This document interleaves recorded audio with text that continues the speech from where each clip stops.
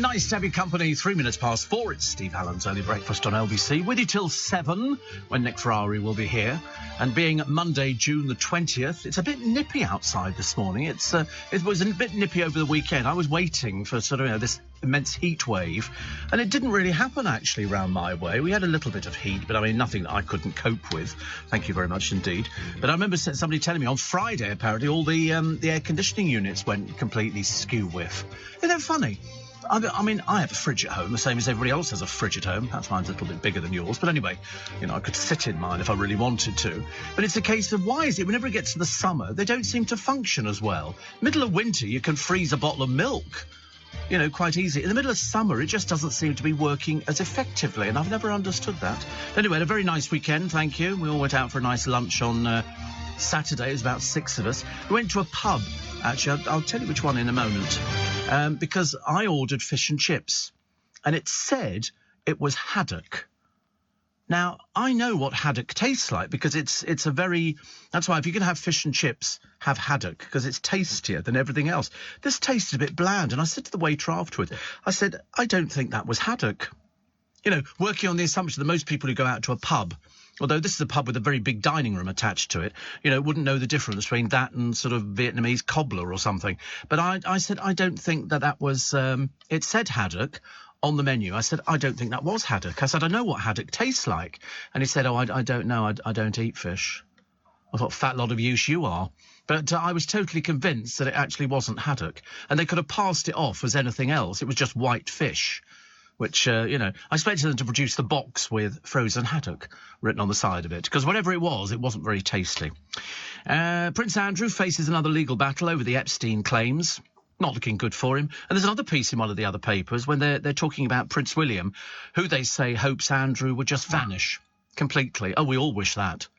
Nobody likes him. A nasty, stuck-up little person who never takes responsibility for himself and basically does what he wants to do. So I'm glad it's come back and bitten him on the bum. It's as simple as that. What else we got? Happy birthday to Wendy Craig, one of my favourite actresses. 88 she is today. And I love her to pieces. And doctors being pestered by hay fever sufferers who are demanding to be seen as emergencies. Get over yourselves. OK, you go to the chemist. They can give you various remedies for hay fever. Why would you bother a doctor about hay fever? That's like going there going, oh, I've got a bit of a headache. And they go, have you heard of aspirin? Go and get them. Go and buy aspirin. You're not getting it for free. Ridiculous. And what was the other one that I quite liked? 1,000 teddy bears going on sale. Some of them are very rare. Very, very rare, including some made by Nazi camp workers, people who were imprisoned by the Nazis, and they made these teddy bears. There's about 1,000 of them, which are coming up for auction. And I'm assuming it's a teddy bear collector. And they're lovely.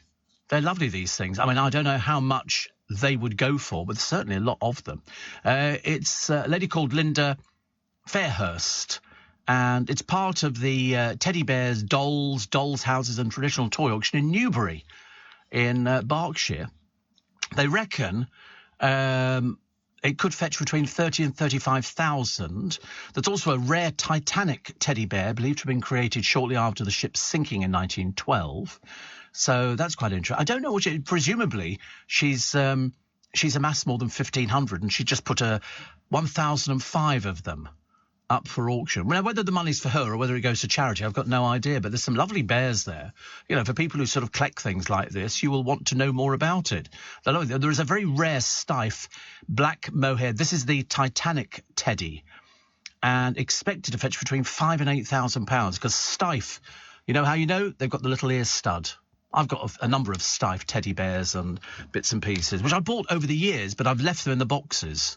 I haven't taken them out of the boxes. I'm not, because I know you're supposed to take them out and display them, but I thought, no, I'd rather leave them on the top of the wardrobe. So that's exactly where they are, on the top of the wardrobe. Jackie in Raynham in Kent says, just back from the Barry Manilow concert at the O2. Brilliant show. What an entertainer.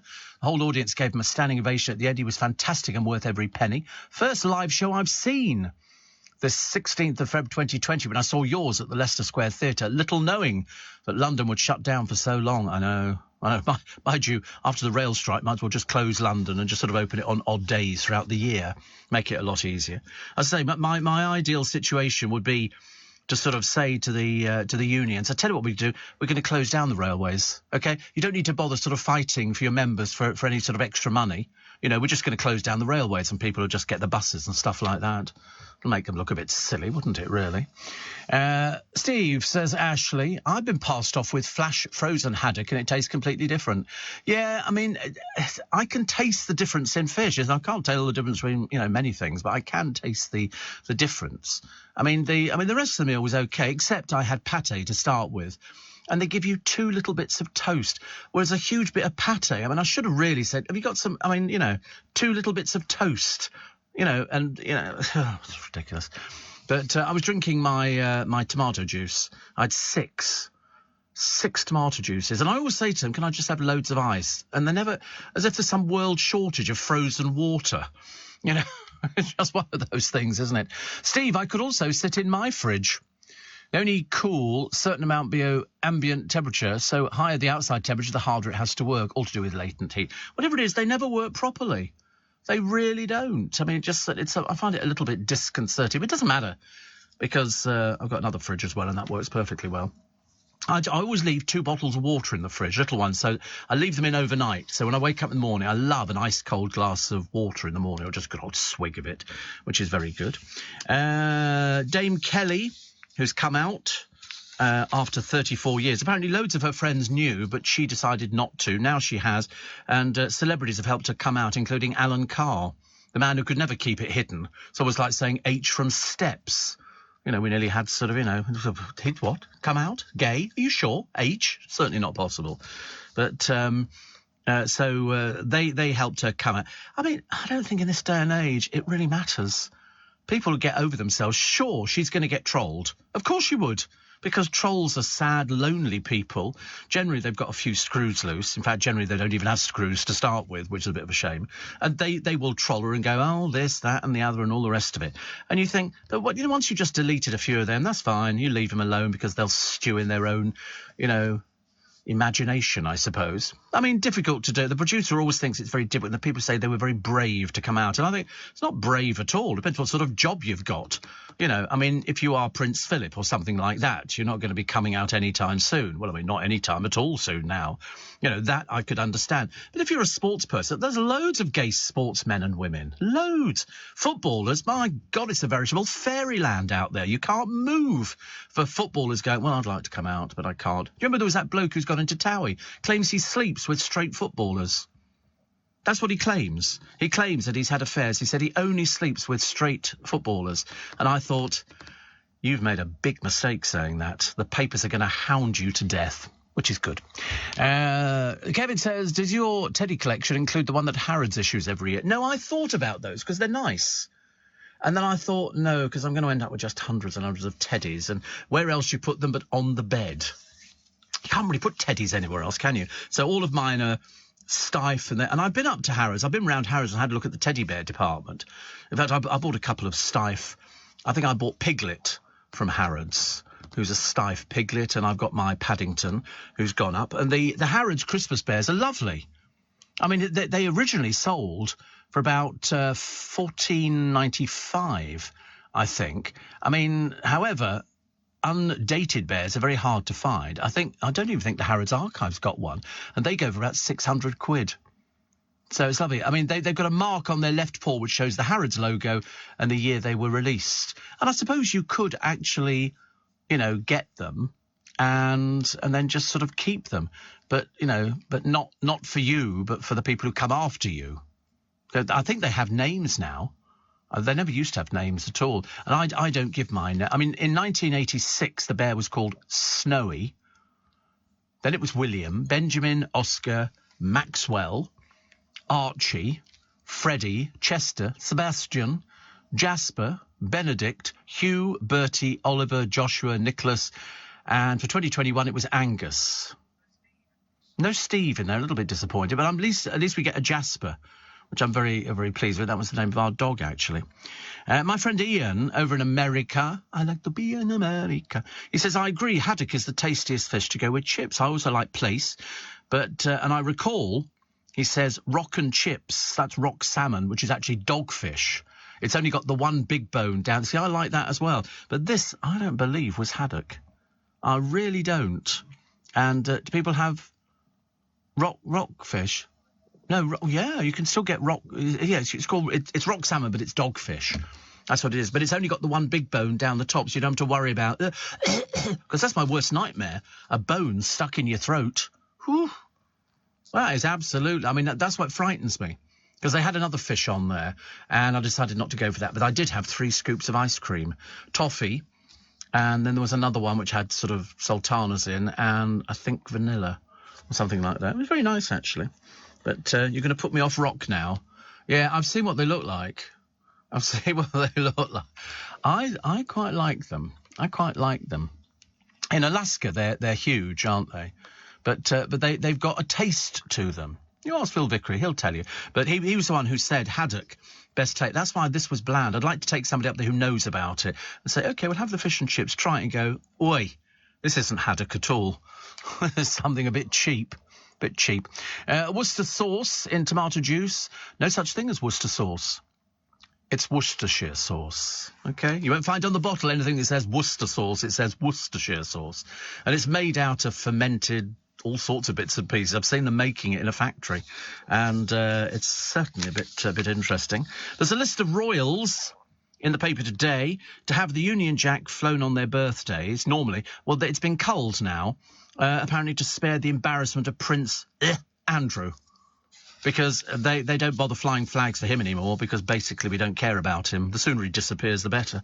We'd be a lot happier if he just disappeared and took his family with him, because, he's just not pleasant. So the poor old royals, have to suffer because of his misdemeanours. We still come up, don't we? 12 million quid to somebody you don't even know. Should have tried it myself. 28 is the age when you stop loving late-night kebabs. 28. Up until that moment, you can have your kebab and everything else, but whatever you do, don't look at it the next morning if you don't manage to eat it. It looks disgusting. It's if you leave it in the doner, in the actual sort of pita bread thing, you look at it in the morning, it's congealed fat. That's all it is. It's congealed fat. And you wouldn't touch another one. So they say 28 round our way. I think it's a little bit younger, like 16. Pete Doherty claims he wants to serve the Lord. He's still trying to flog his biography, which, of course, he never wrote. And, in fact, he's already admitted he's never even read it. 4:15. LBC with Steve Allen. I still love the story of that little boy in the paper. The 12-year-old boy, and they want to turn his machine off, and his mum's saying, no, please don't turn it off. Please. I'm sure that he's still there, and they're saying no. And this is Archie Battersby. And the High Court has ruled that he's dead.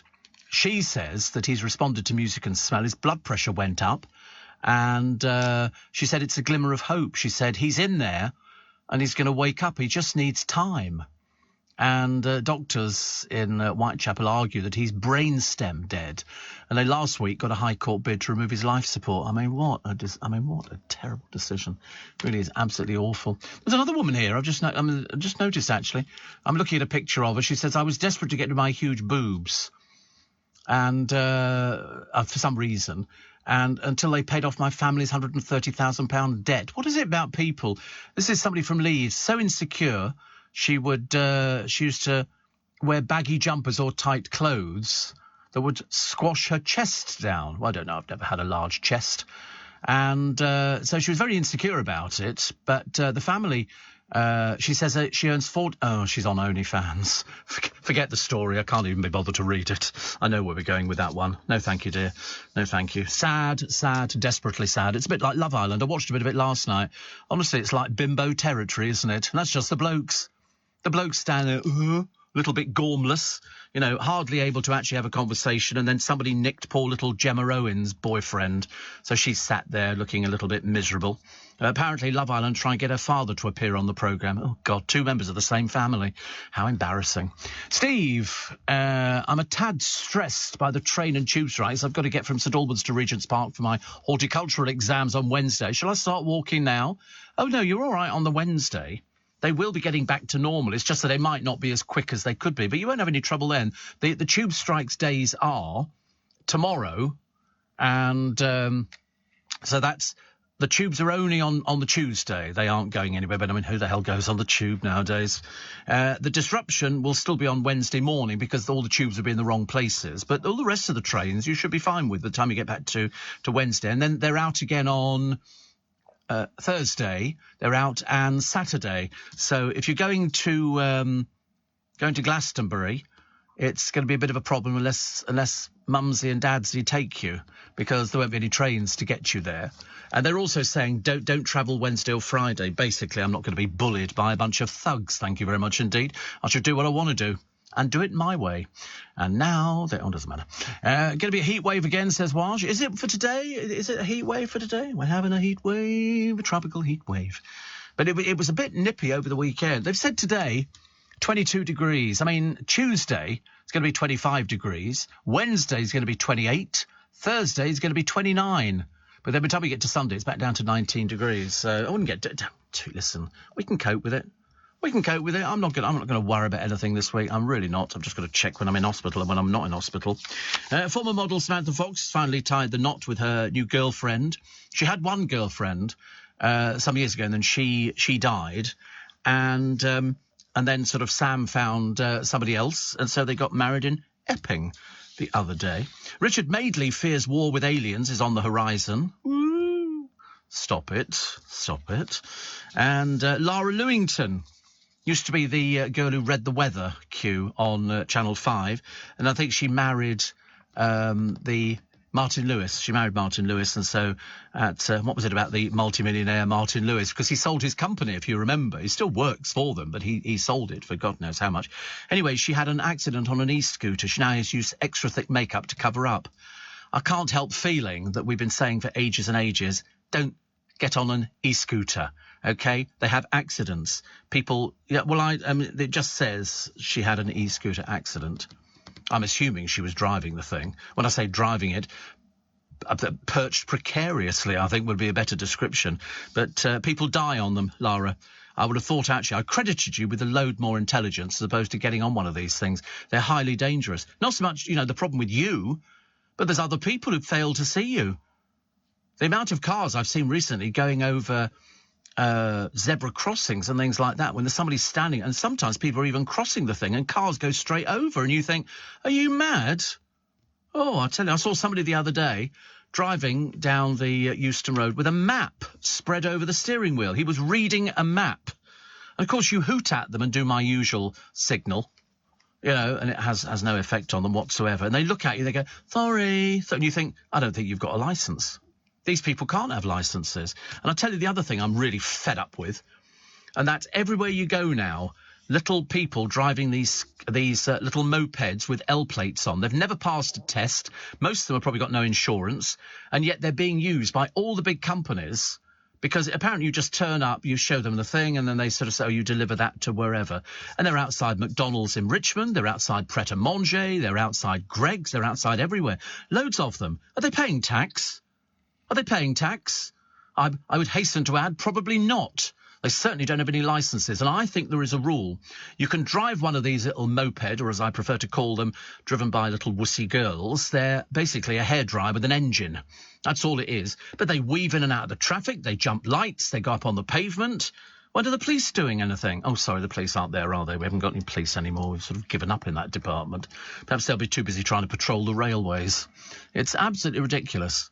And these people are everywhere, outside Chinese takeaways and all the rest of it. And yet you look at them and, boy, do they look dirty. They really do look very grubby. But I think if you're going to ride a moped, you can only ride it so long on an L plate before you've got to do it. These people have been riding around for years. It's the most abused system that there is. Absolutely appalling. Absolutely appalling. Producers now trying to find out how long you can drive on L plates for. What else do we have in the papers today? The Love Island, trying to get Michael Owen on it. Oh, God, how ghastly. Can't think of anything worse. Perhaps they could bring on some of the people he's been entertaining on the internet. That'd make it marginally more entertaining for all of us. And The Sun this morning, they say Britain is in danger of grinding to a halt as we return to the 1970s. Mick Lynch, he's probably really Michael Lynch, but makes him sound a bit more all right men in a people like kind of thing here. They're going to walk out for 3 days, costing businesses $1 billion. He doesn't care. He doesn't care if he brings the country to its knees. That's his raison d'etre, isn't it? Mind you, I found Britain's most expensive beer. Only available, I'm afraid, this one to MPs and to union leaders. How much do you think this is? It's the Craft Beer Company. They're flogging an imported ale. And a pint of it, £80, 15 pence. Seriously, a bottle is £105. And apparently the Craft Beer Company are importing it. But if punters at the chain's pub in Brixton want to take away a bottle of the 11% brew, they will get a discount of a third. So that's nice, isn't it, really? Banker, and he is a banker, Elliot Clark, says here, it's very syrupy and the taste is quite overwhelming. I think it is for that sort of price, actually. But yeah, and the bill as well. One of the punters to try one, Ben O'Neill, says it's a little thin. I definitely expect more from something so expensive. The most I'd pay is £45 for a pint. And then you look at a picture of him and you think, you look like the kind of nerd who would pay 45 quid for a pint of beer.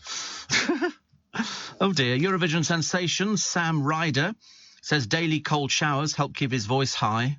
Yeah, whatever, love. Okay, whatever. And here we go, 2022, but the rail union's still in the steam age. Yeah, they are. Look at him. He looks like a bit of an old... All right, mate? What are we going to have? Winkles? I'd love to know what sort of house he lives in. I remember when the other one was talking about you can drive on a provisional licence for 10 years, but how long can you ride on a bike with L plates on it? Same thing, for 10 years.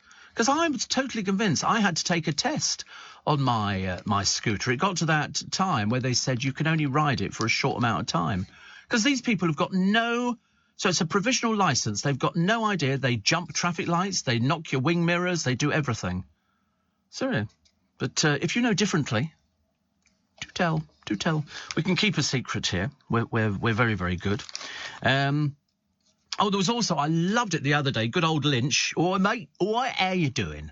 Apples and pears, and here we go. And they did a march down to Trafalgar Square to Parliament. Obviously not realising on Saturday Parliament wasn't there. They were all at home, having barbecues and everything else. But they decided to go and march on Parliament. Well, a waste of time, isn't it? They really are so antiquated. It's like, seriously, it's like watching dinosaurs. Very embarrassing. Love Island bombshell, Danica Taylor. Good old Danica. Honestly, claim to fame, I want to get my boobs out. Well, lovely, here you are, darling. She blew the villa apart, if only. God, we couldn't be that lucky, could we? After she savagely stole Luca Bish from Gemma Owen. Yeah, good old Luca. They were an item for a while, but they're, Gemma Owen's a little bit free with her affections. The whole thing is just a horrible show. It's full of a bunch of old... naffos. Apparently Gemma also faces huge romantic competition on the outside as hordes of women are lining up to net Brighton fishmonger Luca.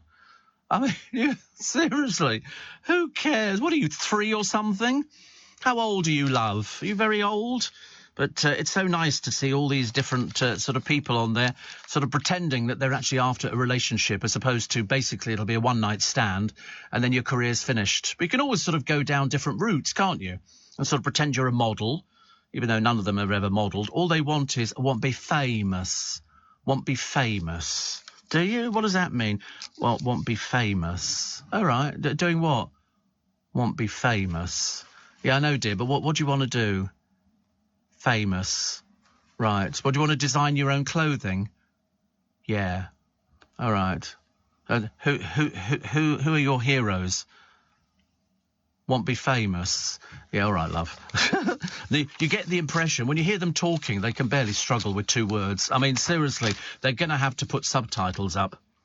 It'll look like Maya Jama, who apparently is modelling a bikini now, and yet she's sort of a DJ and a presenter. What the bikini bit's got to do with it, love? You've set the women's movement back about 500 years. Very embarrassing. And there's one here, which is this list of royals to have the Union Jack flown on their birthday has now been culled to spare Prince Andrew's blushes. Spare Prince Andrew's blushes? Have we got the list? Oh, what of the people? Well, apparently... wait a minute. Princess Anne, Prince Edward and even William Kate have been removed from the flag-flying guidance for government buildings. Charles's birthday and the Queen's in April will remain. So, apparently there was a string of councils refused to obey the flag-flying diktat. It was quietly dropped. And apparently insiders say it was so as to not to upset Andrew, who's prickly on these. Prickly? Andrew? I don't think so. I don't think so.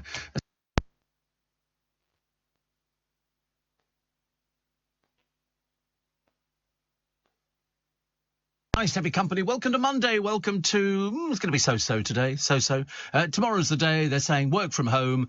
And then basically the strike is totally ineffectual. Won't affect you. There's going to be trains running. But do check. Do check. I think out of, say, 80,000, 20,000 will be running. It's as simple as that. Not everybody's decided to follow the union's advice. And you're right about the moped delivery drivers. I see them. Says George driving on pavements, red lights. Dreadful. Absolutely dreadful. I bet they're not paying tax. And apparently, Susie says, for a moped, you need a provisional licence and you have to do a training course. 5 days, I think. If you complete that successfully, you can ride a moped for 2 years on L plates without taking a test. Even then, you can do the course again for another 2 years on L plates. I mean, to be honest with you, I've seen a few of them being stopped by the police in Richmond. Because what they do is they're obviously making enough money because they rent the bikes. They don't own them, they rent them.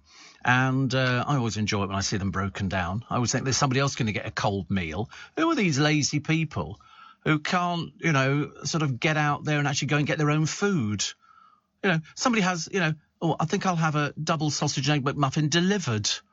Well, you're paying for it, honestly. More fool you. You wait till you get the blooming bills in. Steve, in a cracking mood for a Monday, get paid Thursday and love this show. Never miss it. What a nice idea, getting paid. What a thought that is, isn't it? We get paid this week as well, do we? Oh, I'm so excited. So excited. Friday we get paid. Do we really? Good Lord above. Oh, well, there you go, because it's the 20th today. Oh, so we get paid on the 25th. How lovely. University bosses. I don't know which university it is, but I shall find. Oh, the University of East Anglia. Although, as Jade Goody called it, East Anglia or something. I mean, talk about playing stupid. But anyway, they've issued a trigger warning about the legend of St. George. And it's to prevent woke students getting upset. What? Woke students getting upset about a story? Is there something the matter with them? They fear the tale of how England's patron saint slayed a dragon and was then martyred for being a Christian may distress or offend them. Are these students really the thickest under the planet, or are the bosses at this university even more stupid than you can imagine? Apparently, students were told to talk to their tutor if they have concerns. Do you know, if I was a tutor, I'd be going, so you've got concerns, get out. We're not teaching an idiot like you, thank you very much indeed. Frank Ferretti, Emeritus Professor of Sociology, he says people are going through our history looking for things to be offended by. A UEA spokesman said, we want to prepare students to have a robust debate. We have various mechanisms in place and trigger warnings are just one of them. What? What in God's name has gone wrong with this country? Absolutely ridiculous. Builders are as likely to recommend a favourite muesli to workmates as a mortar mix. Builders. Apparently, crews no longer shout about footy over a full English and a greasy spoon. 3/4 discuss emotions, 2/3 shun fry-ups, and 1 in 10 does yoga. One says, gone are the days of cigs and beer for builders. Oh, Godfathers, honestly. Makes you want to give up, doesn't it, really? I'm surprised we haven't had to sort of put out hand wash for them at the same time.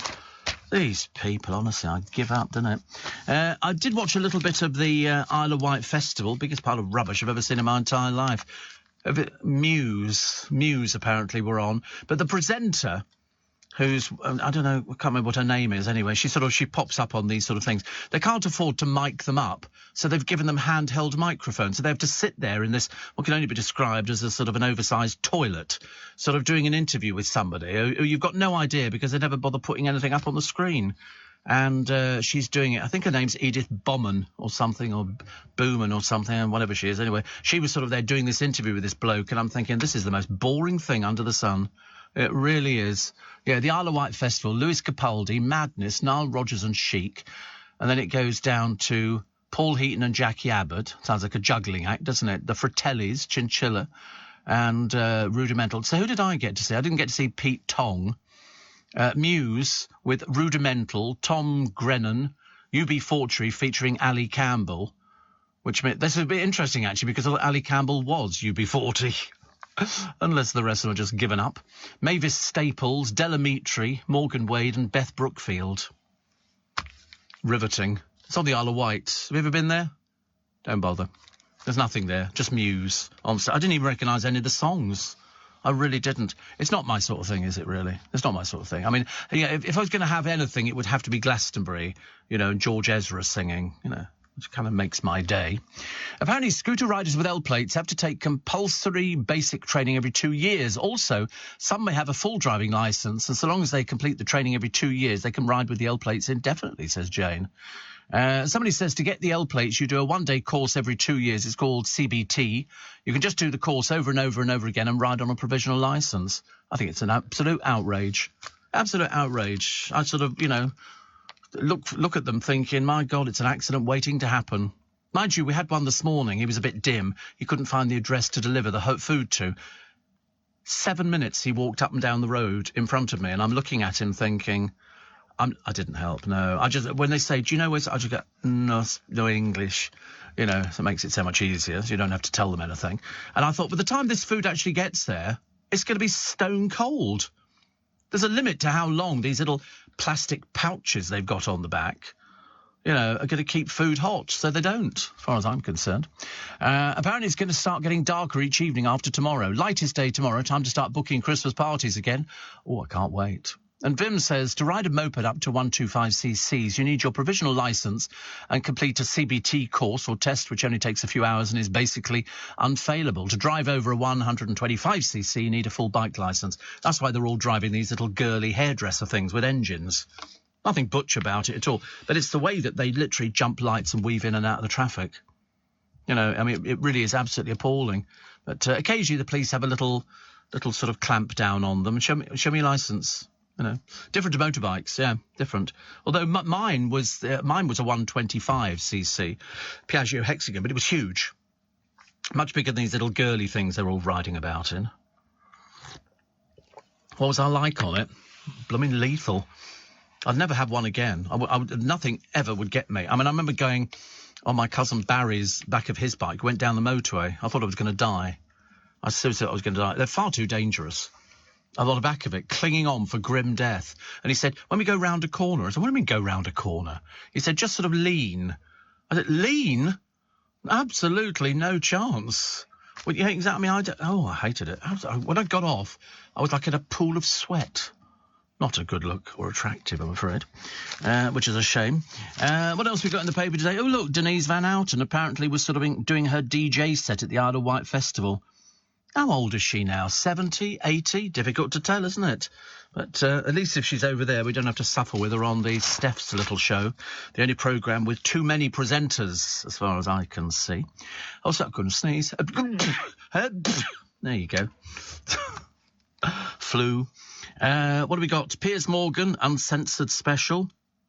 Still going with that show. They're still persevering, aren't they? They're still persevering. A bit of a waste of time, but it doesn't matter.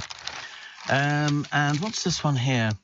Oh, look at this. A head teacher has won almost 50,000 quid after he was sacked amid allegations he took paintings from his school to sell.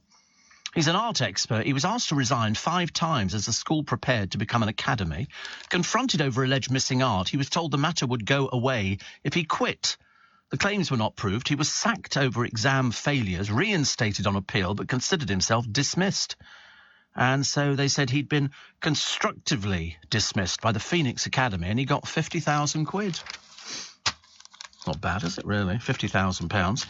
And an allotment holder is being evicted after allegedly burying a sheep's head found under a neighbour's potatoes. I do like allotments. Did you see one? Oh, I was watching the BBC. I like the fact that the BBC is sort of, it encompasses everybody. And so they had a lovely piece on gardening. And along comes this bouncy young man with sort of blonde hair, and he's got, half a beard, and he loves his allotment and his plants, and he loves everything else.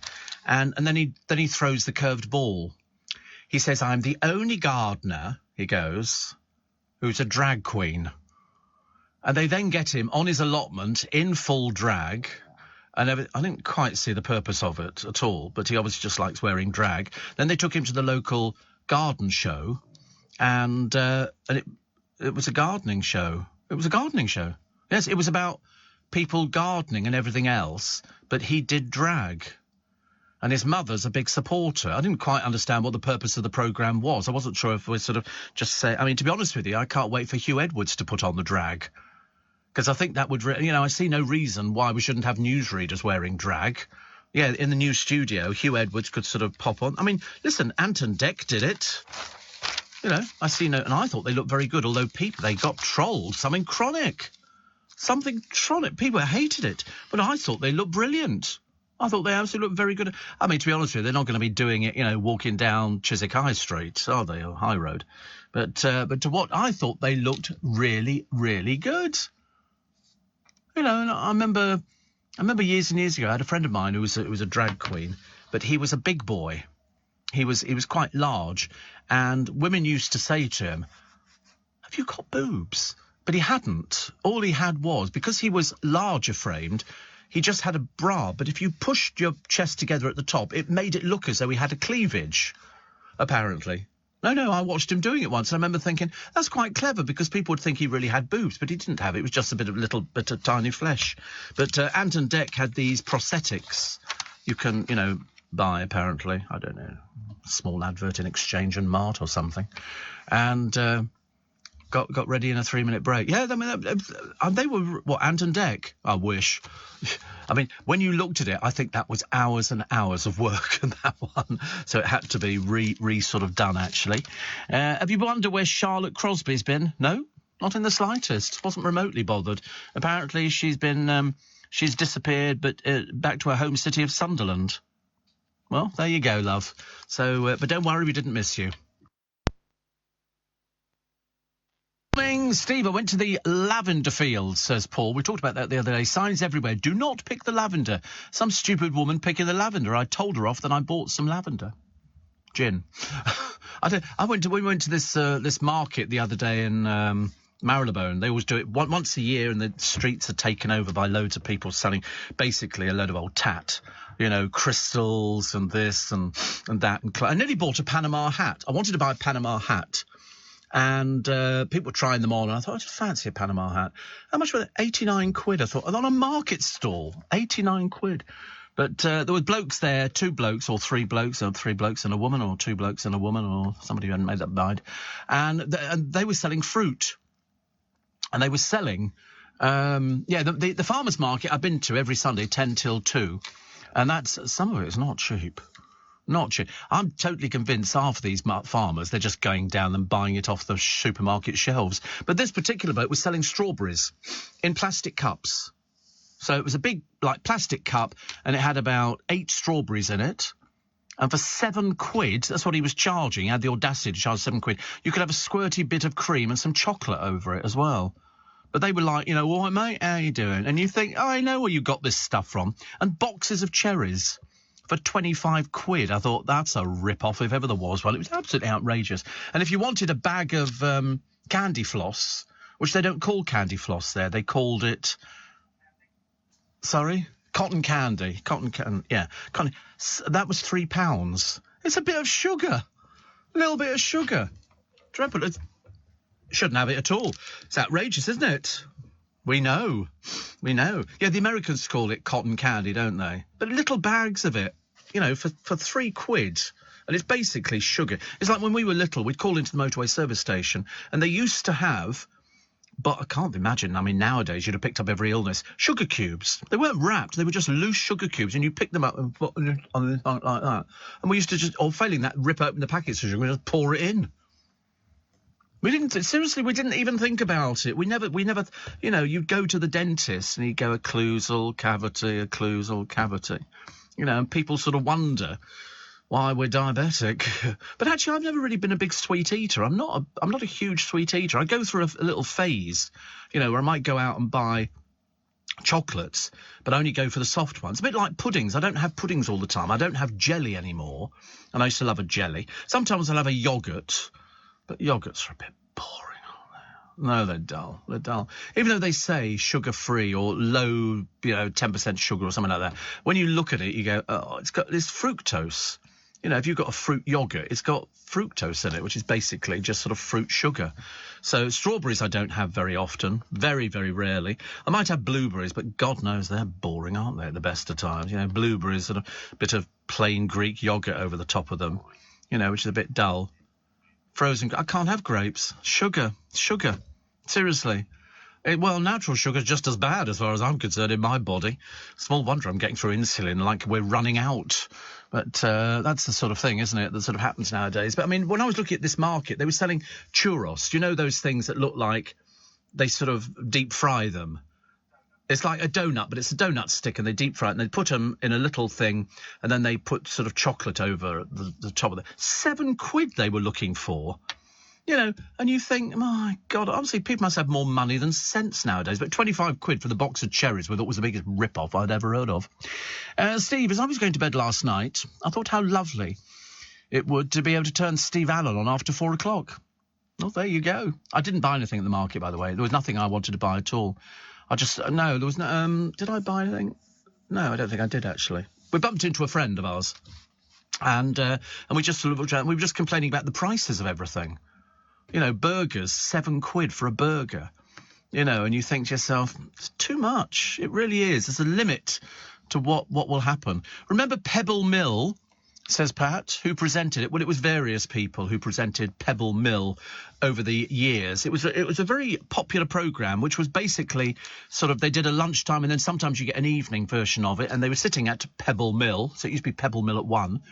And they would have guests on. It was a chat show, and they'd have sort of all sorts of, I mean, different people like Fern Britton presented there. Bob Langley, I remember very, very well indeed. Magnus Magnusson, Alan Titchmarsh, Judy Spires, Paul Coyer. They used to have a cookery spot. I think it was with a priest, I think. And it was quite nice, actually. It was quite a nice little programme. I think it actually used to get something like, you know, regular in the millions. Better than, oh, yeah, it was much better than this morning. Definitely, yeah. I mean, this morning's okay, but you do get the impression after a while that it's only there as so that we can see what Holly Willoughby's wearing, so that, oh, she could wear sackcloth and ashes and nobody'd care. I mean, that's what she just happens to wear, anything. Whereas, unfortunately, poor old Rochelle struggles a bit with the programme. But there again, she's apparently now been turned into an interior designer, if you please.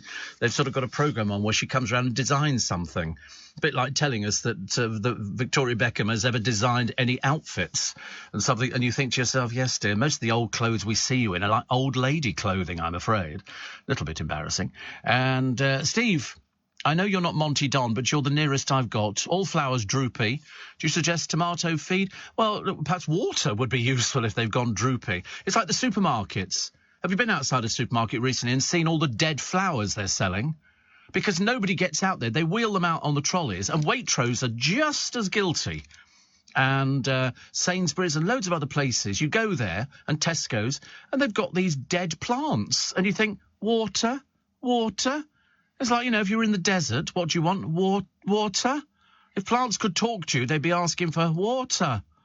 Give us some bloody water. Don't just leave us sitting out there. Who's going to buy dead plants? But no, I mean, if your flowers have gone droopy, I suspect it's water. I mean, put it this way, putting Tomarite into it ain't going to make the slightest difference. But you have to remember that they do need water. And in this weather, twice a day, although I'm a bit naughty, I do drench until the water comes out the bottom of the pot, so I know there's going to be enough water in there, just in case I happen to miss, you know. But I don't up it in the hot weather. I like to keep them keen, you know. So it's no good pushing me, you know. Oh, Steve, water, wait. You'll get your water eventually. I'll do the baskets. I've only got 4 of those to, and then we've got about 30 pots. So that takes a bit of time. But, you know, I get round to it, and you could stand out of them with little hose on. And it seems to take forever and a day. So I'll do it when I actually get home today. And that'll be good. Steve, I bought a Panama hat at Fleetwood Market, says Chris in Oban. That was 90 quid. Well, I've seen them on the internet. I get a thing through. I don't know why I get them. I get these adverts through on my phone. I don't know where they come from. I've got no idea. And because, you know, I bought loads of bits and pieces from it. I bought these 2, can't wait for them to arrive, these bubble guns things, you know, where you dip it in and it shoots out a jet of bubbles. I mean, like, it's got 28 little different things. It's not arrived yet, no. It's on the way, definitely. I've got the notification. Very exciting. Very exciting. I shall do it for the pigeons. Your vegan box. Oh, right. Not quite as exciting as a bubble gum, though, is it? I mean, you know, come on, play the game. A vegan box. Do you know what's in it? Have you seen what's in it, or is it a surprise? Is it? You don't know? Oh, so in other words, you basically bought. How much have you paid for this? 25 quid. Oh, I've seen these people. Yeah, they sign you up. Then what they do? It'll be a farm. Is it just vegetables? It'll be just vegetables, won't it? Oh, it's a meal. Oh, right. So it'll be what you'll get in it. You'll get all the ingredients to make a meal. Just one meal? 3 meals. Oh, well, that's all right. Yeah, so what you'll get is you'll get the ingredients, and then you get all the sauces and the little bits and pieces. 25 quid for 3 meals. You can't complain at that, can you, really? That's not bad. Well, it depends what it's like. Depends what it's like. I mean, are they going to post it through the letterbox? I mean, how's it going to arrive? Yeah, but you've got to hope that, because sometimes people pinch things. Oh, they're not? Oh, right. Oh, you've got classy neighbours. Oh, right, one's a builder. Nobody's going to argue with him. Have you seen the ones in America on YouTube where they set a parcel up, and what it's got inside it, it's got an explosive device, and only in America, and they do it to catch people who literally will follow round the Amazon delivery driver. He will deliver. They will get out their cars, run up the drive, pick up the parcel. Well, the moment you pick this particular parcel up, it starts getting ready for the countdown. They put it in their car, and all of a sudden it blows confetti, and with a huge explosion and a horrible smell of like stink bombs, and it freaks these people out completely. They go, throw it up in the air and all the rest of it, but they're covered in glitter. It's great. It's great. It's well worth watching. I love it. Or failing that, I've seen another one, which is a handbag, and somebody nicks it from this woman. She's part of the act, and they nick it. He opens up the bag, and it sprays all this flour and paint into his face. It's fantastic, I tell you. My idea of fun day out. But that's good. Steve, back with you again this morning on the early shift, looking after baby boy. Nice to hear you live again with the 10-second delay. Rather than catch up, I spent most of the weekend recovering the garden from the heat on Thursday and Friday. Spent the day on Friday at Ascot. Not entirely sure how I made it through the day. 2 hours on a packed train going up and 3 hours travelling back. I felt more wilted than a garden, but it wasn't all bad. Says Andy, I had a flutter on the horses and won. It's good, isn't it? Well done to you. You won some money, which is good. The thing to do if you win is you sort of win and then you walk away. Then you walk away. Oh, yes, Donny McLeod, I shouldn't forget as well, from Pebble Mill at 1. £7 for 8 strawberries, 3 quid for a bit of sugar, and £13.50 for a manky old burger. Roger says, we really do get taken for a ride. I wanted to stand there and go, don't be ripped off. You can go to the supermarket and get all of this fruit cheaper. 25 quid. But the trouble is they charge it because people will pay it. It's like they've never been. You know, even if you said to them, listen, Tesco round the corner, they'll do that same box for £7. And they go, yeah, but, you know, and you think, oh, goodness sake, honestly. Sometimes, you know, but 7 quid for 8 strawberries in a plastic mug. They all look very pretty, but then strawberries always do, don't they? And then I saw somebody, and I wanted to say to them, are you really rich? Have you won the lottery or something? I wouldn't pay something like that. I mean, I just wouldn't. I just wouldn't. I'd feel cheated. Can't have a good old moan. Don't come round my place, I tell you. I love a good old moan any time of the day or night. Oh, bad news. After the news, I shall tell you about. I don't know why they've decided to bring it back again. It's the biggest pile of rubbish I've ever seen on the television. But they seem to like rubbish, and if it's cheap and cheerful and rubbish, they tend to go for it. It's ghastly, this programme, but I've told you before as well. And Prince Andrew faces another legal battle over the Epstein claims. Is there no end to where these things go? Answer, no. On your shopping online this festive season, it's not just you looking for a steal. Help protect yourself with an email password that's easy to remember and harder to hack. Just look around you right now and choose 3 random words. For me, it's chocolate, keyboard, snorkel. What a bargain. Go on, make your password even stronger with 3 random words and take your email security to another level. Search CyberAware from the National Cyber Security Centre.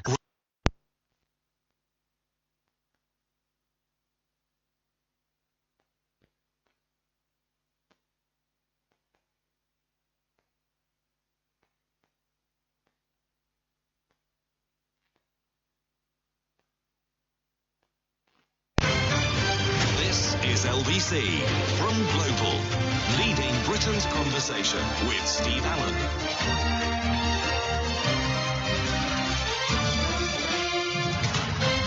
Morning, nice to have your company. Welcome to Monday. Welcome to June the 20th.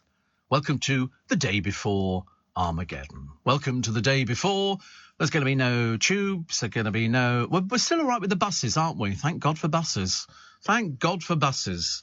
Lovely. But whether or not you'll be able to get home or come into work, I can come into work. It'll be the going home bit. So I'll just book a car. It's as simple as that. So, yeah, the bad news is the Chris and Rose Ramsey show is coming back again. The biggest pile of rubbish I've ever seen on the television. Cheap set. And it's apparently, even before this one's finished, and so it sees them discuss their lives. He is the most irritating person I've ever seen on the television. It's sort of like a chat show, and he obviously thinks he's hilarious. Unfortunately, he probably is if you're at the end of the pier and he's about the only thing that's available on a wet Tuesday. He's just unfunny, but incredibly irritating. And they can't get the guests. I mean, coming up, tonight's show will see Fleur East discuss the early days of her relationship with her husband, Marcel. I mean, who? And then Lorraine Kelly delivering some surprisingly X-rated chat.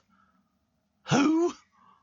Lorraine Kelly. Oh, you're wonderful. You're great. No, I mean, to be honest with you, I just think it's pitifully bad. Perhaps they haven't got proper bookers on the programme, because you need to have good celebrity bookers. Perhaps Lorraine Kelly's got something to flog. Can't imagine what, but must be something out there, mustn't there? I suppose. But they're bringing it back for another series. It's like, what's that other one I don't guess? Is it The Taskmaster? What's that about? You ever seen it? I mean, I sit there watching it thinking, perhaps I'm missing something. I'm obviously not as bright as I thought I was, because I've sort of watched it. And, you know, it's 5 contestants in a series of bizarre challenges presented to them by Greg Davis and Alex Horne, his assistant, in order to win back their forfeited possessions. It's rubbish. It's unbelievable drivel. I like the theatre they're in. But, I mean, it won a BAFTA. You can only assume the people at BAFTA had a liquid lunch. And they decided, vote for it. I don't know, it's good. It's of its day. And they put all these comedians on that you've never seen before in your life. And they all do these things. And I think to myself, honestly, it's like people patting themselves on the back. Very embarrassing, isn't it? Ben in Vauxhall says, here's a simple, very healthy and cheap breakfast. Soak a portion of porridge oats in your favourite flavoured yoghurt overnight in the fridge. The oats get super creamy this way. Top with favourite fruit berries over the oats and enjoy. The oats will help with your sugar levels too. Do you know, Ben, that sounds the most disgusting thing I've ever heard in my entire... You're obviously a personal trainer, I can tell. You live in Vauxhall. You probably go to the gymnasium probably about 4 days a week. And you probably, I should imagine, before you go to bed every night, soak your portion of porridge oats in your favourite flavoured yoghurt. I mean, that's just what people who go to the gym do. Yeah, oats have got to be cold. Yeah. I mean, we used to have porridge years and years ago, but it only was good when you did it with a bit of cream around the top. Again, I mean, it's not good. But you see, I don't go to gyms. Unfortunately for me, when I want to go to the gym, they're closed. you know, and it's a case of I'm in lockout. I can't, and I've tried knocking on the door, you know. Hello? There are lots of 24-hour gyms, but I don't like those. I worry about those sort of places. I worry about 24-hour gyms. So, no, I can't. I'm not allowed to be seen in gyms. Seriously, I don't have the clothing to go. You know, I mean, put it this way, I look bad enough in normal clothing. Me in lycra's even worse. You know, small children could be escorted from the building in tears and screaming. You know, mummy, mummy, mummy is a really ugly man who's just sort of doing some workouts, you know, and it's just not for me. I think some people are destined to go to the gym and then they get sort of fairly sort of ancient and then they still go to the gym. And it's an addiction. Have I ever been to a gym? Have I ever been to a gym, honestly? It's the Pope Catholic. Heavens above, I used to go to the Barbican Health and Fitness. Quite a lot, yes. We were given free membership. Nice cafe. Yeah, they used to do frozen yogurt, which I quite liked, actually. It was a case of you felt you were eating ice cream, but it was supposed to be healthy for you.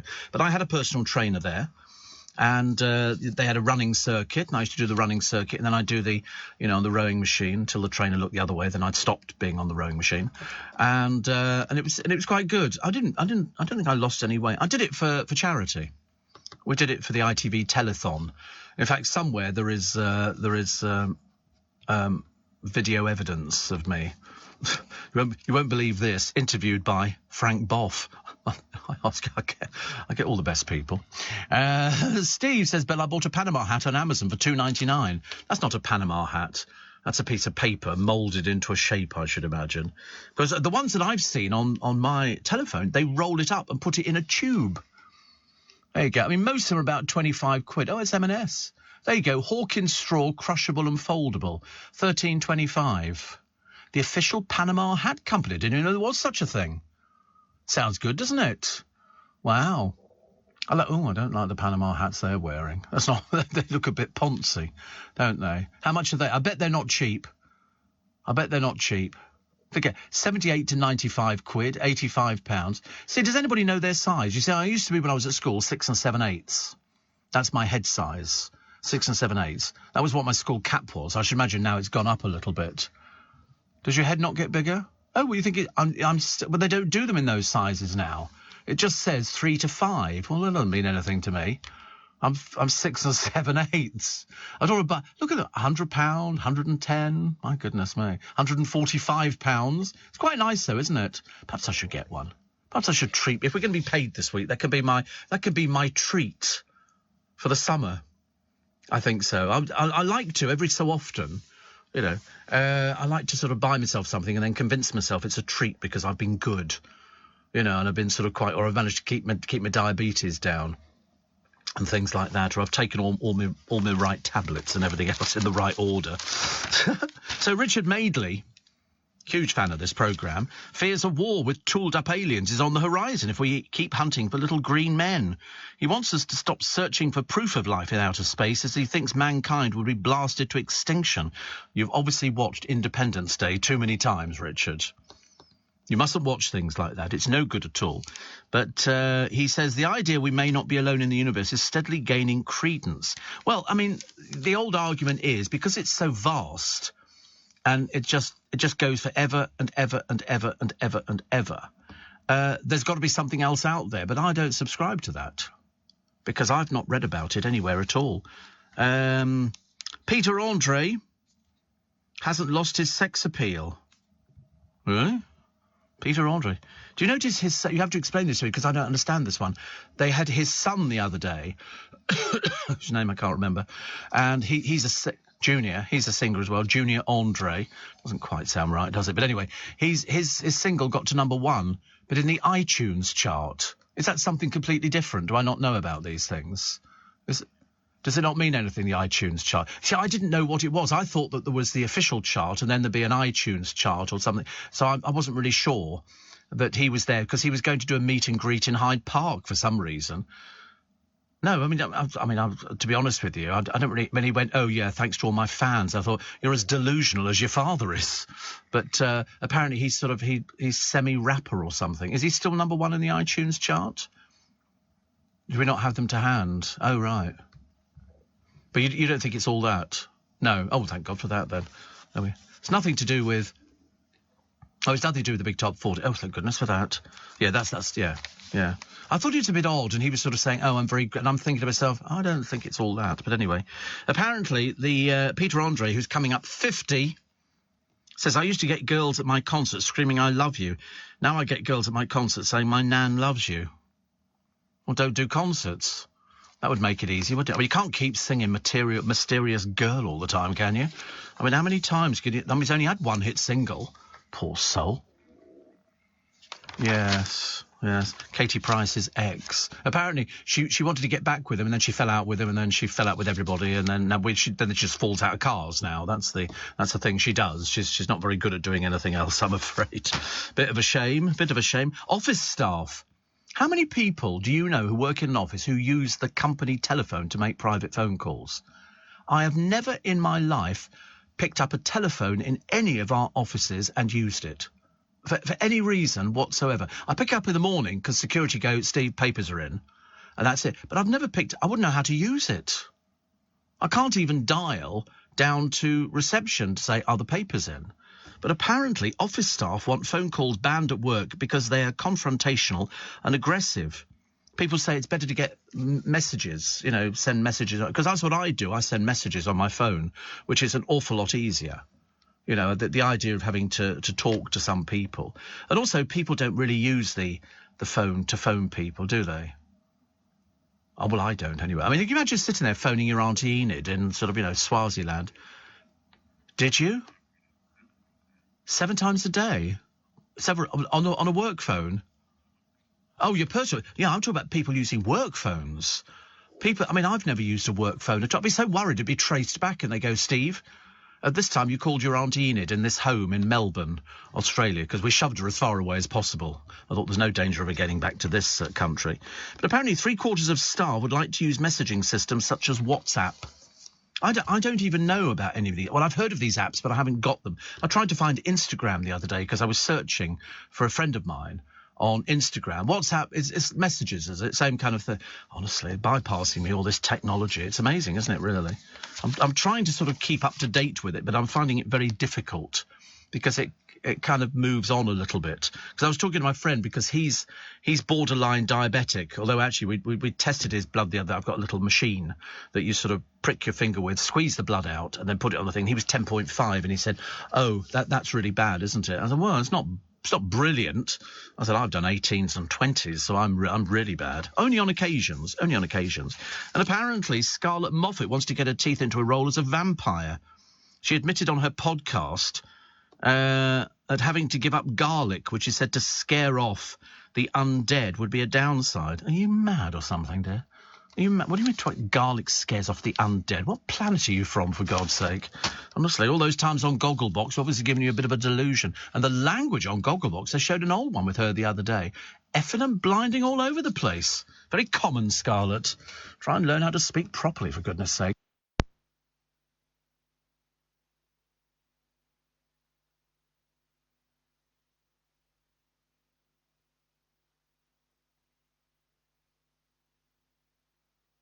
$5.15. Should we get the LBC travel? No swearing with Joanne Webb. Thanks, Steve. Good morning. In Greater Manchester, the A6 Manchester Road East is closed in both directions at Little Hulton, and that's because investigation works are taking place after an accident. In London, in Hayes, the Uxbridge Road is closed in both directions at the Aussie Garvin roundabout, and that's because of an ongoing police investigation. On the M25, anti-clockwise, very busy towards the Dartford Tunnel. That's because of the overnight roadworks. And also in Kent, on the A2 eastbound, only one lane is open between the M25 and the Bean interchange, and that's after an accident. There's also been quite a large fuel spillage, so it will be closed for some time. This is LBC. Hey, Harry. Hello, mate. What are your tips for the racing? Funny enough, I'm just at the cafe circling my favourites. Now, your best bet is to get a pen and paper and write these down. She's running as Crockett, and the trainer is Gary, and her name is Tomato Ketchup. Is that actually her name? No, me bacon sarnie's here and I just needed some ketchup. Sorry, mate, I've got to go. Harry? Listen to Harry and make your best bet at BetVictor. 18 plus, please gamble responsibly. Welcome to everyone's favorite game show, The Motorway Way, where car dealers compete to give you the best price for your car. Okay, Val, are you ready to sell? Very ready. Thousands of car dealers are waiting to bid. £12,000, £12,200, £12,500. You've sold your car. That was easy. Motorway, the way to sell your car. Sell your car at motorway.co.uk. 56% of customers received a higher sale price than the agreed reserve price. Dell Technologies provides growing businesses with the tools to do incredible things, because we believe there's an innovator in all of us. Dell Technologies recommends Windows 11 Pro for business. Achieve more with Smart Tech and Windows 11 Pro. Call a Dell advisor today on 0800 085 4878. Brilliant, I've finally quit. I can keep up with my kids now. I feel like I've got my life back. It's an amazing feeling when you stop smoking, and you can experience it for yourself. Our range of free support can help you quit for good.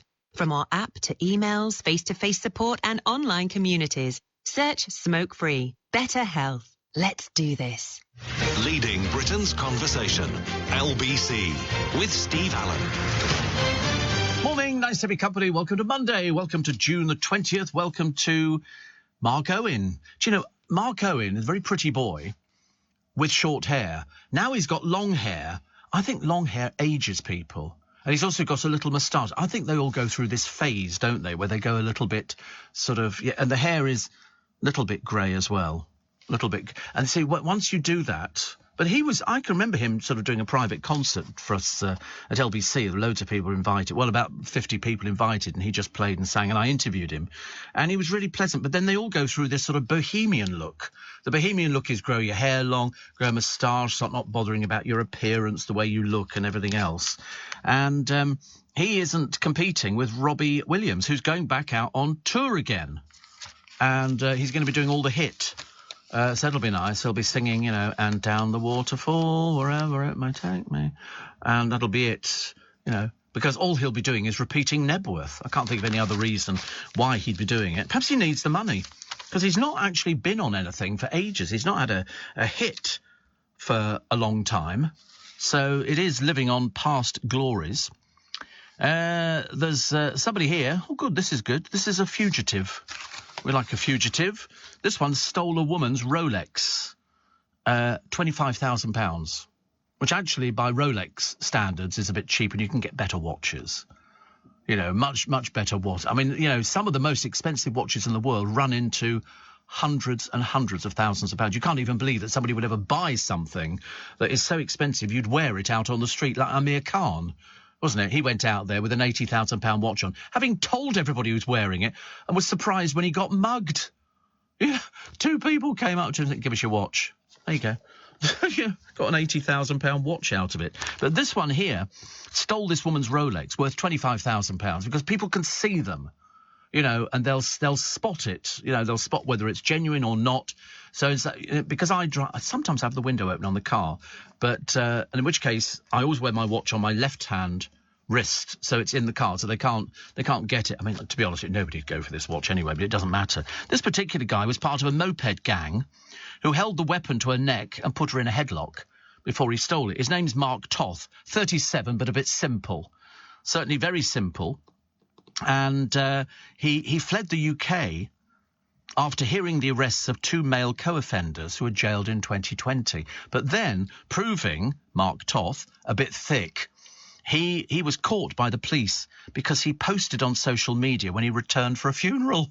I mean, how dim do you have to be, Mark Toth? So at Isleworth Crown Court, he was jailed for 10 years. That'll teach you, won't it? What a fool, honestly. These people, they're so daft. It's like, who's the other one we saw the other week?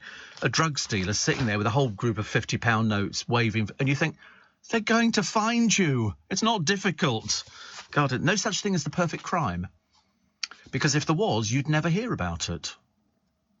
It's people always have to boast, don't they? We were having a discussion over the weekend, me and my godchildren, about if you won the money on the lottery and it was, say, you know, life-changing, like 122 million, which is going to be tomorrow, could you keep it quiet?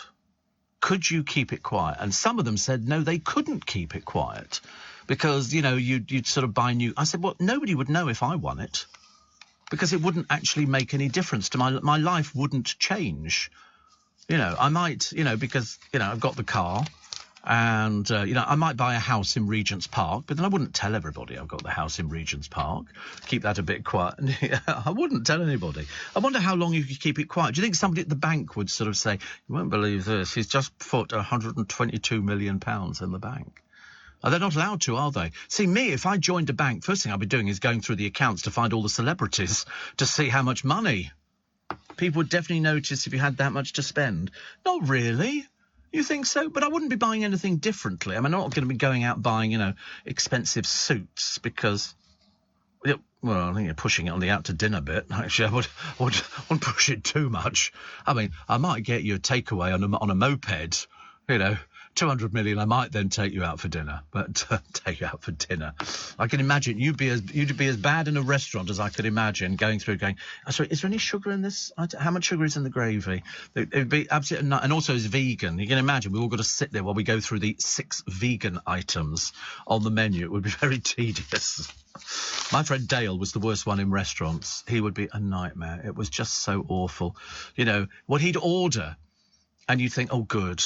And then he'd see something arriving at another table and he'd lean over to them and go, what's that? And then he'd call the waiter over and go, can I go for, because that looks delicious. And you think, oh, we could be here all day. It just drives me mad. It's like we were eating out the other day at this pub in Essex. It's a very nice pub. We've been there before because on Boxing Day they do the hunt meet. They don't actually go hunting, but all of them turn up on their horses with their red jackets on. It's all, yeah, it's a photo opportunity and stuff like that. It's very nice. And it's a case of they've got items. Not a huge menu. I mean, literally just 2 pages of sort of maybe 10 items in each one. And one member of our team was sort of, I said, come on, there's only 10 items on there. Oh, I don't know. Well, I mean, you know, why? Why does it take such a long time? It's like if I go into a bar, I can get drinks fairly quickly. You know, fairly quickly. Actually, strangely enough, my goddaughter, youngest one, went with a group of her friends out to Little Italy. She said to me, we went to Little Italy. She said, it's in Soho. I said, excuse me, I know the man who owns it. Tony Polledri. And so she said, oh, really? So I texted him to say my goddaughter was in. He said, if only you told us, said we could have, you know. But they loved it. They loved the food and everything else. But then, and this was the odd thing, there was a group of girls, there was 9 of them, and one of them said, so my goddaughter was saying, oh, I'm a bit tired now, I think I want to go home. You know, they'd had a few bevies and all the rest of it. And one of the other girls said, why don't we go to this club? They give you free drinks. And so my goddaughter said, what sort of free drink? She said, anything you want. And so my goddaughter, who's very, very savvy about these sort of things, said, what, so we turn up at a club, they give us a table and we get free drinks. What's the catch? And the catch is they're giving girls free drinks to get the blokes in who are going to be spending the money. So it basically comes down to, I know it sounds a little bit strange, you're going to think it sounds very odd, but she thought it sounded a little bit like prostitution. It's a case of you come in, we give you all these drinks, and in fact, a couple of the other girls had been out to quite a few clubs. These are clubs in London, yeah. And they give you free, you know, bottles of vodka and stuff like that to entice blokes in. That's what it is. It's because the blokes are the ones who've got the money. She thought it sounded sleazy and she said, I don't want to go. I'm definitely not going to go. You know, the idea that somebody's going to come and sit next to you because you've got some booze so that they can then spend money on booze. Absolutely not. So I said to her, you did a very good thing. You didn't go anywhere near these places, which I thought was good. So well done to her, but they loved Little Italy and they loved the food and everything else, and they had a really nice time.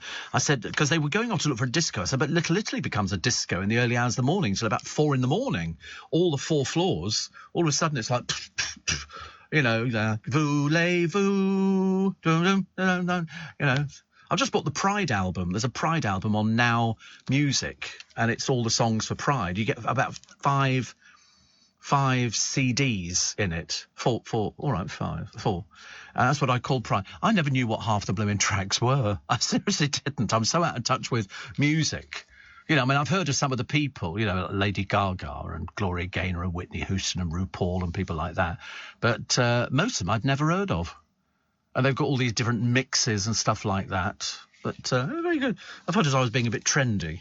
But it's for the car. I was playing it in the car going down to Essex. I was going to buy a little rainbow flag. You can get them in Sainsbury's. They do little rainbow flags for about £3.50, and I thought I'd put that on the front of the car. No, I thought it would clash with the colour of the car, so I didn't bother actually. Very difficult to find something. Steve, my mate Maurice used to work at Pebble Mill and would sometimes invite me over to Birmingham to watch the show go out live. I saw some great artists. Kenny Ball and his Jazzmen. Love Kenny Ball. Love Kenny Ball. He and his wife used to listen to me all the time. Shirley Bassey and a brilliant but now forgotten comic called Wodge Phillips. Wodge Phillips. Actually, there was a bloke who turned up on Heidi High the other day, and I think I've seen him as a stand-up comedian. He kind of talked like that. He's a West Country comedian, but he was in Heidi High. He was in the last... No, it wasn't Jethro. No, it was somebody else. He sort of dressed up as an old farmer with a little trilby hat on, but he popped up in this thing as... and I can't remember what his blooming name is. Somebody will remember, because it's a very well-known comic of his time. But he was playing another character, but he does this West Country kind of accent. Somebody will know what it is. If you've seen it, it's very good. I was watching the last episode of Heidi High, where poor old Peggy Ollerenshaw gets to be a yellow coat, and then they decide to close down the holiday camp and turn it into something else, so yellow coats weren't needed, and she's only just got it. Sorry? Yeah. But it's a shame, really, because... And then she sort of shouts out, Heidi High. Steve, I was always wanted to go to a gym, says Paul, and just walk around eating a large doner kebab to see what people's reactions are. They'd be sick in front of you. They don't eat doner kebabs if they go to gyms, because their bodies are temples. So they don't... Seriously, they wouldn't eat anything like that. If you go to gymnasiums, all they've got is a water bottle. These people don't eat. The only thing they would ever be eating would be dust. Okay. Water bottles and a celery stick inside it. Or failing that, a water bottle with sliced up lemon in it, because apparently that makes you fit. I used to know, there used to be a bloke who used to feature on television years ago. He used to go on all the chat shows, and he couldn't be bothered to go to a gym, so he had his body surgically altered. He had pecs put in and all sorts of bits and pieces. And I remember looking at him thinking, you're really weird. Because he said gyms didn't work for him. But I mean, of course, we've got an example in our newsroom, haven't we, of sort of Dom, who looks, to be honest with you, I mean, he's gone too far now, way too far. I mean, he wears these skin-tight T-shirts and everything else, and this stands in front of me, the cheek of it, knowing that I'm a diabetic and knowing that I'm addicted to certain foods and stuff like that, He just does it on purpose. But that's why. Steve, I was in Canary Wharf yesterday. I saw a guy come into the toilets with a dog in his shoulder bag. I've seen those before, actually. A lot of people have them. They have these sort of doggy bag type things. He said, by the way, do you still have all the mini phones you bought years ago? Absolutely. Oh, yeah, I show them to people every so often. I've never used it, no. I did see if it worked. It lights up. It lights up. This little miniature... You've ever seen these little miniature phones? They use them in prisons because they're very small. Because they're commercially available. I bought them in Robert Dias. And I went in there and the bloke said... I was looking for them. And he said, you Steve Allen? Well, whoop-de-doo. And so I got free batteries, free SIM cards and everything else. I was quite...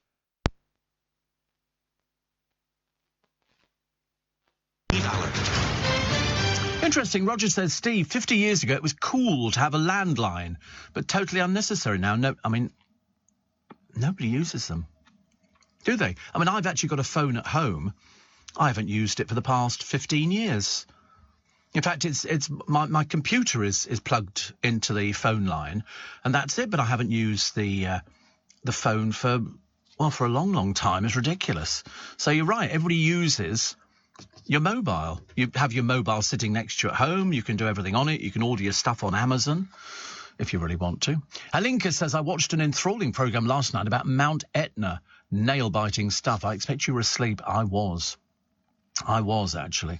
And to be honest with you, I love volcanoes. I've got a thing about volcanoes. I'm always amazed that underneath the earth, there's all this bubbling going on and all the rest of it. Then all of a sudden, these things blow, like Mount St. Helens, Etna, of course. I mean, you can go there. It's like a tourist attraction, isn't it? And you think to yourself, there's so little we know. There's the one in Ethiopia, which is called Erta Ali, which is in the middle of the desert, and it bubbles away molten rock 24 hours a day. 24. Although it doesn't seem to explode. I mean, it's got bits every time you go, poof. But Erta Ali is the most famous one, as far as I'm concerned, because I tell everybody about it. They all go, what's it like? And I go, it bubbles away. It looks most impressive at night time, but it's like a lake, but it's red hot. I don't think you'd survive very long in it, to put it that way, if you fell in. But a lot of locals, I think, take their food to cook by the side of it because it's so hot. I think you can lower your bits of chicken or something. I don't know. I'm talking rubbish, actually, now. Probably not. But look, I mean, that's it there. At night. Have you seen it? Look at this. It's phenomenal. It's just literally molten rock. And this has been doing this for God knows how many years. I mean, the film I'm looking at is taken from 2017. But it goes on for ages. It's the active lava lake. And in the evening, you get to look at it properly. It's literally just wave upon wave upon wave of molten rock, and where it goes to, God alone knows, but it's very pretty. Very pretty. So I like watching things like that, Helinka, as you know. Steve, Ben is wrong about the oats. They should be mixed with plain Greek yoghurt, as flavoured yoghurts often have too much sugar. Yeah, I've often said about fruit yoghurts. Add a bit of flaxseed, bran, and some of your favourite berry fruits and put in the fridge overnight. I'm going to be sick. So what if people are so concerned about what I'm eating? Listen, you cannot beat 2 toasted bacon sandwiches with ketchup and then possibly a side order of fries and maybe some sausage sandwiches as well. You know, if you've got room. Flaxseed, I ask you.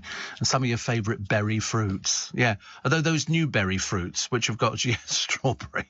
All the things I don't like, actually. Nicholas from Chiswick, a member of the Original Spikers group, says, can you please wish Lynn a very happy birthday? So happy birthday, Lynn. And if you're celebrating your birthday today, many happies of the day.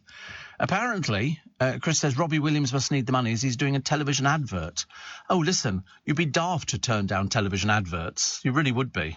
You know, I don't think it actually sort of makes any difference what it is. It's how much it pays. Yes, he's just done the soccer aid. What did they raise for that? That was it 16 million or 20-something million? It was a lot, whatever it was. A lot. We couldn't.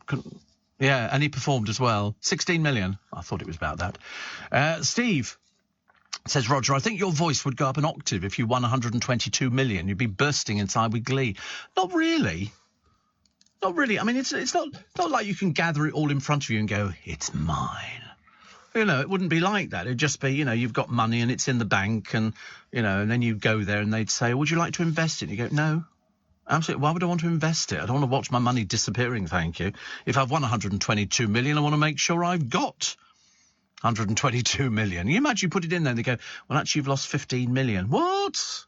You don't need to invest with that sort of money. What happens after I've gone? I couldn't care less. That's up to them.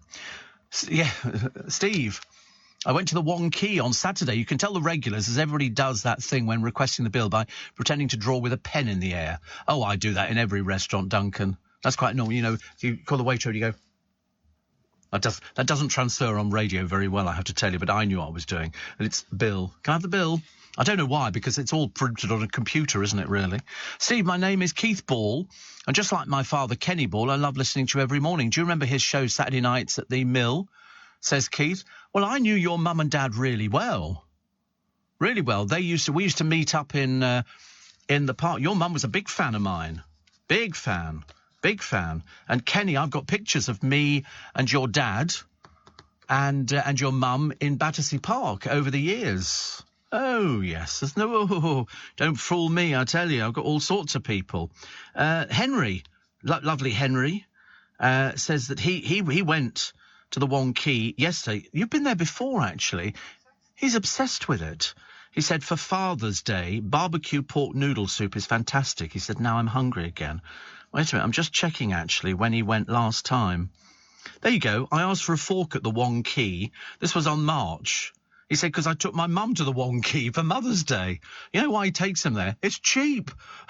He's not going to spend any money on mum and dad. Really? And he took his dad there as well. Bless his heart. What a good boy he is. I can't remember if Henry's still living at home or has he moved out now? Has he become has he moved into the adult world, you know? Because once you start getting girlfriends, you know, you've got to be away from home, I suppose. But he loves it. He loves it. Wait a minute. He's come back again. They're limited. He's moved. He's gone to Clam. He says they're limited to £10 a head. That's his parents. It's Father's Day, but I'm only spending 10 quid on you. McDonald's next year. But fancy Keith Ball. So there you go. He says, I should probably go through all my photos, actually, Keith. You see me and your dad and your mum and Akabilk and everybody else. Was it Kenneth Connor in Heidi High? Well, he was in it, but he didn't play this particular part. He's a West Country comedian, but he can't be alive anymore. But he used to do... he was playing... I think they brought him in to... He was something that looked after the ballroom dancers... The male ballroom dancer, the one that they brought in afterwards, he had a pig farm. And he looked after the pig farm. Come on, somebody's got to know who this is. Do not leave me. Do not leave me. To Steve, to win that astounding amount of money, champagne for my real friends, real pain for my sham friends. Pensive Kim says. See, the trouble is, wouldn't it be difficult? Because if you told people, they'd be going, you've got 122 million, you've given me nothing. I've already said to the producer, listen, do not think that I would not look after you. I said it's a tenner. Don't even argue with me about it. Yeah, it's a tenner to not go to the papers and tell them everything you know about me. You know, I'd have to buy his silence. You'd also 10 million, he said. You see, already it's got a price on it. It's got a price on it. Because then you'd find out who your real friends are, wouldn't you? And you imagine if you went into the newspapers, they'd be crawling out the woodwork for me. You can imagine, can't you? They'd be going, oh, how much money you got? 122 million. I want some. Well, you're not having any. You told me if we got married, I could have. Well, you're not having it, all right? So, come on. What's a landline, says Ben? It's a phone line. Oh, sorry, you're taking the mickey. Thank you. It's a phone line. And Steve, says Ian, there you go. Just stopped off at Garland's Bakers in Ruislip. Bacon roll and a millionaire caramel chocolate shortbread. Don't tell them round here. I'll tell you, they're all fitness freaks. I'm surrounded by people who cycle. My AP this morning, come on, he said, how'd you get to Waterloo Station? Do you walk? I looked at him in disbelief. I thought, are you taking the what's it? I said, no, of course not. He said, well, you could walk over the bridge. I thought, yeah, of course. And pigs might fly as well. There's no chance. No chance of me ever doing... I mean, I did do it years ago when I was slightly younger and slightly fitter. But, I mean, I'm going to do it now. A 20-minute walk. Well, I can do 10 minutes on the bus. And I can look at all the people, you know, and say, hello. You know, I don't want to walk. The Green Party. Yeah, whatever. Honestly, I tell you. You do your best, don't you? You do your best. What more can you do? Steve, we'll use our landline, says Jane, to keep in contact with my husband's elderly parents and occasionally my sister. A cell phone reception can be a bit hit and miss. Or sometimes mine is. In fact, in this studio, I've got one little bar up. I don't know why. Did you get more than one bar up? You probably do. Have you found... You got 3 bars up? You got... Oh, dear. Oh, well, whatever. Steve, Heidi Hi, Ben Aris, says Danny in Romford. Show me a picture of Ben Aris. I found him. It was Billy Burden. Billy Burden. There you go. He was an English actor and comedian, specialised in playing country bumpkin roles, made many appearances at the Theatre Royal Panto in Bath for Francis Maddock. He was in... William in the TV series A Present for Dickie, but only 6 episodes were made. But he was also, as I say, in Heidi High. Billy Burden, that's who he is. I'm pretty certain. But he played these country... There you go. Known for Are You Being Served for 1992. I knew you'd know. I'll tell you, that's what the good thing about this audience. They're very good at knowing things. So thank you very much indeed. Bill Hammond...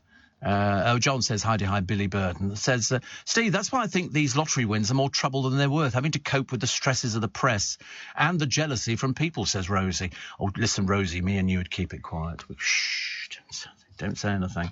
It wouldn't, but it really wouldn't. It wouldn't change my life. I'd still be the same miserable little devil you get to hear every morning on the radio. Nothing would happen, and the producer would have a crisp tenner in his pocket, you know, to go and spend on something exciting. Like he confessed to me earlier on that he had more than a skinful on Saturday night and sort of suffered badly in his sleeping habits. I've got no sympathy whatsoever. Heavy company. Apparently, Marilyn says it's wise to keep a landline in case the mobile dies. You're probably right, actually. Apparently, Roger says Nick Abbott was looking around the studio for some sweets that you left behind. No, absolutely. Again, he lives in a fantasy world. Listen, I don't want to impress on you too much, but it's becoming embarrassing. Luckily, the CCTV is up to speed, and so we can check everything. No, I mean, there were no sweets or anything like that, and we certainly wouldn't be sharing them. Absolutely not. Guess who wants to be a server of the Lord, even though he was a rubbish choir boy, as we can all imagine? Pete Doherty.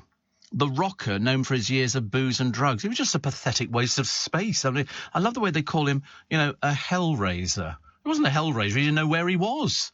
He had no idea. Pete says it's a genuine thing. I enjoy going to church singing to God. Which church do you go to, Sweet Pea? Which one would that be, where they sort of let you in? I didn't like the Libertines. Is that the group he was in? Oh, right, no. I don't know anything about them. I just thought he always looked as though he was completely off his face. Every time I saw a picture of him, he was like, bleh. You know, he said, I took the vows, the oath. You asked Jesus and the Holy Spirit into your heart. A bit late, isn't it, really, at the age of 43, but I suppose better late than never. You know, it's quite nice. He said, I'm no choir boy. He's obviously flogging this book still. You know, which he never wrote, and he freely admits he's never read it either. So the David Beckham story has been blasted for praising Qatar in a World Cup video, but not raising human rights abuses. Well, he's only interested in money, old Dave. He doesn't know. Listen, if you said to him, Dave, have you heard of human rights abuses? I don't think he'd know what they were. I seriously don't think he would understand that at all. He's ignored their abuses, the shocking criminalisation of homosexuality, or in fact any other human rights issues. He did it for a sort of podcast, but of course he's earning money from, is it UAE? From Saudi. 10 million pounds, and of course in Davy's little life, in his little world, that's all that matters. He's not bothered about anything else. Couldn't care less. I shouldn't think so. He has been approached for comment. Got any comment, Dave? Got any comment on that one? Probably not. Paramedics could face the sack. I'm constantly seeing ambulances whizzing about all over the place, even though there's people queuing up for operations. When I was in hospital, there were 20 ambulances queuing up outside to try and get rid of patients on board, but there were no beds, so they started shunting people into different wards and stuff like that. Round here. Oh, really? Lots of ambulances. Oh, serious situation. Was it a fight? Oh, really? Oh, wow. Lord above all, it all happens round here, I tell you. Very exciting. Very exciting. Mind you, I remember we were looking out of the window, about a year ago, and there were two girls fighting. Seriously, I mean, it was obviously... It's always over drink or drugs. It's never over anything. Because if you're a normal person, you know, why would you bother starting a fight? And they were pulling each other's hair out and everything else. Then all of a sudden the police ran in and like that. And then other people were doing... I mean, I sort of... It was like an entertainment. Have I ever got into a fight? I don't think so, no. I don't think so. I nearly did about the bloke selling the cherries. I was going to say you're ripping people off, but I thought, no, there's no point, actually. People, yeah, outside now, and you go, we are outside. You go, yeah, so we are, and well done for noticing. No, I mean, I always thought, I was good at school, you see. I was the best person, because nobody ever got away with an argument with me, because I could talk the hind legs off a donkey. And in the end, they gave up because they weren't as intelligent as I was, so they couldn't actually keep up with me. You remember somebody wrote to me the other day and said, I can't believe you speak for 3 hours. I thought, well, it's a chat show. It's a 3-hour Steve Allen chat show. You have to talk for 3 hours. That's how long the programme is. You know, I mean, to be honest with you, to be brutally honest, I mean, given the choice, 5 minutes. You know, I could do 5 minutes. But when somebody said... That's why I feel sorry for people who work for, you know, music stations, because you can't talk as much as you would want to. So when I used to work on the music station in Vienna, I used to cut the record short. What's the point? You know what the Bee Gees sounds like. You'd much rather hear me talking. Far more exciting. That's what my boss said to me years ago. He said, people want to hear you. I said, I know. It's a cross I have to bear. So paramedics could face the sack because they're too tall or too short for the new ambulances. apparently trusts are cutting corners by replacing ageing vehicles with cheaper converted vans. Apparently the seat belts in these bargain basement ambulances don't fit drivers who are over or under a certain height, which is approximately 5'4" and 6'2". And some crew members have even suggested that anybody taller than 5'9" will struggle. See, I'd heard this story before. I thought it was a joke, actually, but it's not. It's actually quite serious. They're spending money on new ambulances, but they're not up to standard. You know, well, you can't really just sack somebody for being too tall, can you? But what happens if you're an ambulance driver? Because you're a trained paramedic, aren't you? If you're an ambulance driver, they all know what to do.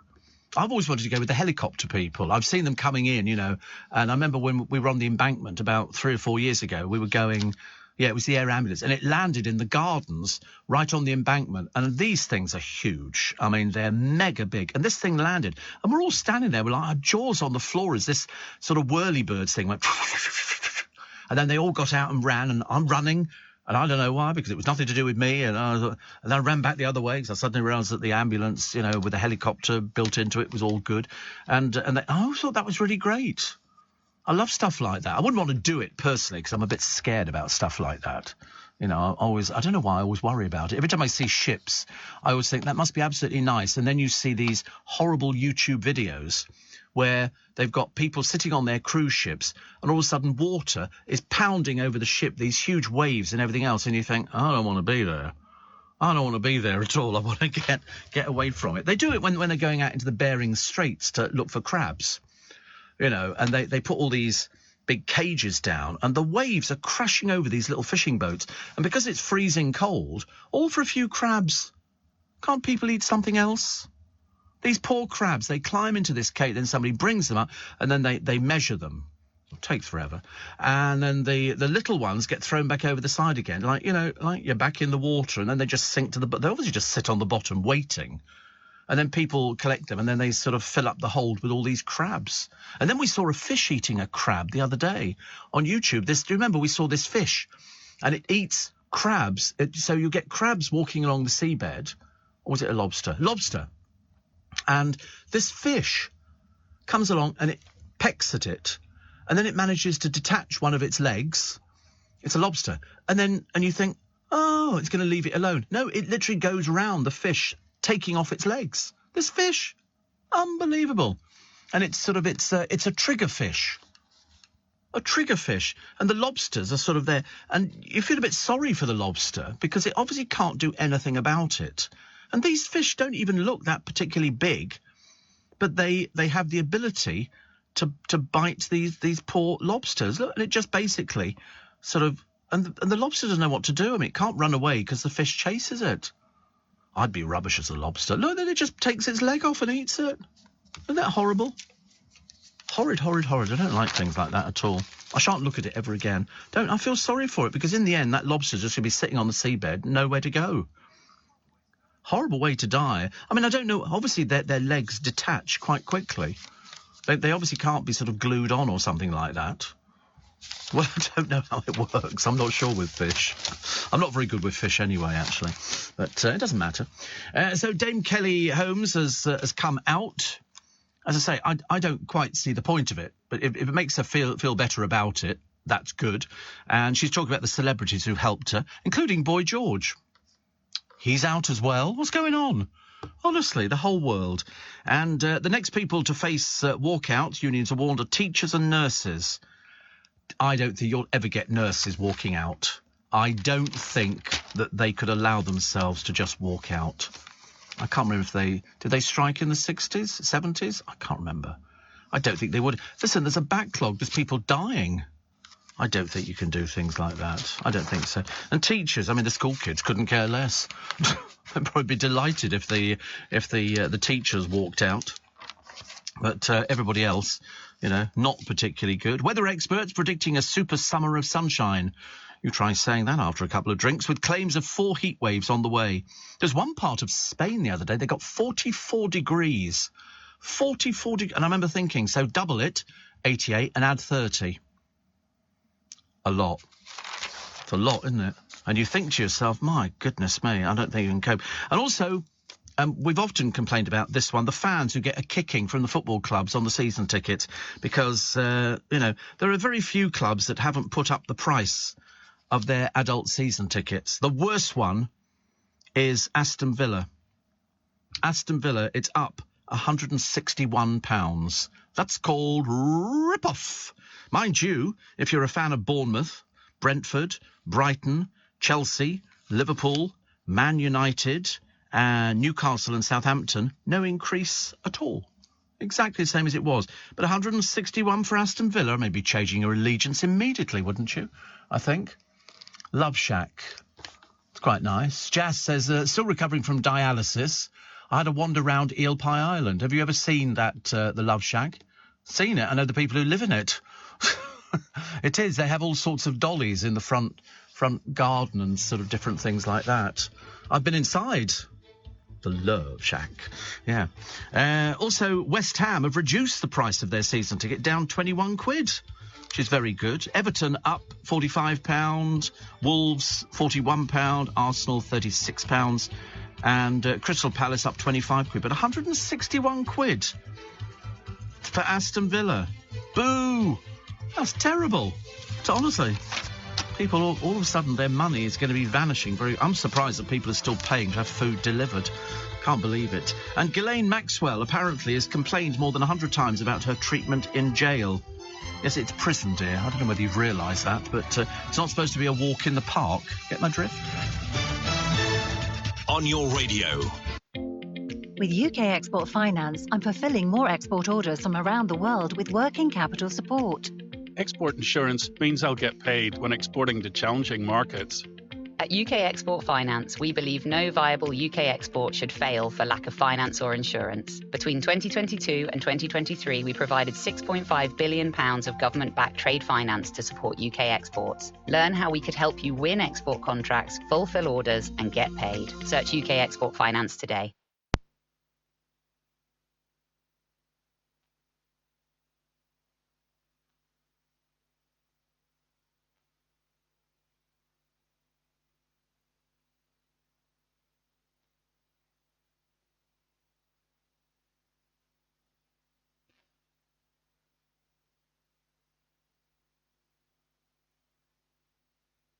LBC with you till 7 o'clock, and then Nick Ferrari and the team will be here. Steve, of course you didn't get into any fights, says Roger, as you ran the tuck shop and therefore everybody's friend. Not only did I run the tuck shop, I was a table monitor. Nobody was going to argue with me. I was the one who determined whether they got extra mashed potato or chips or things like that. They weren't going to argue with me. It was good. Jackie in Wimbledon also went to see Barry Manilow last night. What a showman. He was fantastic and still sounded amazing. Well, I mean, it's in their blood. It's like going to see Cliff. You know, you go and see Cliff. All the fans will tell you Cliff, at his age is still sounding fantastic. I mean, seriously fantastic. I was talking to somebody the other day, and they went to what used to be the Players Theatre, and they were watching sort of a jazz band, and they were very good. I think the bloke who was singing is a black cab driver. Which is, I mean, they were really a tight band, because I used to go to the Players Theatre, which is over the other side from Heaven. You go down Villiers Street. If you don't live in London, this won't mean a thing to you. You go down Villiers Street, turn right-hand side is Heaven, and then on the left-hand side was the Players Theatre, but they've moved it, and it's now called something else, and it's a lovely... Oh, I've been drunk in there more times than I care to shake a stick at. I remember sitting in the Royal Box once, and I literally had to pull myself up over the top of it. I was in such a state. They kept trying to get me drunk, and it worked every single time. Yeah, the Royal Box. It was lovely. My brother's very impressed, because in the end, I was trying to sort of get my gas bill paid. And he said, it's been taken and paid for from their credit card. I said, yeah, I paid it this morning. It took me about 10 minutes to try and work out. I paid it before, actually, by myself. It saved having to sort of find all the bits and pieces out. So we've cleared that one up, actually, which is good. But I'm glad you enjoyed Barry Manilow.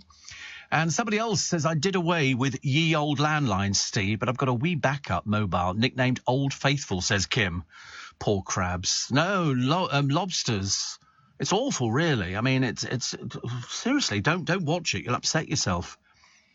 I don't know why we looked at it again, because we saw it the other day, and I just felt nature's very cruel. It's like I always used to say, whenever they were filming these things in the Serengeti National Park or in all these other different places, and you've got the lions, which are huge.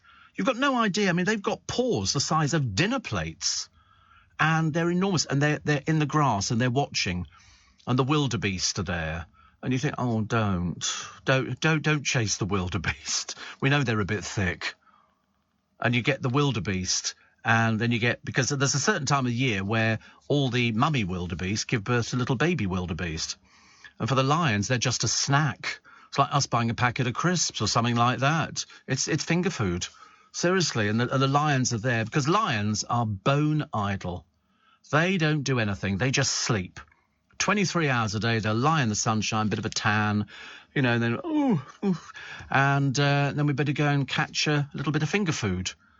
And that's when, out of nowhere, because they have, perhaps wildebeest are blind, because I can see the lions quite clearly, but you watch them and they seem to sort of push their body further into the ground, further in, and they get close, and then they're basically looking for which one they can isolate.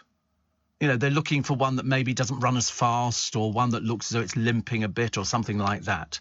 And the wildebeest don't help each other at all. In fact, the wildebeest will sort of stand there, dumb as anything. I can't begin to tell you how dim wildebeest are. And they stand there watching while, a member of their family is being eaten by the lions.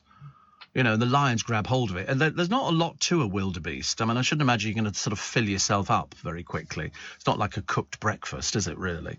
And you think, why can't the cameraman go, shoo, shoo? But they're not allowed to. They're not allowed to save the animals, which is a bit of a shame, isn't it, really? I don't like it. And Howard says, I'm having a rest today. I've been running up that hill. She's back in the charts. She's reached number 1 after 37 years. 37 years. I remember we were the first little radio station, when I used to work for United Biscuits Network, to play Kate Bush's Wuthering Heights. We were the first, because the bloke who did the PR for EMI came in and said they're re-releasing it. It didn't do anything first time round. And so they said, would you like to put it on your playlist? Because we were considered a bit of a force to be reckoned with, and it was a captive audience in all the United Biscuits factories. And so we played, there was a guy called John Hayes, not with us anymore, sadly, and he got to play Kate Bush's Wuthering Heights, and then she was brought in for an interview in a biscuit radio station. I mean, seriously, we had great power, all sorts of people came down there, and then she just went from strength to strength. And, oh, babushka, babushka, and all of that. But this track, I think it's about, 37 years ago, I said. And it was 1985. And because it was in the hit Netflix series Stranger Things last month, it got a whole new generation of fans. And, as I say, perhaps people would go out and buy, Wuthering Heights again, because I thought that was fantastic. I could still play it now. But in fact, I think it's the longest time a song has taken to get to number 1, beating Wham!, whose Last Christmas finally made it in January 21. But there you go. Steve, my other half is a nurse, says Lloyd, and she would never go on strike. She would nurse her patients for nothing if she really had to. Oh, don't tell them that, Lloyd. Don't tell them that. But no, I just don't think that the nurses would ever do that. Especially when you've got COVID cases on the rise and you've got all sorts of things. And having spent a fair number of times in hospitals, both private and NHS, I'm telling you, there's no shortage of ill people. No shortage of ill people. So I just don't think they would. I don't think that they, it's not a case of they wouldn't be allowed to do it. I just don't think they would do it. They have a commitment. I mean, let's face it, you've got to have a commitment to be a nurse. For the chronically appalling money that you get paid, why on earth would you want to put yourself through that? And in one of the hospitals I was in, I told you, I've never seen such rude patients in my entire life. They were literally rude to the nurses, to the point of, I'd have said, just get out. We're not going to treat you. Get out. Oh, I'd have had a field day. There was one bloke, he was arguing on the ward about he wanted to go outside for a cigarette. He keeps having heart attacks. And you think, why don't you just have a heart attack here and just die and then we can have it over and done with? There's another bloke, every time they kept connecting him up to the cardiac machine, he kept ripping it all off again. These people are idiots. Seriously, if I was a nurse, tell you. Do you like travelling long distances by train? Well, I don't know. I'll let you know tomorrow. I find it so much more relaxing than plane or car. Yeah, I mean, I do like train journeys. I don't think I've ever done anything particularly lengthy. But in November, Steve, I'm going to be travelling by train right across Canada from Montreal to Vancouver, stopping off on the way. You're not doing that? What do they call that train? It's the Trans-Canada one. The Trans-Canada one. And it looks lovely. And there's an upstairs observation bit as well, which I quite fancy doing. My chemist, Mr. Shah, he did it, and it only looks good when there's snow on the ground and everything else. But so I'll be stopping off on the way. Once in Vancouver, Steve, flying to New York for 5 nights before flying home to Blighty. How lovely! I like New York. Very noisy. Very, very noisy. In fact, it's exactly as it is on all the films. You know, everybody hoots. Beep. That's all you hear is beeping and steam coming out of these vents in the street from the subway. And seriously, that's all it is. All it is. Unbelievable. Lou in Windsor says, glad to hear you wouldn't quit LBC if you won the Euro Millions. Well, what would you do? I think you'd become really ill. I mean, not necessarily ill because, you're ill, but a case of you've got nothing to do. You've got to work. I mean, I feel sorry for young people nowadays because, they've got a long life ahead of them. Me, I'm coming to the end of it, so it doesn't... Well, I mean, not obviously coming to the end of it. Makes it sound like a weak Tuesday. I'm going, Bit of a surprise on that one. Well, he said he was going and blow me down he did.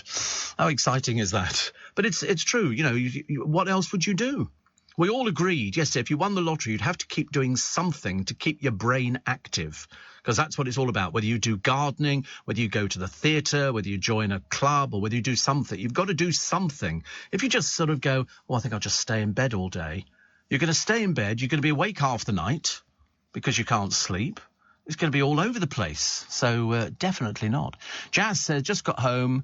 Oh, he says, looks around in my lavender and something is missing. Where are the bees? Oh, I've got bees already. I tell you what attracts bees, Jazz. Buddleia. My godchildren just bought, they had it sitting outside their back door. It's in a pot. It needs planting out. It's a buddleia. It's got purple sort of flower type things on it, but they don't look like flowers as, we're thinking about flowers. But they're sort of purple and it grows. These bushes can be enormous and butterflies love them. Absolutely love them. And bees love buddleia. So there you go. Jane says, I agree with you about nurses, Steve. Every time I've been in hospital, I've been polite and tried to help other patients and always give the staff gifts at the end of the stay. I thought I was horrified. I mentioned it on the programme when I came back out of hospital, that I've never seen people be so rude to people. In fact, this bloke who kept wanting to go outside for cigarettes, only young, brought his mother in there. He looked like a bit of a mummy's boy. And he was shouting obscenities at them. And in the end, the doctor came in and said, listen, what is it you want us to do? Because if you want to discharge yourself, that's fine. And we won't have anything more to do with you. And I remember thinking, God, they've got the patience of saints. They really... seriously, I mean, I was horrified. Kevin the Milkman says, I queued in the rain for 3 hours to buy tickets to see Kate Bush at the Hammersmith Odeon in 1980. So glad I did. One of the most amazing concerts I've ever been to. And she didn't tour again for 36 years. I remember. She uses her son, doesn't she, on stage? He now forms part of the thing. But no, Wuthering Heights, I could listen to all the time. It's like Enya's Orinoco Flow. I love Enya's Orinoco Flow. I don't play it very often. I don't want you to think I've got some sort of strange fixation, but it's a case of I've got certain Sail Away, Sail Away. And her albums are amazing. They're all very sort of ethereal and just absolutely wonderful. 6:15 is the time. Should we get...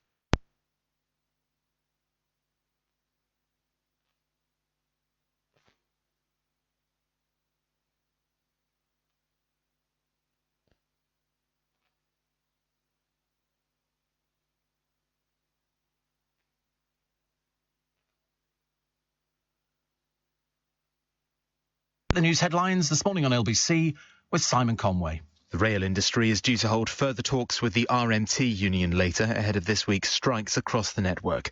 The energy watchdog has announced new financial measures for suppliers to give more protection to consumers. And the Culture Secretary Nadine Dorries has told LBC she welcomes the decision to ban some transgender swimmers from competing in elite women's events. LBC weather, dry for many with plenty of sunshine, a high of 23 degrees. LBC Travel, I'm Joanne Webb. In Essex, one lane's closed on the M25 anti-clockwise between junctions 28 at the A12 and 27 at the M11. And that's because a van has broken down.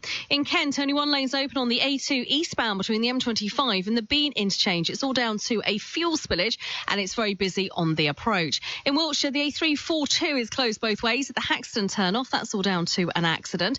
In Greater Manchester, the A6 Manchester Road East stays closed in both directions at Little Hulton, and that's because those investigation works are taking place after an accident. And on the train, Southern services are running between Eastbourne and Hastings following a signal failure. LBC. Are you sure you don't want to retire next year instead? Suzanne's top accountant is retiring just as new business is rolling in and problems are starting to add up. Well, you'll certainly be missed.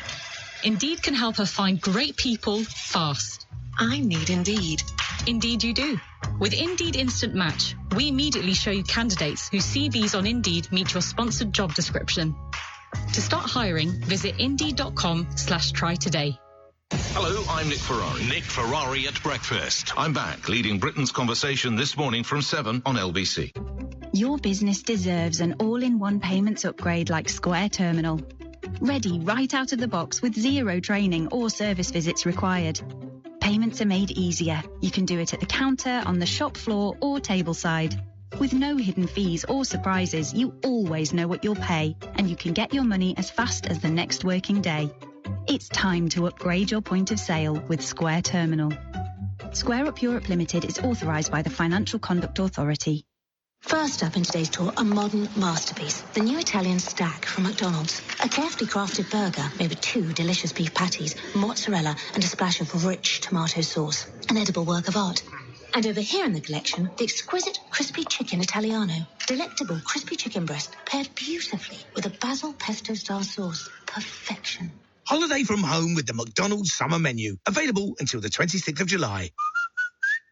From 11 a.m, participating restaurants subject to availability. At Vodafone, save £240 with the Samsung Galaxy S22. Its revolutionary cameras mean you can take clear, bright night shots, giving you 24 hours of daylight. Yours from £38 per month plus £29 up front, with a huge 100 gigs of data. Go online or in store. Vodafone, the UK's reliable award-winning network. CPI plus 3.9% annual increase. Ends 7th of July. Subject to device and airtime plans. Credit check, eligibility and terms. Info at vodafone.co.uk. Credit by Vodafone. Got a parcel to send? Do it the easy way with Royal Mail.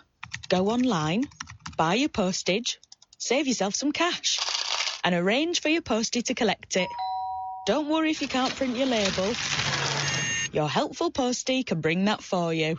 They'd love to stay and chat too, but, you know, parcels don't collect themselves. Click, save, we collect.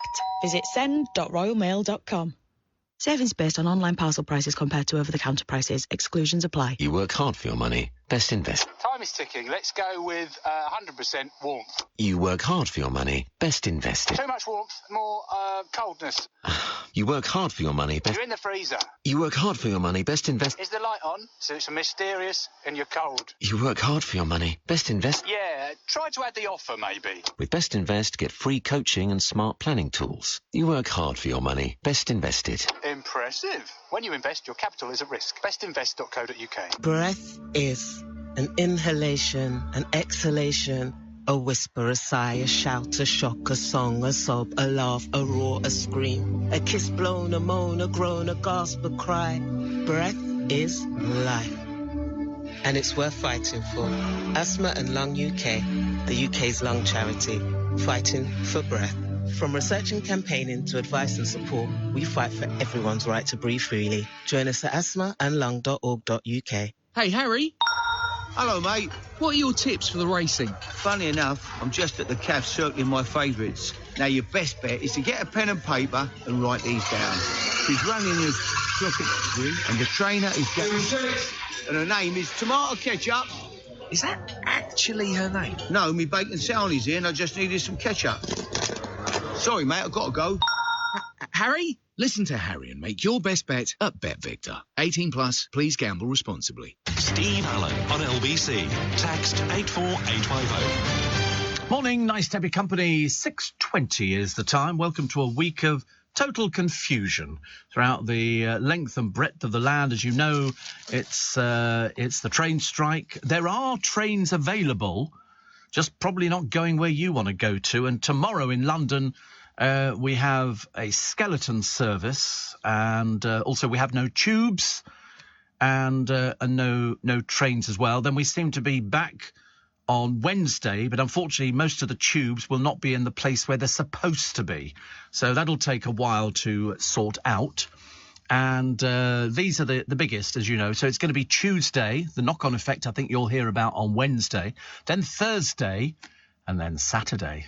And Saturday is the one that is going to screw up all those people who think they're going away. They're using the trains to try and get to the airports and everything. There's a whole load of flights that are not happening, isn't it? Didn't we have a huge amount of flights, which is a different thing going on as well? I mean, I think there are thousands of flights which are not taking place.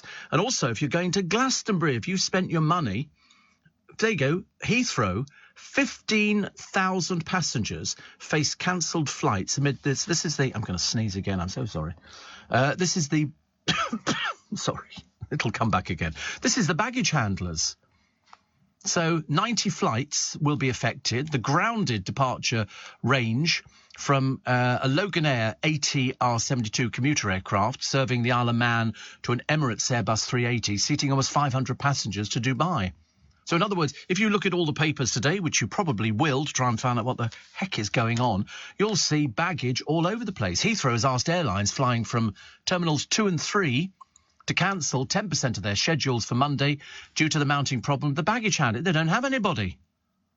They don't have anybody. So they've made a small number of cancellations. So these other cancellations identified: Aegean to Athens, Air Canada to Toronto, Air France to Paris, Air India, Ahmedabad, Eurowings, Cologne, ITA, Rome, KLM to Amsterdam, SAS Copenhagen, Swiss Zurich, and TAP Portugal, Lisbon. Problems. I've never known anything like it. I mean, the complex baggage system at Terminal 2 failed on Friday, leading to a build-up of what's become known as the baggage mountain. Because, as you know, once you stand there and you put it through, it goes through. If you could go behind the wall where that person is checking you in on the flight, it's like something out of a fun fair. Baggage is going all over the place, all by itself on the automated things. And then every so often a door will open and your case shoots down because it will head it for the right flight. So on Sunday evening, there were hundreds of pieces of luggage finally dismantled. I mean, some of the luggage may be sent by truck to Europe to be distributed to its owners. I mean, it's that bad. And if you look at the pictures, there are hundreds, if not thousands, of pieces of baggage. And your stuff is in there somewhere. So in other words, all your clothes will be in there. You might be unlucky and put your medicine in. It could be, I mean, it just goes on forever and a day. It's a huge problem. I mean, Terminal 2 was left crammed with cases. You can barely move inside Terminal 2. So in between that, no trains to get you to the airport tomorrow, no underground to get you to the airport. I should imagine, if you haven't booked cabs, you should book cabs by now to try and get you into work. And then you've got to get home from work, or failing that, don't bother going to work. Work from home. Luckily, I'm coming into work. I shall get here come hell. Well, I shall be all right coming in, but then I've got to sort of get home again. So that's all right. We can manage things like that. Yes, I could cycle. I don't think so. Apparently in Scarborough, this coming weekend, Armed Forces Day. Very big event. Red Arrows will be here, and I believe the Prime Minister Johnson as well. Really great day out. Was going to invite you with the train strikes on, says Eileen. I know, that's the problem, isn't it? That is the problem. Tony says, have you ever been to the Palm Tree pub in Mile End Park? Lovely old pub, uses old-fashioned tills. Live music Friday, Saturday and Sunday. Lovely location. Thank you. Pete, the pool man, says, totally agree with doing things to make you have a purpose. Growing sunflowers, doing well at the moment, nearly 6 inches high. It's a sign of getting old. The more pots and garden centre visits, the older you are. I love a garden centre visit. I'm big into garden centre visits because they don't just do plants. They do cakes and they do everything. They do loads and loads of things. I love it. I love it. Mike in Orpington, he says, I really enjoy listening to you every morning whilst getting ready for work. Now I'm retired, I can't just sleep, so I get up and cook breakfast and potter around just listening to you. So whatever you do with your lottery win, don't give up the day job. That's the best thing, isn't it? Dean in Norfolk says, hope you had a great weekend. Was the rugby SN Twickenham? Yep, went past Richmond, very picturesque, by the river. Didn't see you, though. Well, I wouldn't have been there. I was out. And Steve, love Kate Bush, fan from back in the day. Great when the music from our time lays waste to all this new stuff. Can you remember Cloud Bursting? Also love the lesser-known The Big Sky. Cloud Busting. Oh, Cloud Busting. Cloud bursting. Sounds better, doesn't it? Sounds much nicer.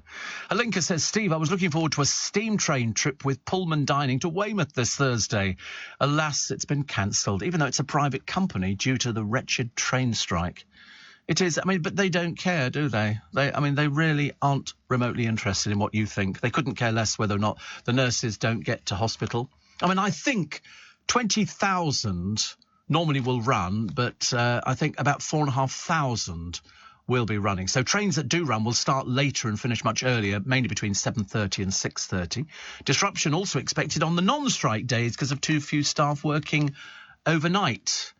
And there's a special timetable. No passenger trains running north from Glasgow or Edinburgh. 4 out of 5 trains won't run during the strikes. I mean, what are they going to do? Just keep this going forever and a day? How are the people going to survive on no money? Really? Steve, any suggestions how to keep cats out of my garden as they keep hiding in the bushes? You can buy all sorts of things to keep cats out. There's plants that you can put in that they don't like, and I can't remember what they are, actually. But what they do is they pounce on ground-feeding birds. Last year, he said, we had a tit box home to a family of blue tits. He said, it's costing me a fortune feeding the birds as 6 parakeets visit daily. Oh, I love the parakeets. I know not everybody does, but if you want cat deterrence, don't offer them food. Some people feed cats. They will keep going there. If you keep flower beds watered, that's very good. They hate water. Also, shoo them away or install an automatic spray that detects movement. And what was the other one? You could just make it difficult for them to enter the garden if you put close boarded fences in there, but they leap up and climb over these things.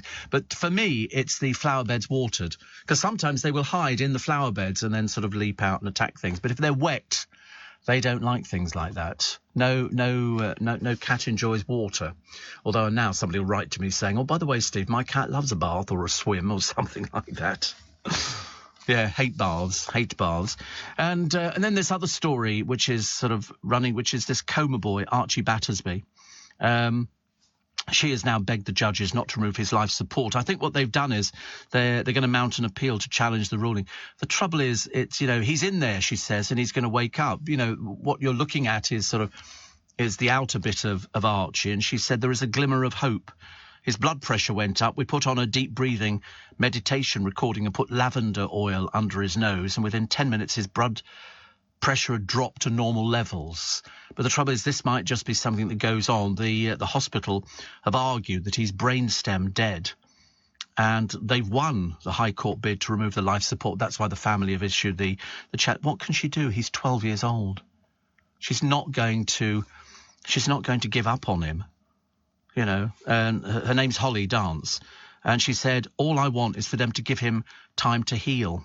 He's been in this coma since April the 7th. I mean, people have defied expectations before who've been in comas, and occasionally they can make mistakes. Occasionally. I wouldn't even like to judge this one. I really wouldn't. But, as far as his mum's concerned, he's 12 years old, he's her little boy, and he's going home with her. It's as simple as that, come hell or high water, because you just can't give up, can you? You can't give up on something like that. We would all do exactly the same. Contrary to what anybody would ever tell you, all the experts, you'd say, well, there is a chance. And they'll go, no, there isn't a chance. You go, listen, there's always a chance. There's always hope. There's got to be something. So I'm with her. I think it's just the most agonising decision you'd ever make.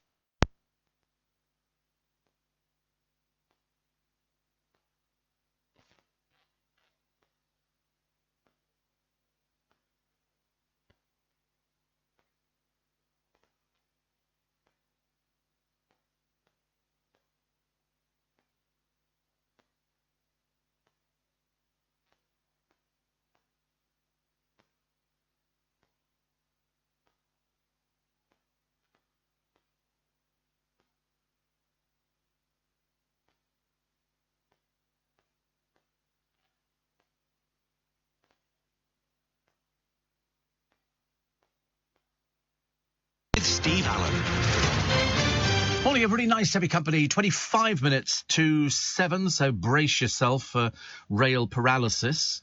Now, teachers and NHS workers warn of walkouts, and apparently postmen. What are they after? Well, and dustmen, apparently, and barristers. Oh, thank God for that. It'll save you a small fortune. But, I mean, it's going to cost millions, if not billions of pounds. I wouldn't like to imagine, actually. But most of the papers are sort of saying about it and saying, you know, if the teachers and NHS workers warn of walkouts, I mean, nobody's going to cry over the teachers walking out. The kids are going to be going, fantastic, don't have to go to school. And the NHS workers, I see that as being highly unlikely. But, you know, you never know. You never know. Although, interestingly enough, the Express and a couple of other papers have said the public will never forgive Labour's failure to condemn the rail strikes that will bring the nation to a halt from tomorrow. Well, it's not a total halt. There are actually going to be some trains. It's going to be a skeleton service. It's the people who will need to use public transport to get to hospital or to get to appointments or, I mean, all sorts of things. Could be a wedding, there's loads of things that go on. But, you know, you need to take public transport, and also the underground, that will just sort of grind to a halt. And then, of course, by the Wednesday, when it all comes back on again, all the trains are going to be in the wrong place. So they won't be opening the doors anytime soon. So don't get down there thinking you're going to be getting your train again. It's absolutely ridiculous. The Mail talks about Prince William. He wishes Andrew would just vanish from the slimmed-down monarchy. I suspect, actually, I mean, I might be totally wrong. I'll stick my neck out and say that when the Queen goes, I think Andrew will be gone at the same time. I have a feeling, not in that way, but I have a feeling that Charles and William will say, no, enough. I think at the moment they're just doing it to keep Her Majesty happy, because they've now changed this, you know, flags flying on public buildings. And they've said, no, just so we don't upset little Diddums Andrew. Well, it's ridiculous. Absolutely ridiculous. What else we got? Mr. Kipling. Apparently, the food giant behind Mr. Kipling Cakes, Bisto Gravy and Bird's Custard is to offer trans inclusivity training to the staff. This is Premier Foods. I think it's an umbrella company. They're going to offer online training on the menopause and maternity coaching sessions. I just thought they made cakes and gravy. It gets so complicated now, doesn't it? But the transgender swimmers, who were last night banned from competing in elite female races in a landmark move, hailed a victory for women's sport. This is because we were talking earlier on about Sharon Davis. She was delighted by the decision. So what they'll do, and we said this ages ago, what they should do is, nobody has any problem with trans swimmers, but they should compete in a new category of their own so they can compete against each other, you know, in a victory for women's sport. I noticed that Nadine Dorries last night welcomed swimming's move and stressed that people who've been through male puberty should never compete in women's sport. She told LBC Radio it's just unacceptable that trans women compete in women's sport. If you've been through puberty, you can't reverse the size of your feet, the density of your bone. Fairness should always trump inclusivity. It's not going to be my worst word this morning, I've decided, actually, in principle. So that's the way it's going to be. So who else is going to join the summer strike? They say that they could spread across the economy. I mean, to be honest with you, I think this is possibly the daftest thing the unions have ever come up with in their entire life. It's just absolutely ridiculous. You know, education, I think Teachers Union, NASUWT will ballot members. 460,000. They say if a pay rise in line with inflation is not offered by the government, then they could be out as well. Journalists were big strikers. Well, actually, yes, radio stations were big strikers when I joined.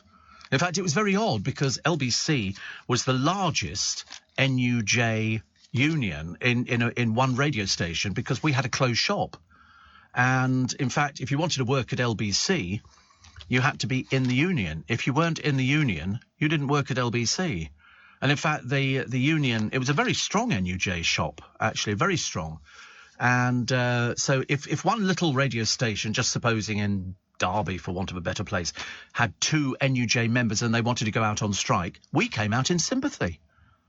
They would bring out the company. And we had 2 unions, the NUJ and we had the engineers union.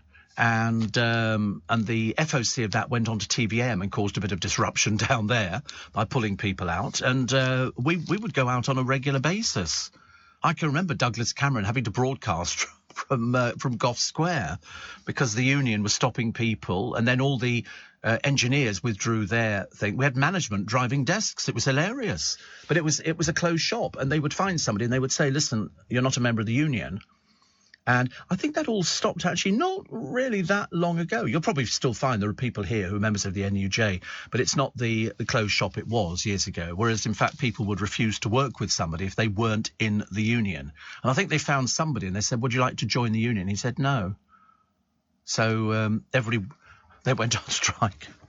Everybody walked away from him, really. It was just one of those sort of things. Because it was just sort of many's the time you'd hear Douglas Cameron broadcasting from Gough Square. Tilly in Barnet says, to keep cats out of our garden, we use ground coffee. So once we've had the coffee, we put the leftover granules in the bushes. They don't like coffee.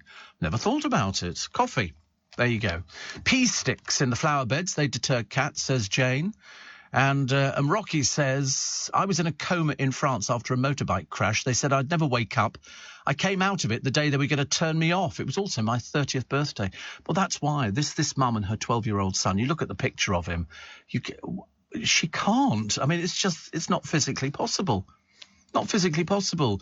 He's a little boy. You've got to give him every opportunity. And I know what the hospitals say, and I know what the courts have said. But as a mother, you know, it's like the McCanns. They're never going to give up hope of finding Madeleine McCann, and you have to respect them for that. Gillian Farnborough says, we're travelling to Italy on trains, starting with Eurostar tomorrow, leaving at 7:30. Our train's still going ahead at the moment, although many have been cancelled, and we're staying overnight near King's Cross so we can walk to the station tomorrow morning. Or as long as it's going ahead. Eurostar are running a reduced service from tomorrow, a reduced service. So check on my girls down there. We like my girls down at Eurostar. Thank you very much indeed. And Prince Andrew facing further woes after lawyers for an alleged victim of Jeffrey Epstein threatened to serve him with legal papers. Well, we did say, actually, didn't we? It's not going away anytime soon, that one. Not going away. Samantha Fox gets married, former model. And she and her long-term partner finally tied the knot.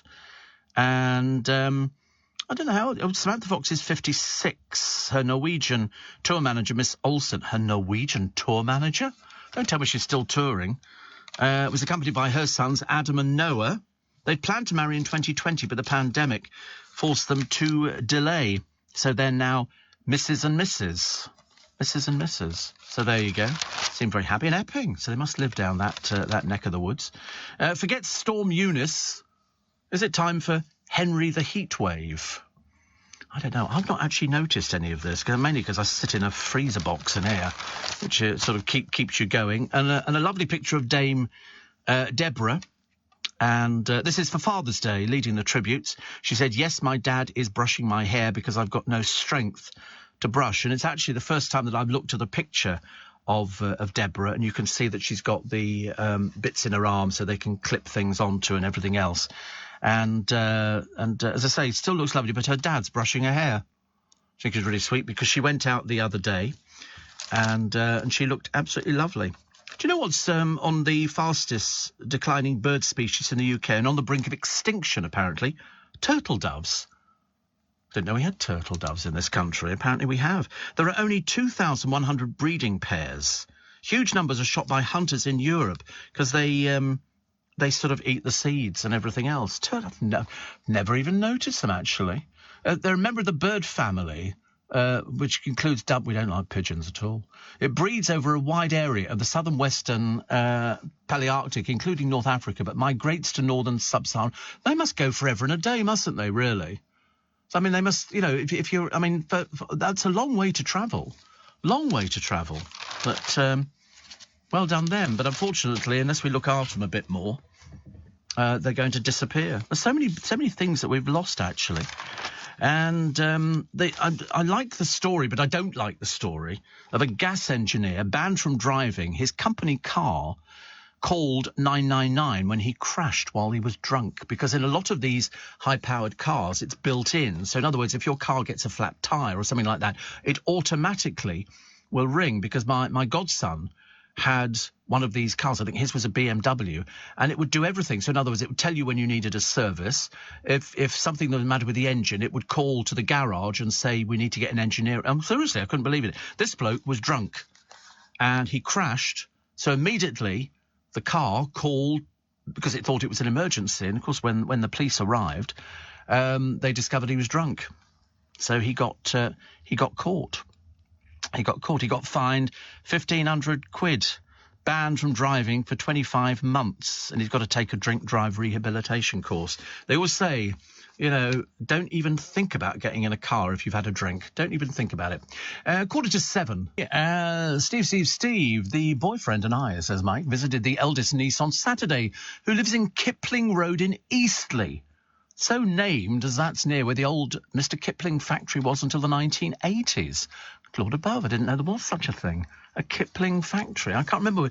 I used to work for United Biscuits, and they used to make lots of things. I can't remember if they did Mr. Kipling. They probably didn't. I don't know. Steve, we have, says Gary, 3 turtle doves around our garden here in France. They purr like cats. Well, I've got to start looking out for these things if they're on the decline. Robbie in Romford says, have you received your bubble machines yet?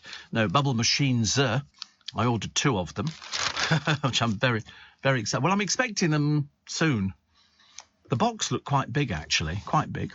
Happy birthday to Wendy Craig, the actress from County Durham, probably best remembered for the sitcoms Not in Front of the Children and Butterflies. Voted funniest woman on television by readers of TV Times for 3 years running. Said she knew she wanted to act the first time she was taken to a pantomime. She's 88 today. I think she's fantastic. She's in is it The Royal? That television programme. It's about the hospital. We don't know. We've got no idea. And Brian Wilson, the singer-songwriter and Beach Boys star, called his UK #1 hit Good Vibrations his pocket symphony. He's 80 today. So, I mean, it's amazing. He's still alive, to be honest with you. I'm always amazed. Born on this day, 1931, died, sadly, only the other year, Olympia Dukakis. And I loved her. I thought she was absolutely great. And Terence Young, born in 1915, the Irish filmmaker, who directed 3 of the first 4 James Bond films, all starring Sean Connery. He died in 1994. Also, the US mobster Bugsy Siegel, played by Warren Beatty in the film Bugsy, died aged 41, way back in 1947. And I bet you don't know who this one is. In 1960... who's Nan Winton? I didn't know who Nan Winton was. No, nothing to do with her. But she became the first woman to read the news on the BBC. The first woman, but was removed from screens the following March. She said, I didn't have any trouble from the press or the public. She said it was the editorial staff who were a bit dodgy. Is that fun? Unbelievable. Amazing. Also, WikiLeaks founder, back in 2012, June the 20th, Julian Assange walked into the embassy of Ecuador to seek political asylum. He faces an allegation in Sweden. He entered the building in Knightsbridge and asked for asylum under the UN Declaration of Human Rights to hold his extradition. Somewhat changing, I think, in that one, isn't it, really? And what's the other one? Oh, this people talk about Barry Manilow in all the papers, saying how good the show was. But I think if you're a Barry Manilow fan, I think you're just going to go for him anyway, because he's going to do all the things. He's like the Cliff fans. Cliff could come on stage and whistle Summer Holiday, and he'd bring the house down. Still selling out the O2. And Barry's how old now? How old did we just say he was? I think he was certainly a lot older than we thought he was going to be. He's 79.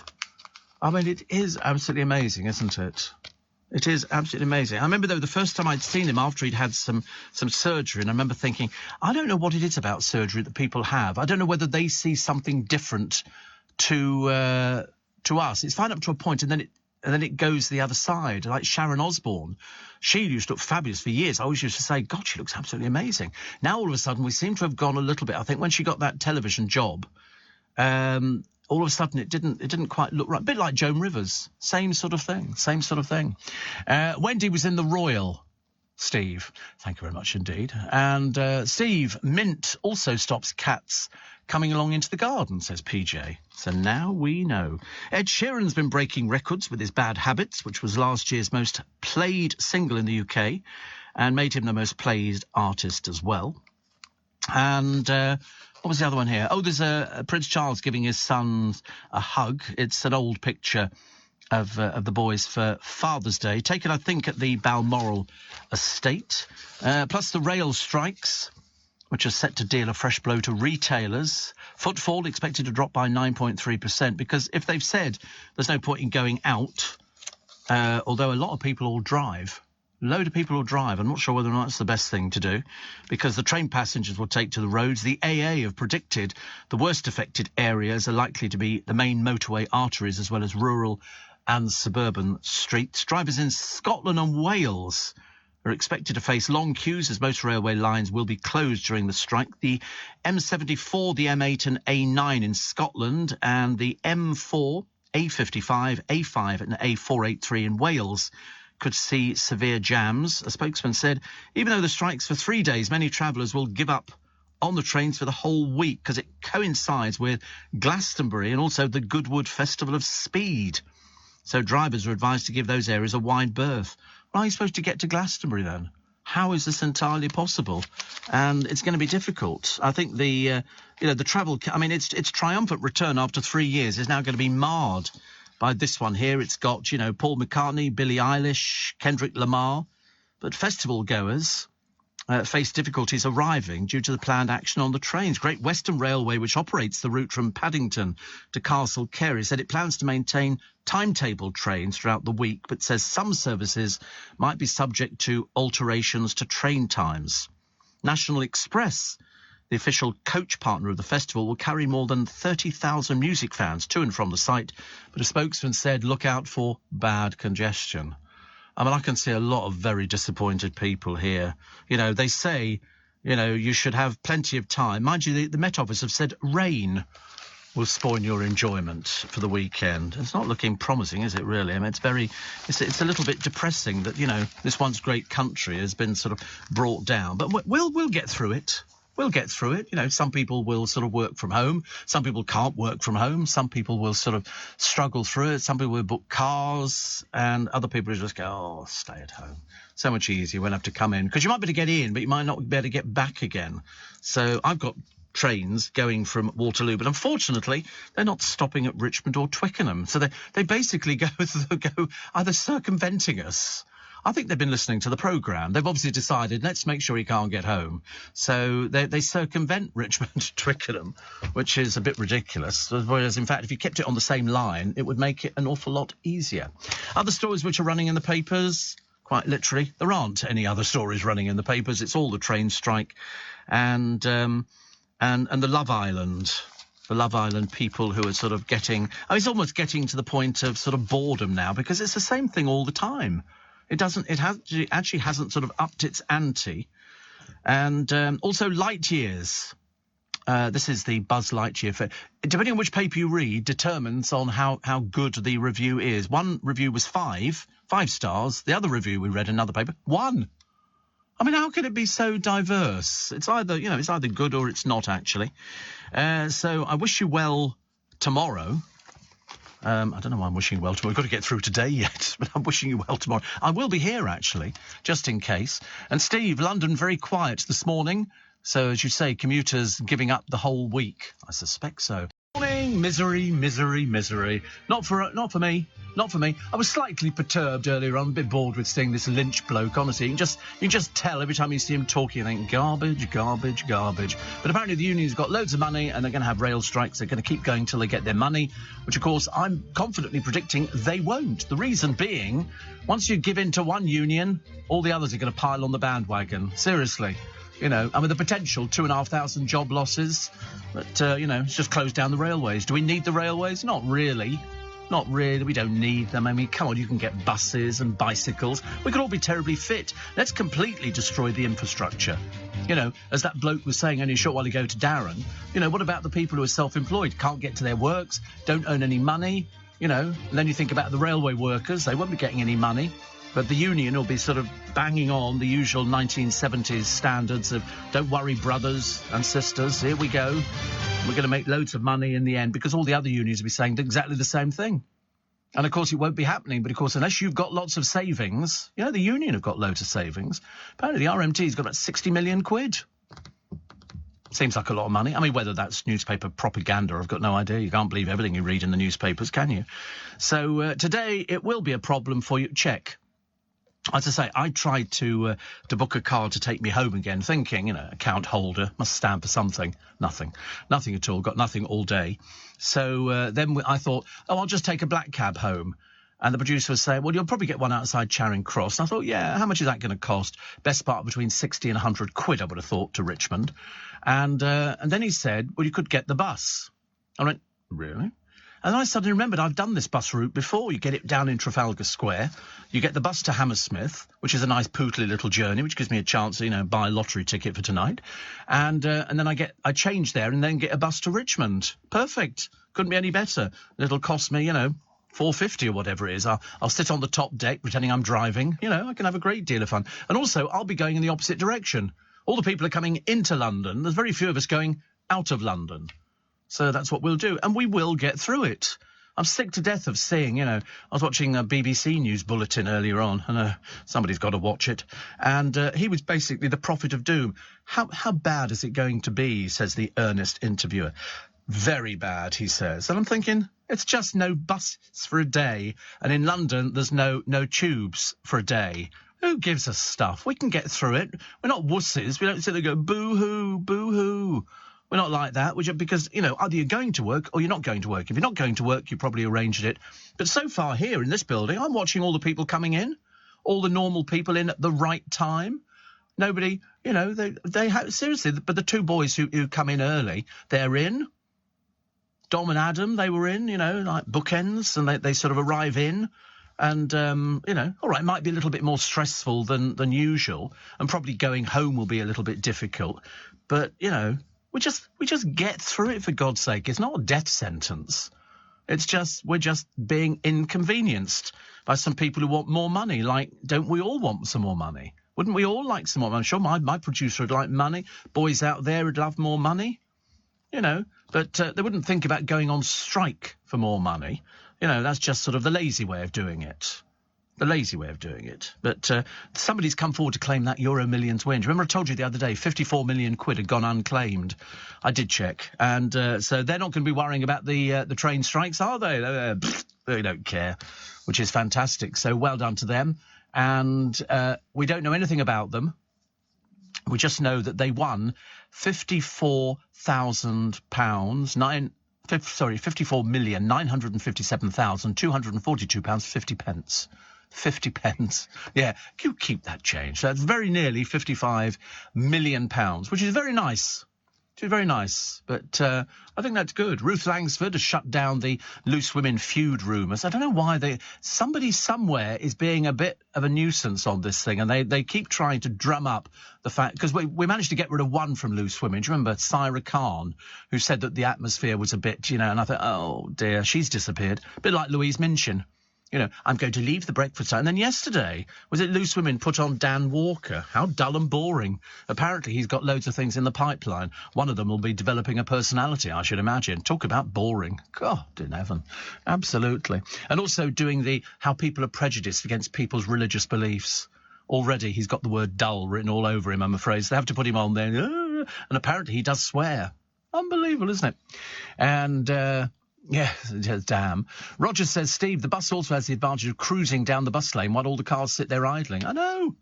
I love it. I've been on that bus before. About an hour and, an hour and a half, all in. Listen, I don't care. Doesn't make any difference. Gives me a chance to read my thing that I've got to do before I go back into hospital again.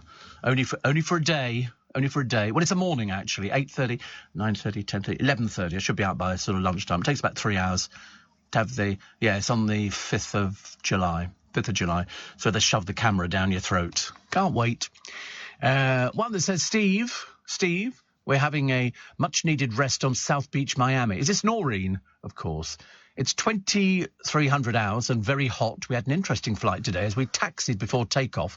A man ran from the back of the plane shouting, let me off, let me off. They let him off, but we missed the slot. 2 hours late landing, got to the hotel at 2 a.m, but we're having fun, and at Peter's shows, the Noonatics were very kind to us and looked after us, poor old dears. Peter was great, made a point of saying hello to us at all the shows. It's fantastic, isn't it? Absolutely fantastic. We love Noreen, and so I'm glad you're having a very nice time. And Tony Pelledri as well. I mentioned him yesterday and went, thank you so much for mentioning me. He's the man who has Little Italy, as you know, because my goddaughter went there the other day with her friends, and they had a very nice time. And I relayed the story to you yesterday. If you didn't hear it, download yesterday's programme. Very good, very good. The Beckhams have been granted permission to get more publicity for themselves. They're building a log store.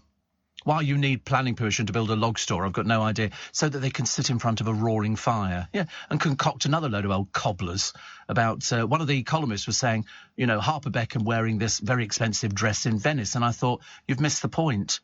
She was wearing the dress so she could lift it up and show she was wearing Nike. They get paid. In fact, you can rent the Beckhams. You can certainly rent Dave.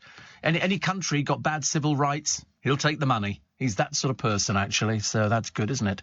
Steve Cameron, originally from Nine Elms, but living here in Calgary. Don't they have a Calgary Stampede? They have it's a huge event. They have bull roping and all sorts of stuff like that at the Calgary Stampede. It's very, very well known. And it's an annual rodeo.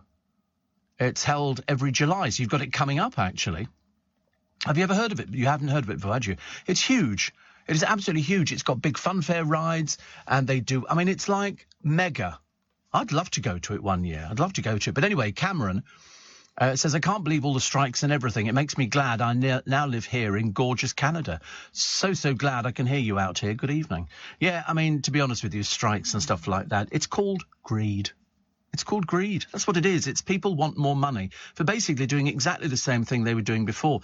But as Nick Ferrari said yesterday, if you don't like it, why don't you go do something else?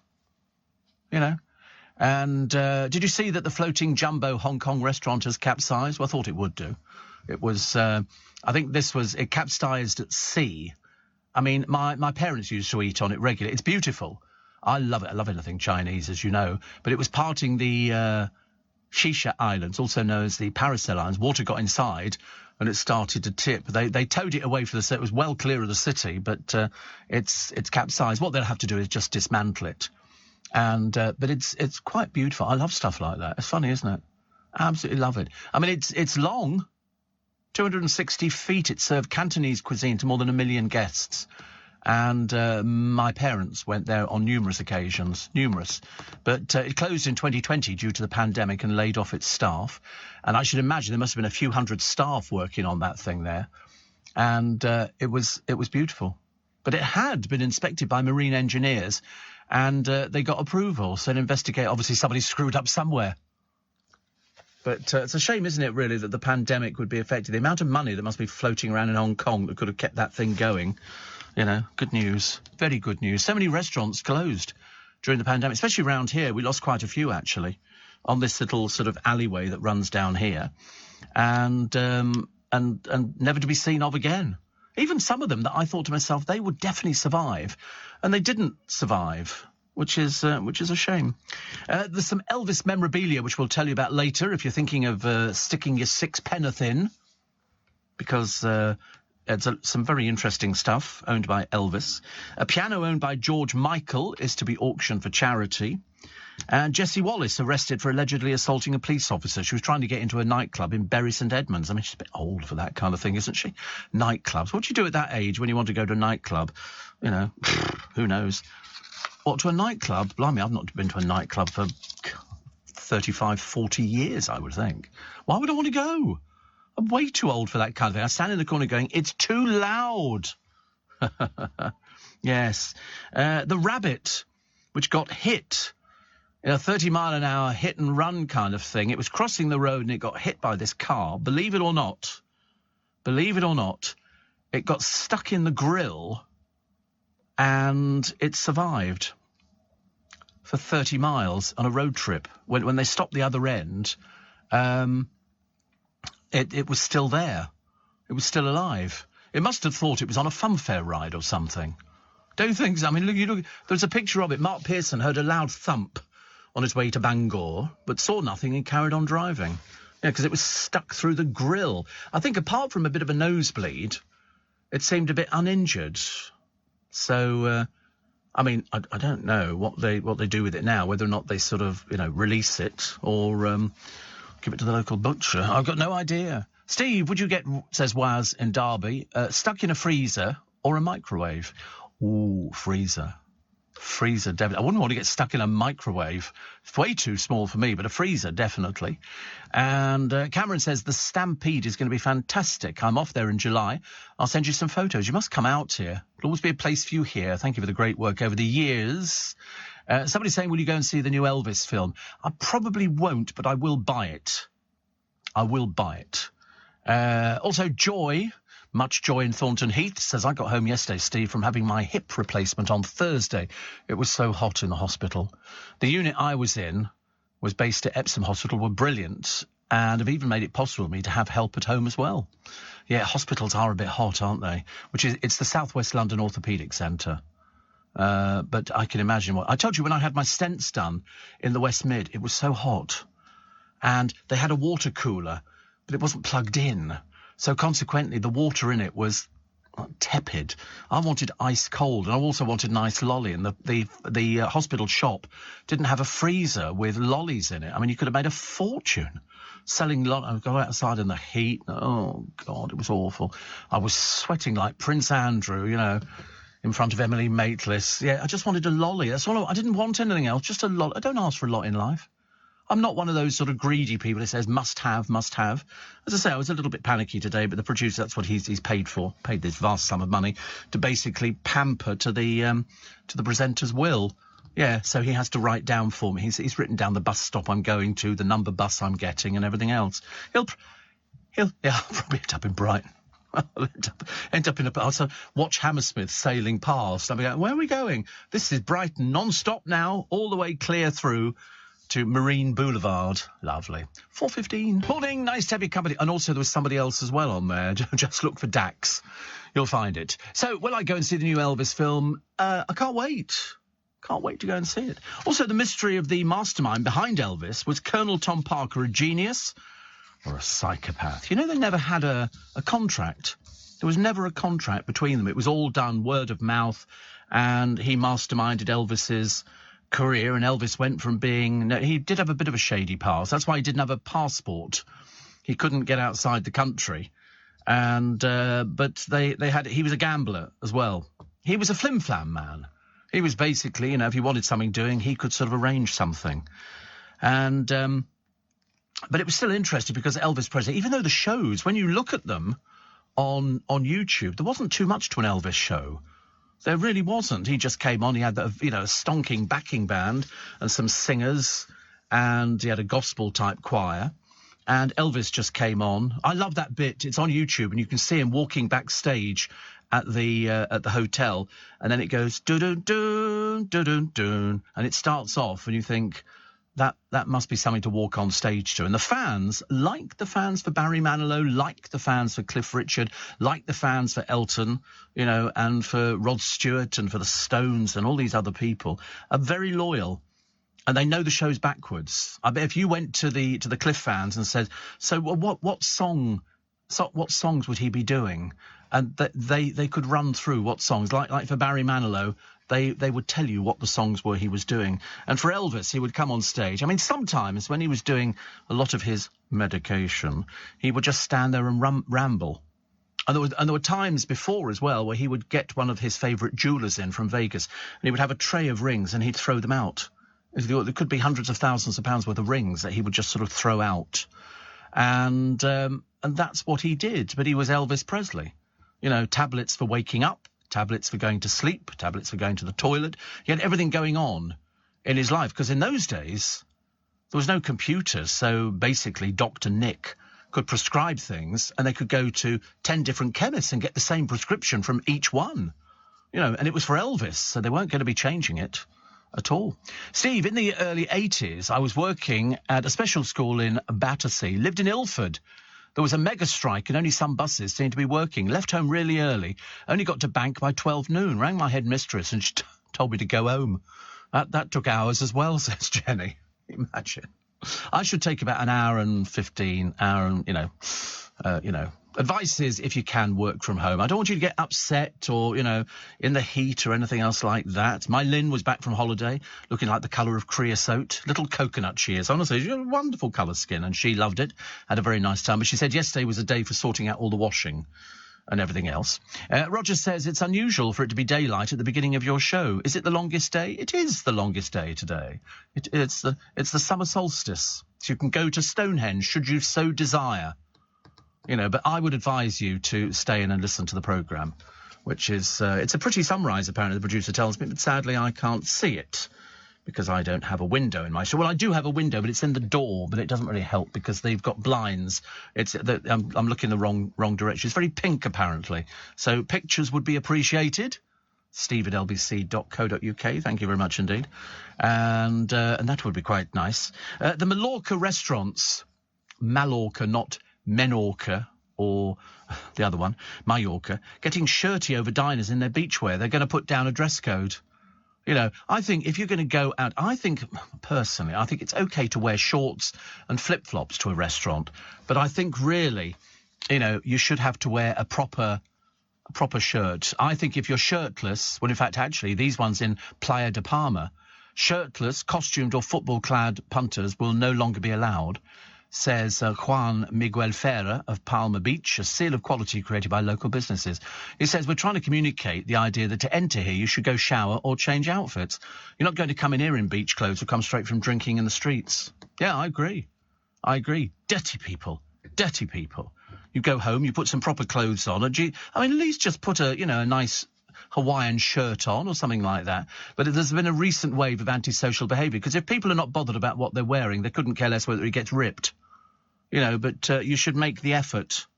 Put on a nice pair of shorts, not those grubby little things you've been sitting on. Apparently, the move was prompted by these tourists seemingly more interested in boozing than exploring the local gastronomy. Yeah, that's it. They just want to be drunk on the beach. Have you seen... What is that programme on the television? It's sort of Brits on holiday or something, but they seem to live there. Brits abroad. My God, what a bunch of drunks. All on their little sort of, mobility scooters, living there. To be honest with you, it's basically people. We actually send all their benefits out there for them, so they don't have to worry about it. Whether they're genuine or not remains to be seen, but that's all they do. It's amazing how many drag queens they see. People sort of get to the age of 50, they go, I think I'll be a drag queen. They don't look as though they do any jobs. Some people look after animals and they start sanctuaries, and that's quite nice. But the rest of them, it's just a never-ending round of being drunk, in the sun, which just exacerbates the situation, makes it worse, doesn't it, really? So Stonehenge reopening at last to the solstice crowds. Good luck. And then the police, they break into the wrong house. Happens all the time, doesn't it? I see it. Break into the wrong house. But in fact, it turned out to be the right house. But for the wrong reasons. They found a cannabis farm in there. You can always tell, can't you, when the blinds are drawn on all of them and the meters are whizzing round at high speed. Michelle Keegan's off to Australia. Goodbye, thank you. And a woman launches a High Court bid to stop a crematorium being built near her mansion. She just doesn't want a crematorium there. She won't see it, and it won't make the slightest difference to her. I don't know what perhaps it's just sort of put her off. So she's launched this High Court bid to stop the crematorium being built. And this is Mohammed Fayed's wife. It's near their Surrey home. It's a funeral site, the crematorium, a 120-seat ceremony hall, a memorial area, a garden of remembrance and parking. It's lovely. It's half a mile from where they live. It's a Jacobean country home, which Mr. Fayed, who's 93, has owned since the 70s. And Mrs. Wathen Fayed is leading a High Court challenge. To be honest, it's half a mile away. They're not going to see it. It's not going to smell or anything like that. It's a crematorium. I would have thought she'd be quite grateful to be near somewhere that, can possibly use her in a few years' time. She's a Finnish-born former model and actress, says she wants to safeguard the local environment from development and preserve the 12-acre site. But it will be... Have you ever been to a crematorium, love? They're very nice. They don't just put up... They're very peaceful places. They're generally in little wooded areas, and there'll be car parking for people there, and there's trees. They don't normally have rowdy sort of, days and things like, way, and all this kind of stuff. It doesn't happen at all. But I wouldn't complain about it. It's quite nice, and one day you'll be able to use it. The police station invaded by thousands of bees. Well, you just call in the beekeepers and they'll just come and remove them. Once you take the queen out, the rest will follow. That's how it works. Johnson is back at number 10 after a minor sinus operation. Apparently it's only a minor little thing. And former X Factor winner Matt Cardle says hair transplants shouldn't be taboo for men. He's on his third, so obviously they don't work. You know, if you're on your third hair transplant, I don't know how long they last. I don't know how they work. I mean, you know, you're asking the wrong person. I mean, I've got a full head of hair and more than happy to have it like this. I mean, sorry, got in my eyes then. France is in crisis after Macron left beleaguered. And the mum's birthday bash turns into a brawl. When you saw the picture of them, you can well imagine they look like they brawl. You know, the blokes are wearing Union Jack T-shirts and everything else, and the mother's got the Croydon facelift going on. And it developed into a free-for-all, and you think to yourself, oh, God in heaven, not so good. And if you go for a wee in the sea, 640 quid. Although how they're going to know, I have no idea. I know if you do it in a swimming pool, it changes colour. They know straight away. And but if you do it in the sea, so they put up toilets. Well, little children, they don't want to walk all the way up to the toilet because your mum's got to go with you. And I don't think it changes the sea colour. In a pool, yes, it changes the colour. You can see if somebody's weed in it. Yeah, my weed can change the colour of it. 5,000 passengers stranded at Heathrow. Still got the problems there with all the luggage and all the other bits and pieces, which is a great shame. But, you know, we'll get there. We're not too worried about it. And a burger joint called Kevin Bacon Fast Good. I thought it should have said fast food. But anyway, they've had to change their name because he's threatened legal action. What happens if your name is Kevin Bacon? You know, does it really make any difference? And how will you be going to Glastonbury? You know, I wouldn't bother driving. Presumably coaches will be the thing, because I can't think of any other way of going there. But, I mean, it's going to take you forever. Ever and ever and ever. EastEnders hit with nearly 400 complaints following Ben Mitchell's rape scene. I think, actually, David Lammy was talking about this on his show the other day. He was talking about male rape, because it's not something that's talked about and it's not something that's reported very often, because men just don't talk about things like that. But after the Ben Mitchell rape scene in EastEnders, 400 complaints, whereas in fact, really, you know, at least it highlights it, but there shouldn't be complaints about it. It's actually good to acknowledge that it goes on. It goes on a lot, as in the case of these gangs up in Rotherham and places like that, who've been accused. One man was on the council, if you please, sent to prison for 19 years for raping a 12-year-old girl. I mean, seriously. And nobody talked about it. They were too worried it was going to upset race relations and all sorts of things because they were Asian gangs. And you think, no, they're just, a pervert is a pervert. It doesn't matter, you know, which section of the community you come from. But this one was on the council. Was on the council and took her round to the Friends and was sharing a 12-year-old girl. 19 years. It's not long enough, is it, really? It should be for the rest of your life. Should be for the rest of your life. We'll take a short break. We'll take lots of your texts and emails this morning. So I'm feeling in a fairly good mood, even though it's doom, gloom and despondency all over the papers. And it's a case of, you know, can you get to work? Well, the answer is, if you don't need to go to work, don't go to work. But you should have sorted that out yesterday. You've had loads of time to do it. And if you're trying to book taxis, you're probably discovering it's probably not. So try and work out what buses you can take. In London, we have the buses, but we don't have the tubes and we don't have the puff-puffs. So we just have to make alternative arrangements. But we get through it. We get through it. They're not going to upset me. Seriously, I'm not going to be pushed around by somebody. It's as simple as that. And here she is, Jessie nicked for kneeing cop in little spherical objects. That's not the word that they use. There was an F-word rant. She has been known to have a few alcoholic problems, I think, in the past, and it seems to have come back to haunt her, I'm afraid.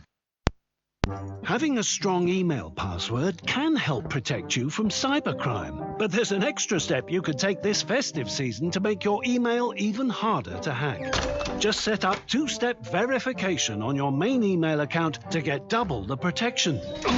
Go on, take your email security to another level the next time you log on. That should do it. Search Cyber Aware from the National Cyber Security Centre.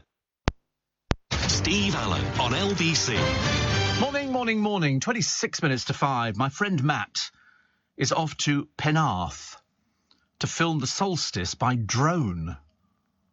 Pretty cool, isn't it? He says, I shall post when I get back. How lovely. I'm very impressed by that, Matt. Is it a big drone or is it like what they call a little drone? I mean, I don't know, because have you skied? You might not have seen it, actually, Matt. What's he filming? He's filming the solstice. Yeah, the whole thing, because people go and celebrate the solstice. Yeah, so Matt, I'm having to explain it to the producer. He's not into these things. He doesn't understand. So what you do is he will then send up the drone, and it will film looking down on things and on the people. God in heaven, honestly, it drives you mad, doesn't it, really? And also, then you can see all the colours and all. Oh, dear, honestly, I'm beginning to... Sometimes you wonder, Matt, don't you? You talk to yourself. I try and educate. He can do buses for me. That's about as good as it gets. And then we have to try and sort it all out. Yeah. I quite like the idea of doing that. I quite fancy the idea of being a druid, but I don't think I'd be particularly good at... What? I don't think I'd be very good at being a druid. Can you imagine? Steve Allen's turned to religion. He's a druid now. And another one here. Marie says, could you be so kind as to confirm if this is the correct address? No, it's not, actually. And the address is rarely mentioned on the programme. No, you're on the wrong thing, I'm afraid. Nothing we can do about that one, Marie, but never mind. Better luck next time. Kate Bush, after the resurgence of the We're Running Up the Hill, actually, which was never one of my favourite songs from her. Never run. None of the favourite. She's going to bank £1 million for that. What are you looking at? What's the matter now? Yeah, I've got the article in front of me. She's running up the hill, cashing in 37 years on to the tune of £1 million. That's why George Michael made so much money, because he wrote. That's why Steps haven't made any money, because they never wrote anything. That's why Girls Aloud didn't make much money, because they never wrote things. It's you make your money on writing of the songs. Yeah, publishing. I mean, you have to sort of get it all registered and all the rest of it. George Michael had it sussed. I've told you before, on his hit singles, on the A side, when it was a record, he would have the vocal version. On the B side, it was the instrumental version. So it was double money. But all these groups who are taken... and then they say, oh, you can sort of, you'll earn money. They pay them a fee. Groups like Westlife and Boyzone and things like that. Why do you think Ronan Keating has to keep working? He can't have made hardly any money. Hardly any money at all. And the others all have to try and sort of, get by, because it's only when you write the songs that you make the money. As Barry Manilow sang, I write these songs that make the young girls, whatever they did. And so you make the money. And that's why George Michael left an estate of about 60 million, plus he bought loads of bits and pieces.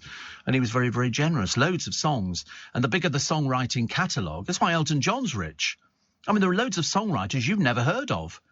But they did loads of hits for people. So they would write something, and then they would look around for a group and say, do you want to record this? And they'd go, yeah.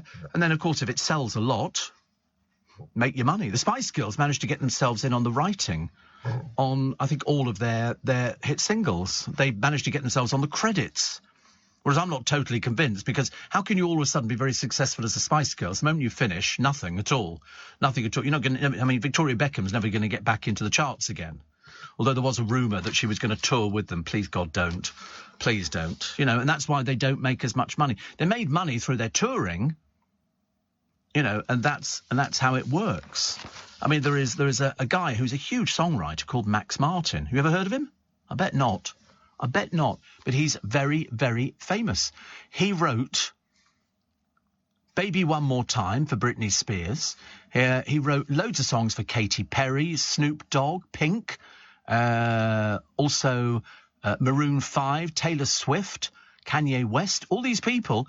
He's been writing hits literally, 2 or 3 a year for a long time. A lot of money. He's written the third most Billboard #1 singles of all time, behind only Paul McCartney and John Lennon, and you've never even heard of him.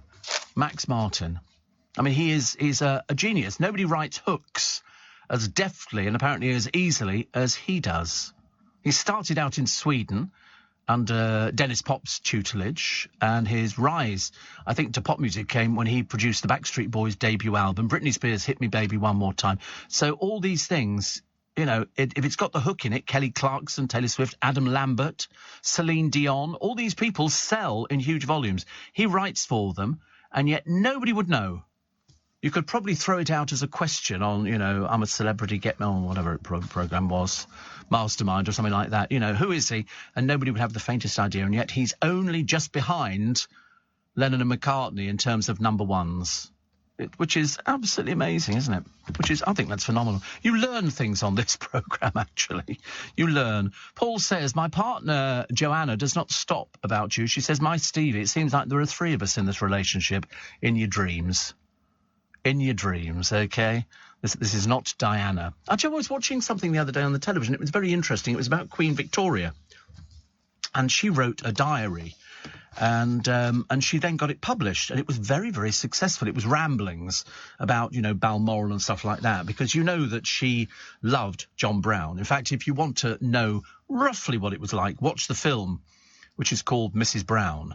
And this was after Queen Victoria's Albert died, and she had nobody really to turn to except John Brown, who was a gillie, who they brought down from Balmoral, and he stayed at Windsor. She had a few people. There was an Asian boy who they wrote a film about. He was a gillie.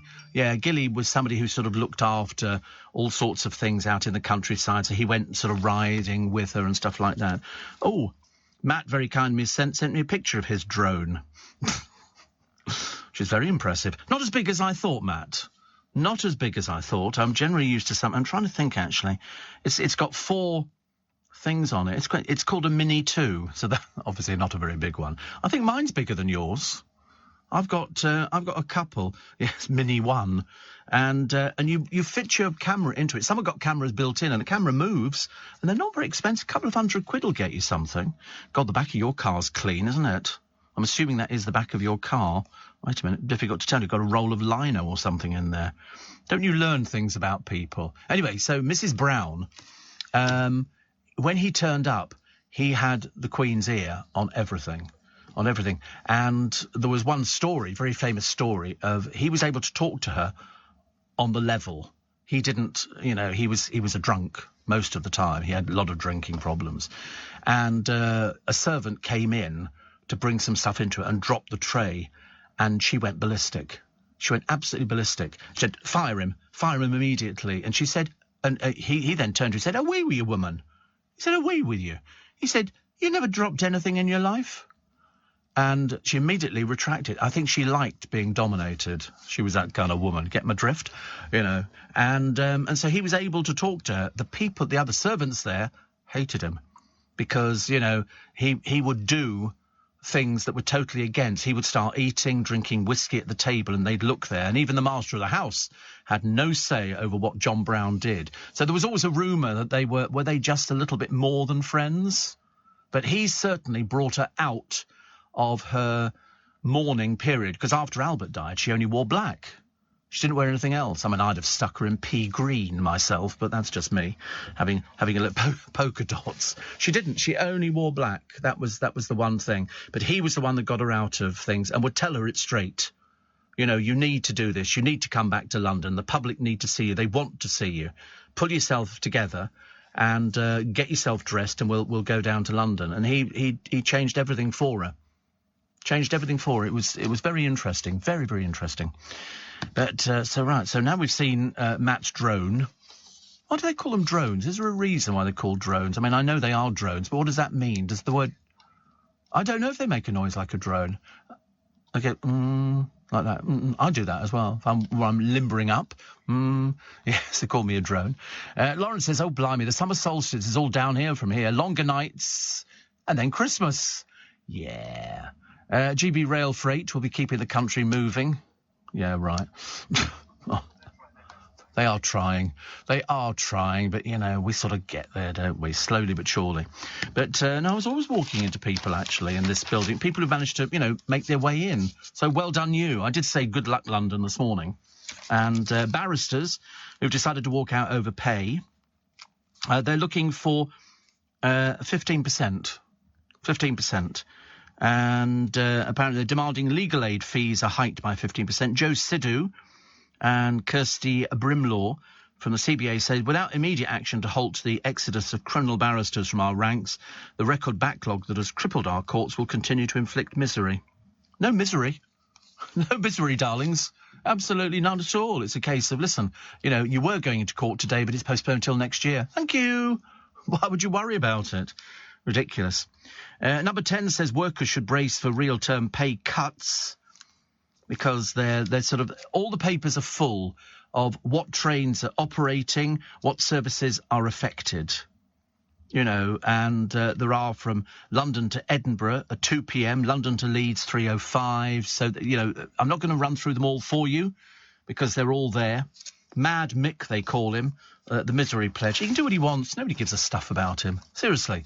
He'll put it this way, if you choose to belong to a union and the union say we're all going out, you look a bit silly to be the only one going, I'll go into work. But some people are going into work and they're not bothering about it.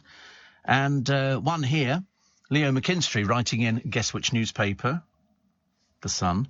Stand up to the unions, Boris, or they'll take us back to the dark days of the 70s. Well, they're mainly so ancient, the union leaders. I mean, look at them.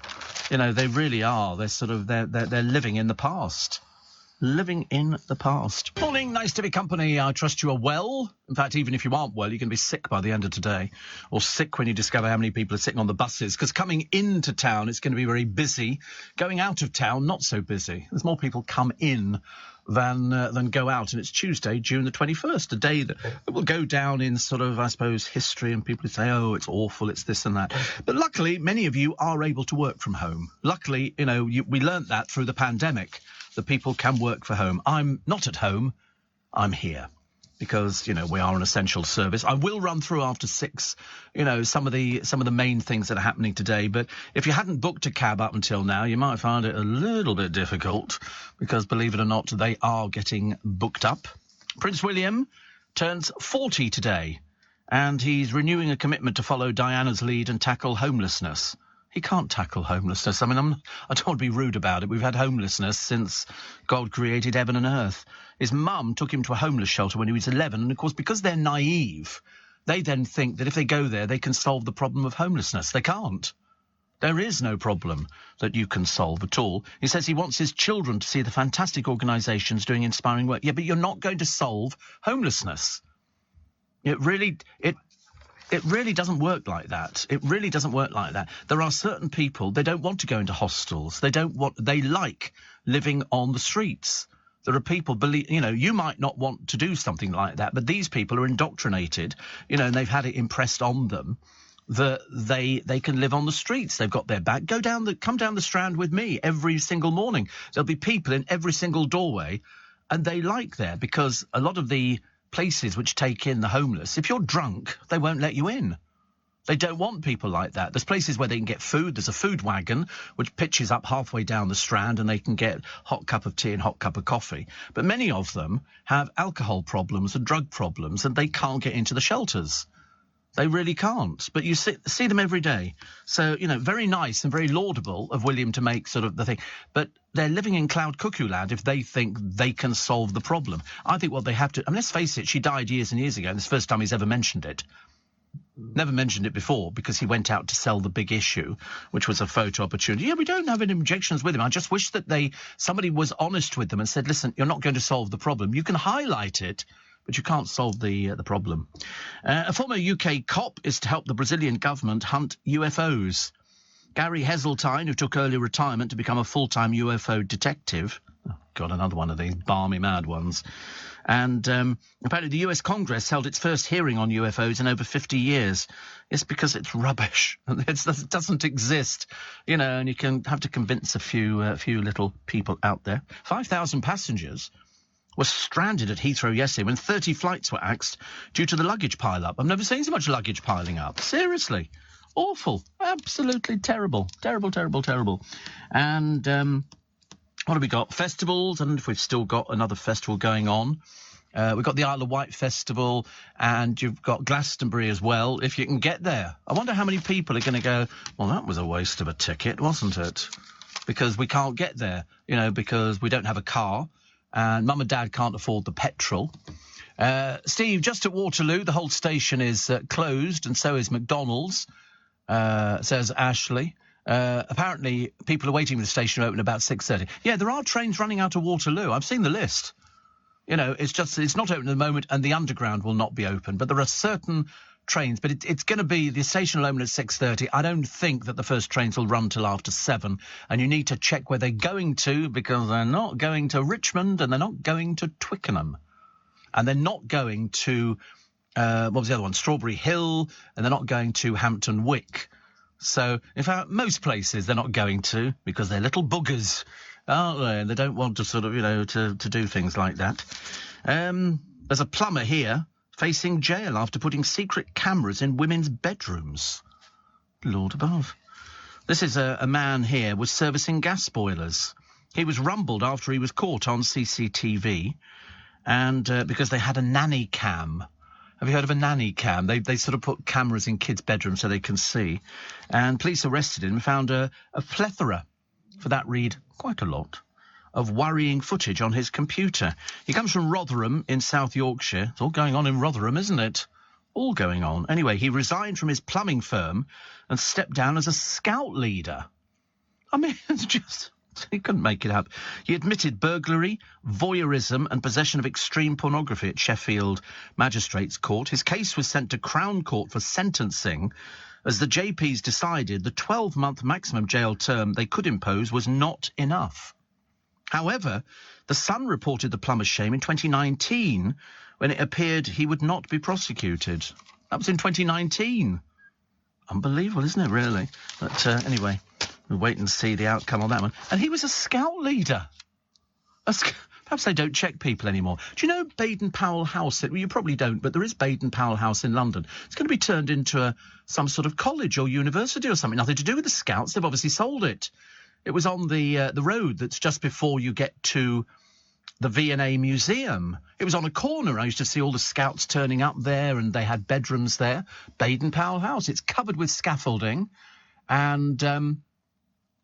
it's now going to be converted into boarding accommodation for students, because the decline in the number of skits, that building is worth a fortune, I should imagine, but it's covered in scaffolding and all covered over now, and it's going to be it looks like it's a college. Schools, yeah, but it says on there A-levels, blah, blah, blah. There's a whole list of things on the side of it. I was a little bit disappointed. Barry Gibb of the Bee Gees is well up the writing list with 16 hits written, Steve. Did you ever meet the Bee Gees? No, I never did. Oh, I tell a lie, I did meet Barry Gibb. But I didn't meet him in the terms of his work. And I'll tell you where I met him, and it was years ago, and it was opposite the British Museum. There was a magic shop called Davenport's, owned by the Davenport family. There were two branches of the family. One had the shop, and the other ones didn't. And Al Woodrow used to work in there, and it was quite a place to go to. It had wooden floors, and it was a bit like something out of Hogwarts. And Al Woodrow used to work behind the counter. He turned into an actor. He actually then started acting and popping up in bits. They were looking for old men. They would use Al Woodrow. And I was in there because magicians like to congregate in a shop that sells magic. You go to Prop Dog, it'll be exactly the same. And, they make you a cup of coffee and sit down because they're hoping you're going to spend money. Because there's not a huge amount of money in magic, let me tell you. But I would go in there. Bobby Bernard, very famous, would be sitting in there in a chair, and he'd have his suitcase on his lap, and other people would pop in, and people would show people things. And it was part of another era. And down in the cellars, I was lucky enough to be taken down by Al Woodrow to see all the things that Betty's father would buy. And he would buy enough of something, and she would have to demonstrate it. And one of the things was a dice cup. You can buy dice cups now, and what it is, it's like a leather cup, or they come in plastic or glass or everything else, and you line up 6 dice on a counter, on a thing, and you whiz the cup backwards and forwards, like that, lift the cup up, they're all stacked on top of each other. It's very clever, and Betty's job was to shift dice cups. It wasn't just dice cups, it was all sorts of things. Al Woodrow used to sort of, do card manipulations and tricks and stuff like that, and it was all very lovely. Anyway, I happened to go in there one day, and Barry Gibb was in there. and his son was with him, who was very young, and he wanted to buy stuff, and he wanted a cape and a top hat and all this sort of stuff, because being immensely rich, but of course they didn't have top hats. Top hats are very expensive. You can buy them, but they are very expensive, and there's very few places that that sell them. And for magicians as well, you know, I mean, I've got quite a number of not original top hats. I've got them in gold, blue, green. I've got just about every colour, you know, you can think of under the sun. I've got a big deck of cards where you throw it up in the air and it turns into a top hat, and that's quite nice. But he was in there and he was prepared to spend serious money. And I said to Al, "That's Barry Gibb of the Bee Gees," thinking maybe that would impress him, but. They're usually going back to Steve Allen, which is lovely. Listening as usual and awaiting one of the tubes down the throat jobby. Are you opting for a local anaesthetic? Well, I don't know yet. I'm not having it done till the 5th of July. And I don't think you sort of... I think they automatically give you the local anaesthetic. They give you a spray. I think it's a Valium spray. I mean, I'm practising opening my mouth very wide. You know, because I've got bad gag reflex. I know it sounds awful, but you know, something being poked down your throat, which has got the camera on and all the rest of it. I've never had it done before. I'm told that there is still a bit of gag reflex, in which case, you know, everybody better stand clear. Also waiting for stents. I've only got one faint pulse in each foot, whereas everybody should have 3. Well, you can't change anything in your feet at all once you've lost the use down there. And you can get stents either way, via the groin or via the wrist. It depends what they decide. Depends how big your veins are. I had it done on the wrist. In fact, both times on the wrist, actually. Although I look at the blood vein and I think to myself, it doesn't quite look big enough. They had a bloke. It was one of these I have to tell you after the news, actually. Remind me, one of these 999 programmes, because he was the thickest bloke I've ever seen in my entire life. He didn't even deserve to be on television. He was a bit a pain, but you knew exactly, you know, where he came from. Steve enjoyed the film John Brown very much. Great performance by Judi Dench, who plays Queen Victoria, and of course the legendary Billy Connolly, who plays John Brown, says so. It was such a good film, but they hated him. I was led to believe that was quite genuine. They really did hate him at the time because he had her ear. If he said something, she did it, and he would drink the whiskey and he would just get very, very drunk, I'm afraid. But still, you know, Billy Connolly at some of his finest moves. Listen, it's Tube Strike Day. It's Train Strike Day. It's the day where we go, oh, what a pain. But we can get through it. I promise you, we can get through it. It's Tuesday, June the 21st. We'll help you a bit. I'll give you an idea. You know, the buses are okay. The buses are very good. And you can do that, but taxis and things like that, just watch it, because some of them, the Uber, they're going to be charging through the nose for these things. So check before you get into anything. If you're doing a longish journey, how much is this going to cost me? Because you need to know. This is a passenger announcement. You can now book your train on Uber and get 10% back in credits to spend on Uber Eats, so you can order your own fries instead of eating everyone else's. Trains, now on Uber. T's and C's apply. Check the Uber app. This is LBC from Global, leading Britain's conversation with Steve Allen.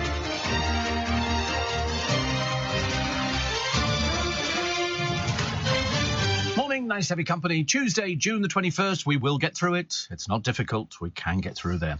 Love Island's breakout star, Ekin Sue somebody, slated all the girls in text before she entered the villa. They're just a bit tragic, aren't they? Have you seen Love Island? I mean, seriously, it appeals to the sort of the vegetables out there. The people who just sit there and go, you know, I want to be on Love Island. Anyway, she's an actress, apparently. Of course she is. And she writes, Gemma Owen is only 19. She's a baby, LMAO. No fit girls, though, or guys. Well, try looking in the mirror, love. And all sorts of other people. In the 2-week romance, India Pollock and Ikenna Ekwana have hit the skids. But, of course, because it's all fake. You don't seriously believe these dimbos and bimbos and himbos are seriously interested in each other. It's like being in a nightclub and trying to pretend you're friends with everybody. They don't have any friends, these sort of people. That's the only problem with her. And a boy and a girl will leave the villa tomorrow. They call them boys. They call them boys. They're men. They call them girls. Their old baggages. I mean, come on, for goodness sake, honestly. I'm a regular listener, says Alex from Melbourne, Australia, where you come on from 1 till 4. For us in the southern hemisphere, it's the shortest day of the year. Well, we get the longest. We got the solstice. Apparently, they put a plastic guard with a hole to keep your mouth open, and for optic, wire is fed into the hole. Loving the show, says Anne. Oh, it doesn't. I mean, listen, I'm not bothered by it. I couldn't care less. It's going to be 3 hours of, of me just sort of lying there with my mouth open. And so I'm not bothered about that. Really not bothered about it. But loads of people know about these things. Everybody's had this. So, 8 songs you didn't know were written by Barry Gibb and the Bee Gees. Now, I've been a fan of the Bee Gees for a long, long time. Long, long time. I go back to Cucumber Castle days, where they were lovely. But one of them, I mean, they've scored so many hits, not just for themselves, but for loads of other people. For example, baby, when I met you, there was peace on earth. Yep, Kenny Rogers and Dolly Parton, Islands in the Stream. Diana Ross's I'm in the middle of a chain reaction. I'm going to sing every single one of them. Barbara Streisand, I am a woman in love. And in fact, she did a garden party. This was her comeback album, a big comeback album, and she had a party, and she invited him up on stage like it was a big surprise. It was quite clearly rehearsed. Dionne Warwick, and it is pronounced Warwick, by the way. You don't have to be a heartbreaker. That was her. And how about Grease is the word, Frankie Valli. Yvonne Elliman, If I Can't Have You, all used in Saturday Night Fever, you remember, which the Bee Gees wrote most of it. Samantha Sang and Destiny's Child, Emotion. I have no idea what that song is. I'm terribly sorry. I'm not clear. Just Emotion. Oh, right. No, none the wiser. And One True Voice. Now, I always loved this, but this was the killing song for them because they didn't do very well because the other group recorded another song which did better, Sacred Trust. Now, I thought it was a very, very good song for the Bee Gees. I've heard it, so many times, and I always liked it. Girls Aloud with the other group, and they got the hit single. The boys didn't do very well with Sacred Trust, which was a shame because I thought it was a very good single. And bearing in mind then all the other things that they had, so many other hit singles. In fact, Saturday Night Fever, I think, basically made them millions, absolute millions, which was good because Saturday Night Fever was one of those films that kind of changed the face of music. I told you I used to work in a nightclub in Ealing, and at the beginning of the night, you just put in any old rubbish because people weren't in there. They would open the doors at 8, but nobody turned up till 8:30, except this one bloke in a white suit, and he would turn up every Saturday night for about the best part of 3 months, and you would just put the Saturday Night Fever album on, and he would dance like John Travolta. He would do all of this. Seriously, it was like we'd all stand around and going, he's mad as a fruitcake, absolutely mad as a fruitcake. And the moment he'd actually, well, there was nobody in there, he just did it for himself, and I'd flash the lights for him a few times. The moment he danced to it, he'd leave. That was all he wanted. That was his sort of, he'd go on to the next place. They'd obviously go, here he is again. The bloke who's going to dance to Saturday Night Fever. So what else we got from Ekin Sue, whatever her name is. But apparently she first paired with David before switching on to Jay Younger. I mean, it's just basically, it's sad, tragic, teeny bop television, but with old people. Because David, I believe, is 27 and Jay Younger is 28. I mean, frankly, if you can't find a boyfriend or a girlfriend at that age, there's got to be something the matter with you. I mean, honestly. It really is a bit tragic, isn't it? But loads of people are at risk on the programme. Good. Hope they're all at risk. Because, frankly, it doesn't interest me in the slightest. A businessman complained that his hotel room smelt of smoke, only to be accused himself and fined £100. Mark Malander filled in a complaints card during his £49 overnight stay at a Premier Inn. He said he struggled to sleep due to the constant stench of tobacco in the room in Dover. The training course boss was then stunned to get a letter blaming him. It claimed evidence had been found and he was charged £100. He said, I've never smoked a cigarette in my life. If they found anything, it was from the person before, and it was fairly well hidden because I didn't see anything. And he's demanding an apology and a refund. Premier Inn declined to comment and said it was liaising with him. Liaising with him, yes. But he's never smoked a cigarette in his life. You know, it's ridiculous, isn't it? Sorry, I was just enjoying my cup of tea this morning. Thank you very much indeed. Very nice indeed. Steve, if you're having the camera down the throat, I'd recommend not just a throat spray, but a sedative that they can give you. Oh, I'm quite comfy with it. I'm really quite comfy with it. It doesn't make any difference to me at all. We have, Steve, a winter solstice tradition here at Manly Beach, says John. 7 a.m, naked morning swim in the ocean. Oh, Lord above, honestly, it's so unnecessary. About 500 people were swimming this morning. The sharks must have thought it was their lucky day. Oh, dear. 500 people swimming naked. We get it here. They do it in the Serpentine at Christmas. New Year's Day. New Year's Day, they go swimming. They have to break the ice. And they always used to take the latest Blue Peter male presenters down there in their little swimming trunks so they could watch them swimming. I always think it was something most peculiar. Steve, speaking of songwriters, there we are. There's all the people. My God, she needs ironing.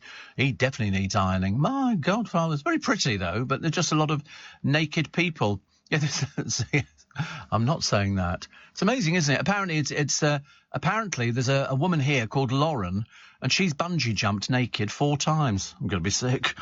What a horrible thought. She said, it's for such a good cause. I work in the veterinary industry, and apparently the suicide rate among veterinarians is surprisingly high. I wonder why that would be. But she's bungee jumped naked 4 times. Wouldn't want to be standing downwind, would you, really? I mean, I'm not too sure about things like that. Steve, let's not forget Kathy Dennis. She's written hits for Britney, Katy Perry, Kylie, says Lawrence. Yeah, I mean, there are loads of people who've written hits. But it's always the people you've never heard of that do the most. Steve, I'm a tube manager on my way in to help run as many services as we can. Well, nothing running on the tube, is there? Is there anything running on the tube? Really? Oh, right. Somebody said the Elizabeth line might be running. Somebody said perhaps you could get that, but I'm getting the bus. And he says, please do a call out for the public, asking them not to abuse those who've come in to help. Says Steve. Many staff will cross picket lines, which can be an uncomfortable experience. Those staff driving trains and standing at station gates are there to help the public and are not on strike. Thank you, Stevie. Very much indeed. No, I mean, to be honest with you, I don't know what you can do about it. You're going to get people going boo and all that kind of stuff. But if somebody's gone into work, then at least they're making the effort. But it's a tiny, tiny amount of tube trains running, I'm pretty certain. So who's going to tell us? Joanne, has she got the list? Thank God for that. I was so worried. So should we have a two-way with her and just ask her? Is she on in a minute? Bless her heart. Bless her heart. I love the idea that you can get a Premier Inn for 49 quid a night, because I was thinking about whether or not to get a hotel room. And then I suddenly thought, I bet a lot of the hotel rooms will be absolutely full up, when you have things like that. Apparently, 8 ways a beer a day is good for you. Oh.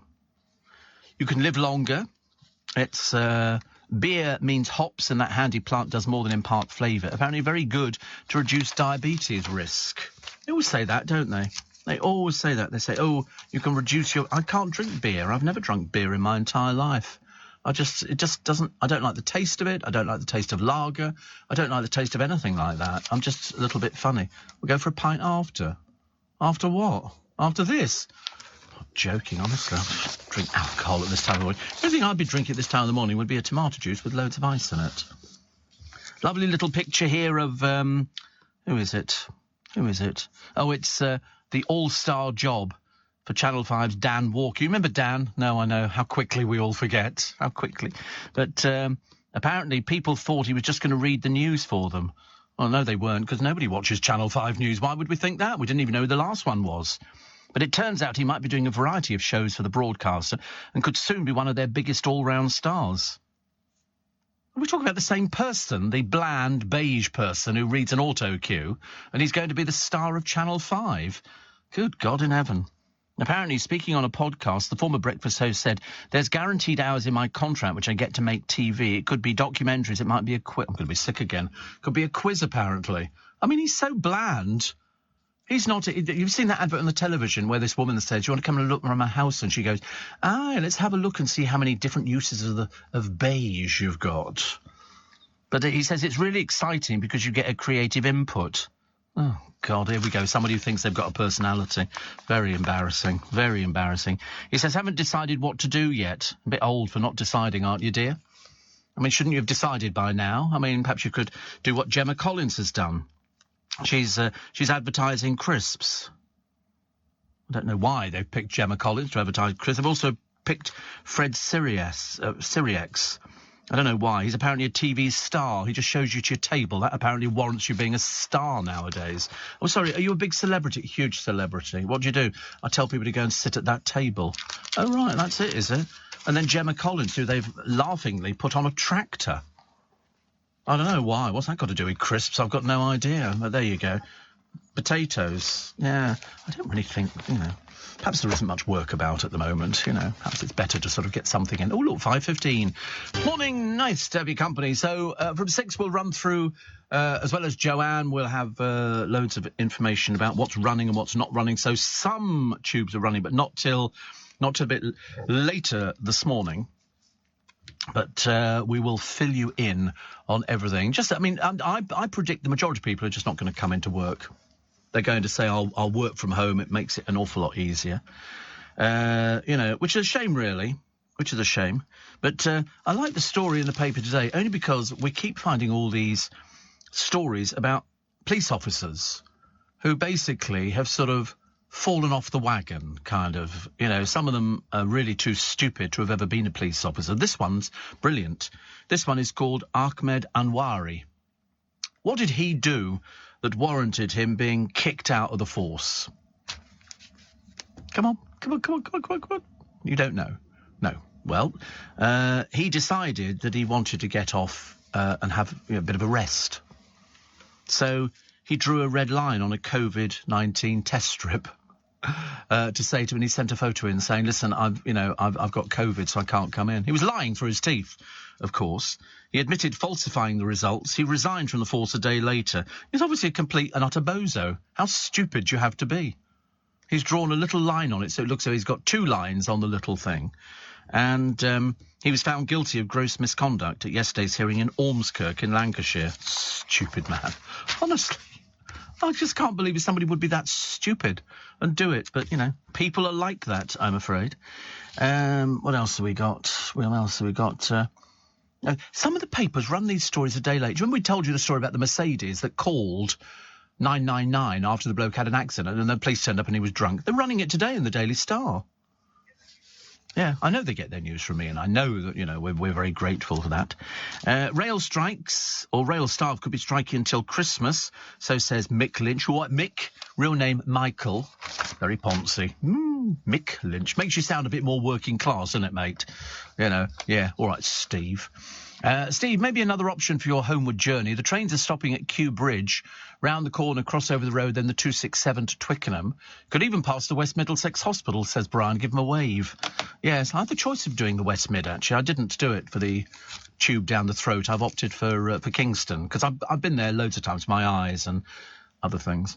But yes, I could do Kew Bridge, but I'm just going to get the straight bus through to Hammersmith. Makes it so much easier. Sorry? Yeah, I've got my heart set on the bus, mainly because, I'd quite like to have a microphone on the bus and give a running commentary. As we're going along. Good morning, ladies and gentlemen. Same as they do on the trains. Here we are. We'll be stopping at Clapham Junction, Putney, Richmond and Twickenham. If you're getting off at another station, you're in the wrong part of the train. OK. Not today, you won't get that, but I think that's quite a good idea. EasyJet have said they're going to be cancelling more flights. Wonderful. And apparently, finally, something we can smile about is summer is set to be packed with sizzling sunshine and sport. Bill Giles predicts it will be clear skies ahead for a glorious few months. Ugh, horrible. Horrible. Johnny Depp and Amber Heard's bruising legal battle had Brits rushing to the divorce courts. She was pictured out shopping the other day. Pay the money you owe, dearie. 10 million you owe to him. Don't plead that poverty malarkey. We're not buying it. Not buying it at all. And Steve Irwin's son, who is Robert, is sort of leaping out of the way. He has a piece of meat in his hand, and the photo makes it look as though this crocodile leaps out of the water at him to grab his meat. And it's really, it's a little bit touch and go. Because you remember his father died. 2006, Steve Irwin died. 2006. And, as I say, wearing, I think they were Corey's clothes. Corey favours khaki at the moment. But writing on the Instagram the day after World Crocodile Day, he said it's the greatest honour to follow in the footsteps and help keep his legacy and mission alive. Yeah, he's very personable. Whole family's very personable. Music fans would kill to get Glastonbury Festival tickets. Doesn't take them long, does it, to sell them all out now, because people want to go there. It's a nice middle-class kind of day out. Stand there in your coloured wellies. And you'll have a nice time, I suppose. Although half the trains to the site have been cancelled, which means half of them are running, so that's a little bit better. And so I think 200,000 people will travel to the site, which opens on Wednesday, so tomorrow. I think 5 services on Great Western from London, Paddington to Castle Carey, with a total of 24 between Wednesday and Friday. So, I mean, there is a chance of getting there. I mean, personally, it doesn't interest me in the slightest. You might be lucky, but I don't want to say you're going to be lucky, just in case you write to me afterwards and go, well, we weren't lucky. The trains were so packed, Steve, they cancelled left, right and centre, which is not so good. Gemma Owens, or Owen, has been backed by Britain's dressage chief who wants her to return to the sport. Oh, don't be so silly. Of course she won't be. She wants to be a celebrity. Yeah, that's what she'll want to be, a celebrity. Perhaps she'll design things. Nothing really, I should imagine. Astronomers have discovered 2 super-Earths orbiting the same star. They say there's a new chance of alien life. Why do they always picture alien life as having big eyes and they're always green? And they go, aliens, you know. Why can't they look like us? Why can't they look like us? I see no reason. Why? Because both planets are bigger than our Earth, and there's also a red dwarf star, and they say it could be home to alien life forms. Don't be so stupid. Of course there is no alien life forms on other planets. It is the Daily Star, yes. There is no life form. It's a case of, but there might be people out there with bigger bulging eyes. They might speak another language. Like what? Like what? You know, I can't see that happening at all. The 2 globes have been given the technical names of, because they don't bother giving them proper names like Eric or something like that. This one is called HD 2606555B. That apparently means something in sort of... But there are people that love believing in those sort of things. I think they're quite sweet, quite mad, of course. Quite mad. But they sort of want to believe in it. I think they are the people who went to see the film E.T., and they thought, you know, if we leave the shed open at night, an E.T. might come down to Earth if they live near a forest, and then it can move into their house with them. That's what they're like. But unfortunately, of course, it's not true. It's not true. A big hunk of love for Elvis treasures. This is a remarkable collection of Elvis Presley memorabilia, including boots, cufflinks and a gold watch he wore on stage going under the hammer. The timepiece has been described by the singer's friend Jimmy Velvet as one of the grandest pieces Elvis ever owned, and it could fetch £150,000. And the boots, they were sort of white campy boots on stage, which they say could fetch £25,000. Imagine putting your feet into them and going, Elvis Presley wore these on his feet.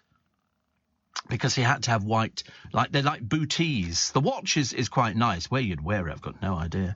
And he's got cufflinks and stuff like that. But the watch at £150,000, that's not bad, is it? Not bad. I'd pay that. I'd pay £150,000 if I won the lottery tonight.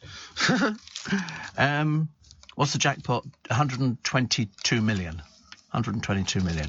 Oh, as I said to you before, you're on for a tenner. Don't even ask. Don't even push me on it. It's a case of, you know, that is going to be yours. It's as simple as that. Another story, same as I read the other day. The wife of finance guru Martin Lewis needed stitches on her face. She had an e-scooter crash. She was riding one for fun when she fell off. I mean, are you mad? You're on television. You know, your face is your television. She's had to put extra thick makeup on. These things are killers. Seriously, and I would have thought somebody of your age... She's 43, for God's sake. 43, you're way too old to be on them. They're for little children. She presents Click. Well, she's one of many presenters who presents Click. She said, as an extremely clumsy person... always wobbly on 2 wheels, electric scooter was never going to be a good idea. Well, more fool you. More fool you, for goodness sake, honestly. A clumsy person, and you get on an e-scooter. No sympathy whatsoever. Sorry about that. Bigfoot sightings. You know Bigfoot? You've heard of Bigfoot? That's, they have all sorts of people who believe that these people covered in hair are wandering about. It's Sasquatch. Very bad, grainy photographs, which is unusual in this day and age, seeing as we have perfect cameras. But anyway, apparently they could simply be humans from remote inbred tribes who have spent generations becoming more savage. Well, they've never actually captured any, so they're obviously very secretive. There's a guy here who's a cryptozoologist, has penned books on myths, rumours and reports of unknown endangered species, and is working on a new TV series. Oh, God, that'll be on Channel 5. Presented by Dan Walker. Dan Walker, Sasquatch or what? It could be called. Crucial to his work is approaching countless half-man, half-ape tales with a degree of scepticism in a bid to make sense of outlandish claims. In other words, he believes this kind of garbage. He's just trying to sort of justify it, really. He said it is possible that the Ngoloko represents an example of undiscovered inbred tribe. Don't be so stupid. Don't tell lies to people. Nothing worse than a thick adult. He says one only has to think of its claw-like hand, featuring only a finger and a thumb. Oh, go away, for God's sake. These, I tell you, must be a really slow news. This is a whole page. A whole page for this mad person. Andy explained the condition results from a single mutation and has persisted within the tribe due to their law. Jackanory. It really is madness, isn't it? Absolute madness. Death in Paradise star Ralph Little discovers his love of football runs in the family on Who Do You Think You Are?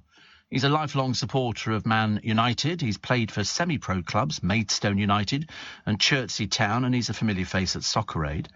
But it turns out it was his grandfather, Albert Lockley, who played for Chirk FC when they won the Welsh Cup in March 1894, and that's where it stems from. I quite like to do things like that. Strictly Judge Craig Revel Horwood is going to turn his acid tongue on a new Target TV shows. It's Celebrity Gogglebox, only problem being they can't find any celebrities, so they've got to put on the same dreary people who've been on just about everything else. So you've got Craig on there, and what else have you got? Paul Sinner and his husband Ollie Levy, who I don't think we've seen before. Nick and Liv Grimshaw, Rylan and Linda Clark again. Oh, Godfathers, honestly. And Duncan James and Denise Van Outen. Can't they find anybody else? Is that it? I mean, that's about as bad as it gets, isn't it, really? It's the same thing. I love all these celebrity-based programmes because it turns out they're not celebrities at all. They're just sort of people who can't get a gig anywhere else. What else have we got? William at 40 and Macca's clan gathering to celebrate his 80th. They rented a boat or a ship, or I don't know what it is. They can't have bought it because I don't remember seeing him on it before. It's lovely. Yes, it's the one in Hong Kong. They all went to one side and it tipped over. And the rest, as they say, is history. He's moored off the Greek island of Mykonos because he presumably doesn't have to do hotels or anything like that. And he's expected at Glastonbury to draw a record crowd to beat those of the Rolling Stones and Adele. Amazing, isn't it? I mean, he obviously has a charmed life, but he is 80. Don't forget he's 80. He gets tired like other people. And I should imagine after Glastonbury, he'll be very, very tired. What do you get when you mix fashion designers, financial advisors, and dance studio? No, not a catwalk of strutting accountants. No, not a ballet piece about balance sheets. I'm actually just talking about Workspace. With 4,000 of London's most original businesses already calling Workspace home, whatever it is you do, there's a space for you here. It all happens at Workspace. Search workspace.co.uk. Steve Allen on LBC. Text 84850. Morning. One of the columnists today writing in the Daily Express was talking about David and Victoria Beckham dressing their daughter in a £1,600 ball gown when she's only 10 years old. And she says, but does it make a difference that she was togged up to go to a Venetian ball with her dad? Well, it did. But of course, this particular columnist has missed the point. She was advertising Nike trainers. She was wearing them under the ball gown, and at one point she lifted the ball gown. It's all... Listen, they're so obsessed with money, Vanessa. Seriously. They're so obsessed with it. The whole thing comes down to to how much money you can get for something, including Dave taking money from maybe a country he shouldn't be taking money from, but they're so obsessed with it. And so, consequently, if they want to stick her in a £1,600 ball gown, but good luck to her. It's up to her, she do it. But she lifted it to show you she was wearing Nike. That's the yuck side of it, I'm afraid, which is not so good, is it? But never mind. Stuff goes like that. Why do people say you get a little bit of good weather and apparently all the Brits want to do is have a barbecue? That's what they go. They go, oh, it's going to be sunny this weekend. Let's have a barbecue. And the rest of us go, no, let's not. Let's not have a barbecue. Why would you want a barbecue? Which is a shame. The Queen may be the star guest at a spectacular joint 40th birthday bash for William and Kate. She's given William the green light to throw the party at Windsor Castle or at her Sandringham estate. Well, nobody's going to trek up to that. It's in Norfolk. People are going to go to Windsor. And so that could be quite good, actually. They haven't confirmed whether or not she would be going. Apparently, one extravagant party was held at Windsor Castle in June 2000 to celebrate Andrew's 40th birthday, Princess Anne's 50th, Princess Margaret's 70th and Prince William's 18th. Kensington Palace said of William and Kate's birthday celebrations, we don't comment on private plans. They're so stuck up, aren't they? I mean, really. Who are you, Dee? Just a flunky. It's just something that we're actually paying for. So, what do you mean you won't comment on it? Is he not having a birthday party with jelly and ice cream? God in heaven. Yeah, that's a bit of a secret. We don't comment. Will the Queen be going? We're not allowed to comment on that. Don't even ask us. We don't have an opinion. We're not allowed to. Do you work for the BBC? That's what we always have to say, isn't it, really? Here's a picture of Barry Manilow on stage. The pandemic meant that his Fanilows had been holding on to their tickets since 2019. But he was in sparkling form. And everybody absolutely loved it. He's recorded 51 top 40 singles with 13 number ones. His UK tour include Manchester, Birmingham, Cardiff, Newcastle, Glasgow and Leeds. He has had a lot of cosmetic surgery done, though. That's all you can say. He's had a lot of cosmetic surgery. Also... this one here is the grooming gang boss who worked, believe it or not, as a welfare officer in a shamed council. This is one employed by Oldham Council as a welfare rights officer and seconded to the Oldham Pakistani Community Centre. He's the boss of a grooming gang. His name's Shabir Ahmed, the ringleader of one sex gang in Rochdale. 22 years he's been sentenced to in prison. 22 years. The revelations come as victims of grooming gangs in Oldham have received official apologies after a report said police and the council failed to protect the youngsters. They even went to the police, some of these girls, and the police went... They didn't investigate. And yet the child sex abuse was widespread. Ridiculous. Despite multiple concerns being raised about Ahmed and his arrest for the sexual assault of children, police failed to tell his employers. In other words, he still carried on. It's ridiculous. The report highlighted the case of a girl, identified only as Sophie, who was abused aged 12. She went to Oldham Police Station to report being raped. She was told to come back when she was not drunk. Seriously, this is what the police said to her. These people should be fired immediately. Fired immediately. Instead, she was driven by a man visiting the police station, raped in the car, taken to a house and raped multiple times. Andy Burnham, the mayor of Greater Manchester, who commissioned the report, said, it's never too late to face up to mistakes. Bit bloody late, isn't it, though, Andy? Bit late? What do you propose doing for her? What do you propose doing? Greater Manchester Police have since launched major investigations. So far, 13 suspects and 187 offences have been identified. And all you get is, it's never too late to face up to mistakes. That is used as a chocolate fireguard, isn't it, really?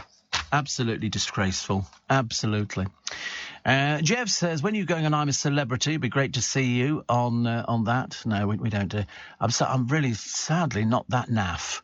Really. Janet says, take a look at the songwriting of Roger Greenaway and Roger Cook. They've written loads of hits. Yeah, but not as many as the other people, unfortunately. You might think they have. We know that they did I'd Like to Teach the World to Sing in Perfect Harmony. And so they did. Here we go.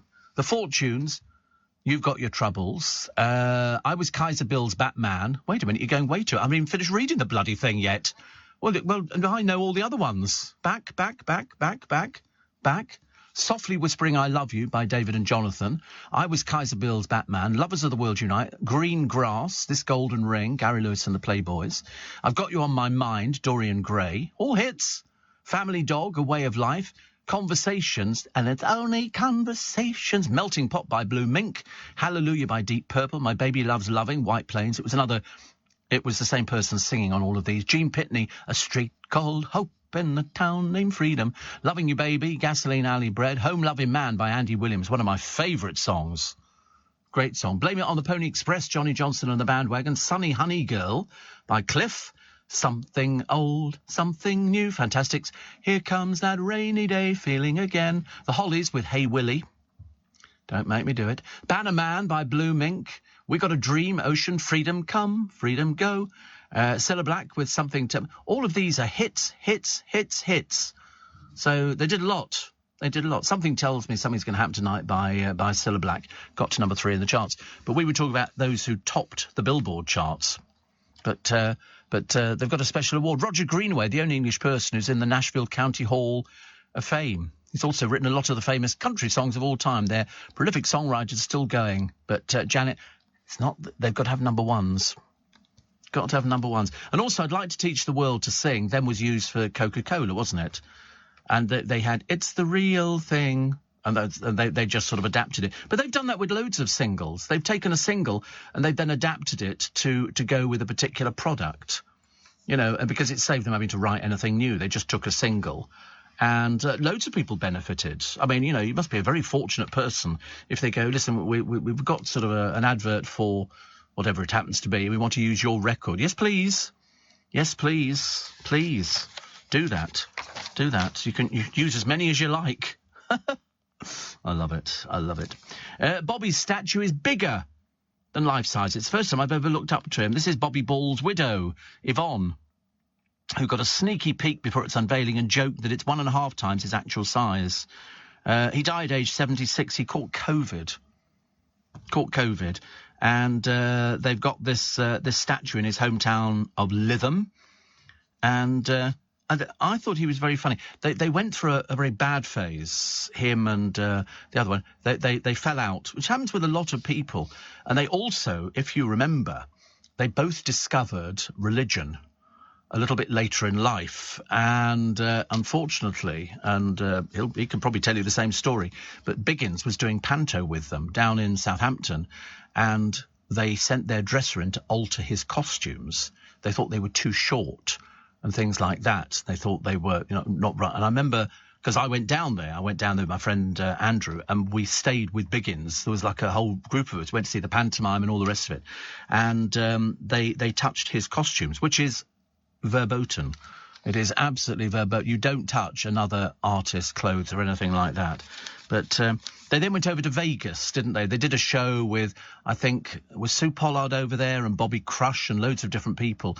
And they all did this programme on the telly, which I thought was really good, actually. Lots of people were on it. Bernie Clifton on there, I think, might have been on the thing, just so that they could see. Unfortunately, of course, they had a major shooting in Vegas, which took place, but their show carried on. And it was a very interesting programme to watch the English working Vegas, you know, the chance that they would never get. And it was produced by that drag queen whose name I can't remember. The Americans got most of it, yes. Yes. There were lots of Brits over there. And, of course, the Brits were invited to see this show for free. But it was this drag queen who does this... He does impersonations, and they have a whole drag show of lots of drag queens who impersonate other people, like Tina Turner and stuff like that. And it's a very famous show on the Strip.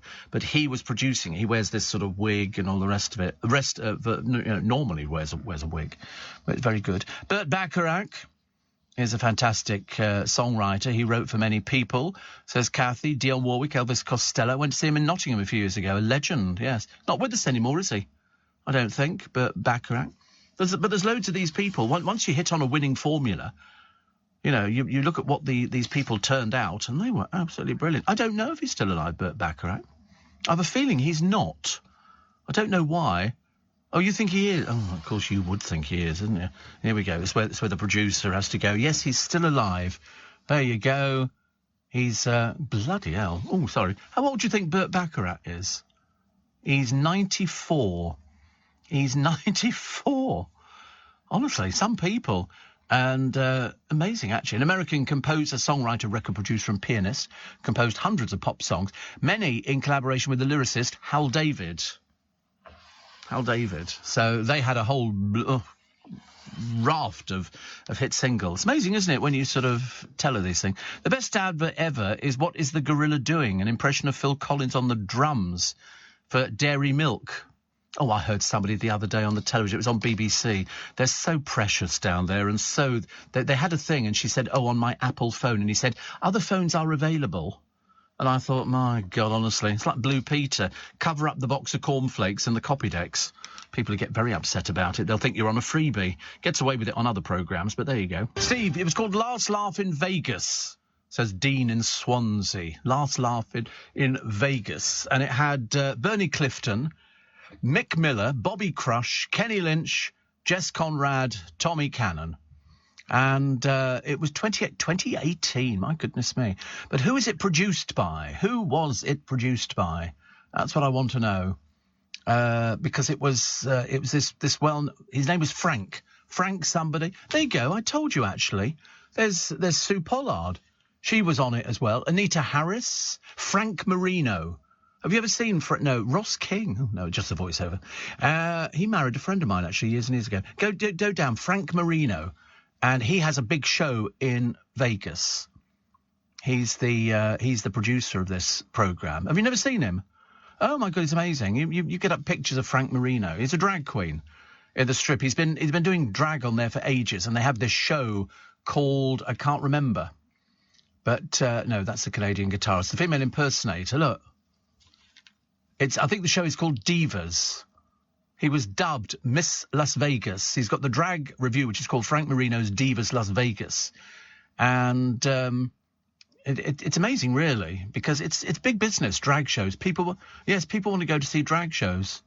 They really do. I still think the best one was who's the one who was in that... not I'm a Celebrity, Get a Celebrity, whatever it was. He was on the same show as Anne Widdecombe. She didn't take to a drag queen in the slightest. You could tell, mainly because he looked better than she did. I can't remember what his name was, actually. He's the Australian drag queen. No, not Bag... Oh, no, they're all tacky, those bag of chips people and all the rest of it. No, there was... Oh, what's his name? He went to Courtney Act. I mean, he looks amazing. Amazing. As a bloke, he looks amazing. As a woman, he looks even better. Absolutely phenomenal. Phenomenal. And he sings. And he's very, very good, actually. And Steve says, Warren, there was only ever one drag queen, and that was Danny. Nobody will ever beat Danny. Do you know, he never called himself a drag queen. He called himself a female impersonator, and he claimed never to have seen drag, Danny. I got his biography years and years ago, because I went to see him on numerous occasions. And he'd worked out exactly what costumes he looked good in, Dan, and he looked good on all those old-time music halls at the City Variety Leeds. Danny walked on stage and he knew that the clothes, that were made by his dresser looked absolutely the bee's knees. Fantastic. Don't forget Carole King as well, Barry Mason, of course, who had hits under his own name, but he also wrote Delilah. I saw the knife in her hand, and she laughed no more. And Love Grows Where My Rosemary Goes. It was another group who had a singer at the front who sang on loads of different things. So he was a session singer. I can't remember his name at the moment. It'll come to me in a second. But he sang Love Grows. He also was First Class's Beach Baby. He was, oh, my God, he was so many different people. He brought out an album under his own name. Tony somebody. Tony somebody's coming to me. And he sang as the lead singer, because I think on... No, he was a writer. Tony McCauley was a writer. But on Top of the Pops, he featured on 3 different groups. They'd all entered the charts, but he featured as the lead singer in all of them. And lived in Amsterdam, but English singer. Tony somebody. Well, put down, wait a minute, Tony Burrows. There you go, Tony Burrows. He was, wait a minute, The Flower Pot Men, Let's Go to San Francisco, Love Grows with Edison Lighthouse, United We Stand, Brotherhood of Man, Baby Loves Loving, which was White Plains, Gimme That Ding by the Pipkins, and Beach Baby by First Class. That was all him. That was all of him. All of him. Amazing, actually. I mean, seriously. I heard about him years and years ago, and I went and bought an album where he sang all those hits again. But before, he was on top of 3 songs he had on Top of the Pops. He just went and changed the outfit, because he was the lead singer. Joanne says, don't forget Carole King. Yep. There's so many when you think about it. It's amazing how many you lot remember. And I remember as well, actually, which is good. Mark in Battersea says, what's your secret? How can you do this for 3 hours? Money. I don't know whether or not you've ever been tempted by it. It's called the old folding stuff. That's what it is. Money. Can you think of any other LBC presenters who could do what you do? Well, not obviously do what I do. That would be a bit silly. But they all do it for 3 hours. They all, that's what they all do. It's just that I do it, by myself. Mainly, you have to be able to talk. Because when I finish, I'm very quiet, very shh. I don't hardly say anything. So I'm what? Bookish. Of course, Danny's dresser Annie, says Warren, lived in Southampton. She looked after Danny in his final years. Yes. I think that was the thing. He moved in, and she looked after him. He suffered from, unfortunately, cancer and dementia, and she did everything for him. His clothes, his uniforms, his costume. I think she drove the van when they were doing one-night stands, and there was the auction. Yes, I remember the auction. I was going to be taking Barbara Windsor to the auction, but I didn't think we could get the Bentley down there because it was at the Brick Lane Music Hall. And he said, Lily Savage was really inspired by Danny LaRue. Even Boy George makeup was an inspiration. I mean, Danny was just, totally unusual. You would go and see him on stage at the Prince of Wales Theatre when he was Danny at the Palace. And he would come down this huge staircase. And it was like he sort of made it acceptable because he'd come on stage and the first thing he'd say was, "What's your mates?" And he was very big with Ronnie Corbett. Mind you, everybody was very big with Ronnie Corbett. And he didn't put a voice on. No, not really. He sort of used to sing like that. He was good. Are you winning the war with pigeons? I appear to be, Catherine. It's a bit difficult. There's a couple of little areas which we need to... I'm using the spray, yeah. I spray it. When I get back in the morning, I spray, but then I completely forgot to water the plants, so I had to do those lunchtime, by which time the heat was coming out.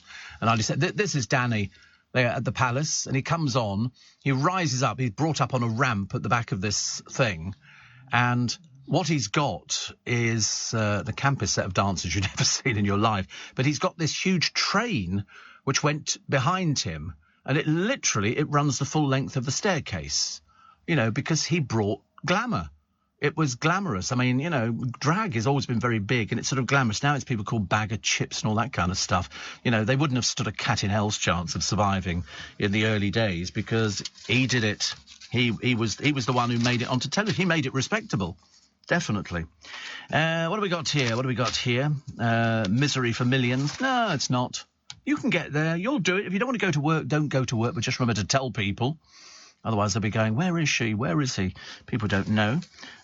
Also, semi-pro footballer Adam Dodd's girlfriend saved his life by doing CPR when he had a cardiac arrest because she'd been on a course.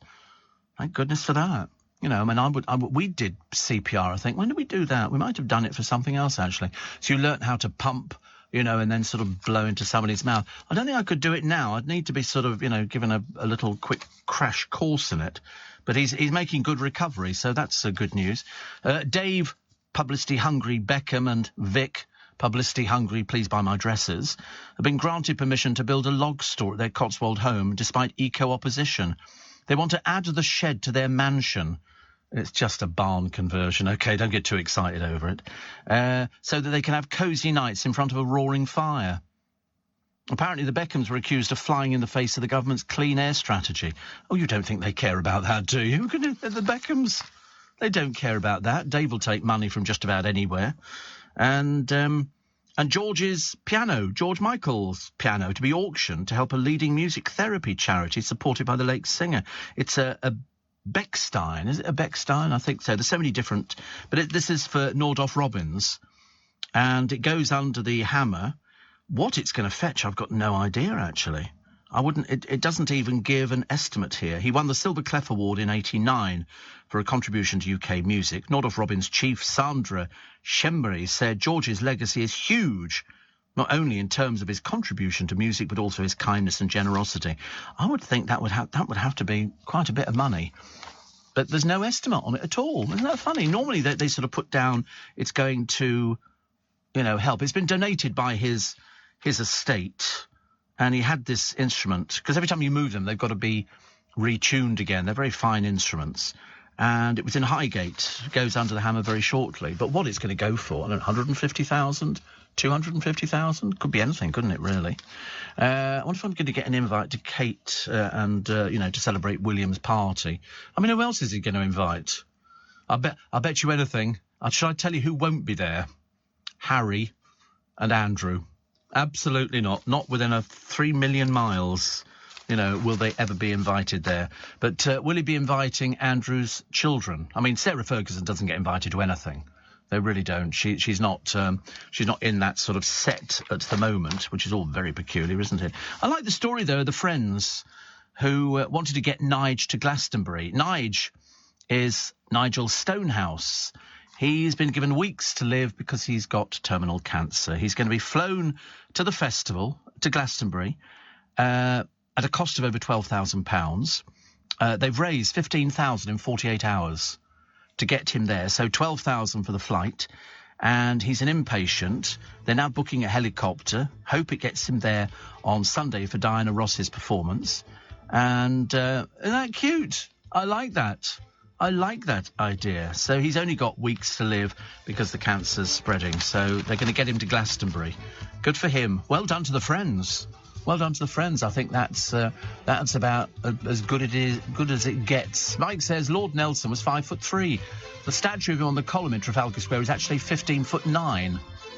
That's a ratio of 3-to-1. You're barred. You'll never make this programme ever again, honestly. Putting up with things like that. People using this programme to use cheap jokes and jibes at people. Not happening, I'm telling you. News at 6's, though. Are you receiving tax credits? If so, this message is for you. Tax credits are coming to an end, and most people will be asked to apply for universal credit instead. The Department for Work and Pensions is writing to tax credit claimants. You won't be moved automatically, so look out for your letter explaining what you'll need to do and by when. And there's also lots of support to help you make the move. Get ready for your universal credit switchover. Search Understanding Universal Credit today. Eligibility criteria apply. Is LBC from Global, leading Britain's conversation with Steve Allen.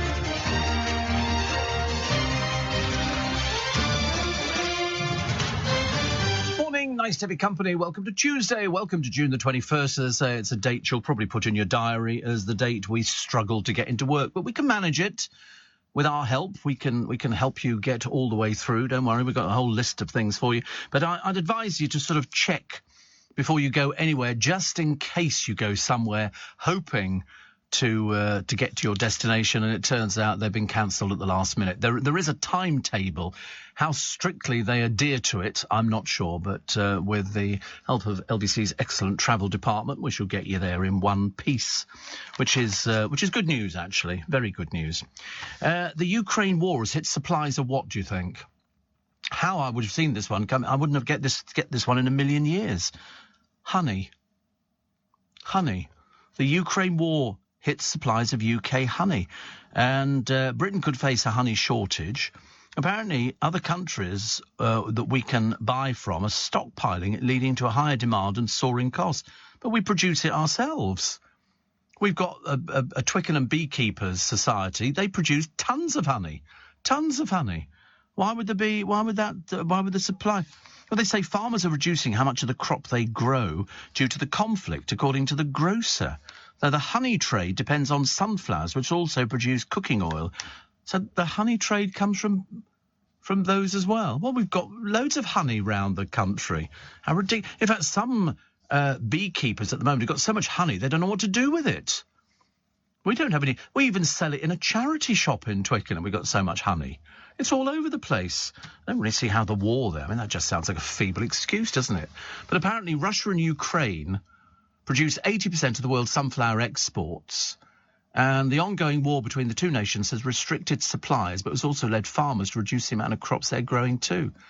So this has led to countries stockpiling honey supply. What do you mean stockpiling? Who's eating honey at the moment, for God's sake? The UK consumers are being urged not to panic buy. What, honey? What do you... Big trolleys full wheeling out of, 300 cases of honey. Nobody eats. Honey lasts for years. Years. You buy a jar now, 15 years' time, you'll have it. In fact, I think they've actually found it in Egyptian tombs before. Don't stockpile honey. What a stupid thing to write. Who in God's name is going to stockpile honey? Nobody eats honey anymore. It's for beekeepers. They have a little dip and a little bit of honeycomb, and you eat honey. But it's honey on toast. Yeah, but you don't need to stockpile it, for God's sake. There's tons of it. I'll buy some from Twickenham if you're that desperate for it. But we have to be careful. But it does last forever. I had a little teddy bear. Not a little teddy bear. It was like a little plastic one. He was full of honey. And you said, well, I can't have honey because it's basically sugar. That's all it is. It's very nice, I'm sure. And I love looking at honeycomb. And Martha Carney, who used to work at LBC years and years ago, she's into bees. And who was it who worked for Classic FM, our sister station? They used to grow honey as well. I can't remember who it is, actually. But anyway, look, Bill. That's right, it was Bill. Yes. No, not Bill Overton, no. Bill Turnbull. And he was also very big into growing honey. Loads of people do it. I mean, I thought myself perhaps I should get a few hives. But, it's only if you've got a bit of land you can put the hives on it, and then they go out and they do their thing. And a friend of mine had it from years ago. Tons of honey. I mean, literally, you get all the honeycombs, and then you get the honey. You put it into a rotating machine. You put the honeycombs all the way around it, then you turn the handle, and it spins, and the honey then drips through the bottom. It's very popular, if you like that kind of... I mean, I personally don't eat it, as I say, because it's just all sugar. And they have a funny little thing that comes with it, like a little sort of ladle thing, which is, and it's very clever. Look, there you go, look at that. Sorry, we're watching the process. And then they sort of just squid, and it just drips. Although they're very clever bees, and very placid. Very placid. If ever I'm sort of watering, they'll sort of move away until I finish watering, then they just move back in again. Very nice. Yeah, exactly. Nobody messes with me when I'm watering plants, but they're so clever. And they they've got loads of honey, and they sort of squirt it in. And then you get runny honey, you get cloudy honey, you get honey that tastes different. Then you get the Manuka honey, which is completely different from anything else. It only comes from New Zealand. Now, it looks a bit watery as honey goes, doesn't it? I don't like watery honey. And you can get honey lozenges, honey sweets, honey... I had, when I had my burns years ago, the cream that they gave me was Manuka cream from Manuka plants, Manuka honey. And that was the cream, and you put that on there. It helps. It's very medicinal, apparently. I had bandages as well, soaked in Manuka honey. I basically could have eaten the bandages, but I didn't. I was stockpiling honey. I'll be in dreadful trouble, but it doesn't matter. Lola says, I'm driving to work today and parking for free in London Borough of Camden. Camden have suspended parking charges for the strike days, have they? Wow. Well, that's a rarity, because Westminster haven't. The mayor's gone, no, we don't want to do that. We want to rake in the old money, get our greedy hands on it. It's something to do with congestion or something like that. I'm honestly, he's just missed the whole point. Janet, again, says, I shouted out Tony Burrows when you said what was his name. I didn't realise how many tracks he'd actually sang on. Oh, God, loads. He just had one of those voices. He's still around. He is still around. Wish I could sing. I attempt to sing in the car. That's about as far as I get, I'm afraid. Today, because I'm going home by bus, I could try singing on the bus, There are 3 million green bottles hanging on the wall. Get around there. Priti Patel will bid to quash the decision by European... Oh, well, here we go again. It's not going anywhere, dear. That was the one that halted the Rwanda flight. I thought we'd forgotten about Rwanda. We're not still going there, are we? Are we still doing Rwanda? When will that be happening, love? Do tell us. Do tell us. Work is on... Oh, of course, I'd forgotten about all the exams which the kids are taking today. Well, that's going to be very difficult, isn't it? And getting to Glastonbury, a right old song and dance. Revellers have said they face a travel nightmare. Yeah, typical... Glastonbury ticket holder is estimated to travel 169 miles to get to the venue. which is good. Oh, Matt's back with his drone. Wait a minute, I have to turn the sound down. Every so often, my poor phone makes all these sort of noises. Well, that's interesting, isn't it? It's very clever. Wish I knew how to operate my drone, but I don't. It's still in the box. Sorry, bring it in. No, I don't want to share it with you. What do you share it? No, that means I have to undo it out of the box. I like keeping it there. Did I give you one of my little flying saucers? They're very nice. They're very good indeed. Very pretty, Matt. What's the range of your drone? Because Matt's only got a little one. And it's very pretty, though. Very, very pretty. Very pretty. It's very lovely there, isn't it? I love this. Oh, so the solstice, what he's doing, he's doing the weather as the sky changes colour. It's very clever, honestly. All these people who do nice things, you know, I think that's good to have a purpose in life, isn't it? I want to go to Stonehenge. I thought I should go and put on my white robes and become a druid for the day, you know, just to only check the buses to Stonehenge. Do they sing songs, druids? I don't know whether or not they sing. Do they have carols to sing at Christmas or something? I don't know. Steve says, Keith, a spoon of Manuka every day. Well, in fact, if ever I get a sore throat, and I'm very good at not getting sore throats at the moment, everything else has gone wrong, but the throat is still maintaining. And Manuka honey soothes the sore throat, helps prevent gastric ulcers, improves the digestion systems, treats acne, aids wound healing, and promotes oral health. So it's the wound healing, which I used to get little tubes of Manuka honey. Clever, isn't it, really? Which is nice. Jeremy Clarkson also made honey, says Sharon in Coventry. Thank you. And I was in Glastonbury Abbey and I bought a bottle of mead, which is fermented honey. Yes, that's very popular. Apparently Jamie Oliver, says Jason from Worthing, has honeybees and has a fantastic hive with taps on to drain the honey. It's on TikTok. It's mesmerising. He says, great show. Winnie the Pooh, the world's greatest bear, loves honey. Stop it. Paddington is the greatest. Is that whose is this one? This is Jamie Oliver, is it?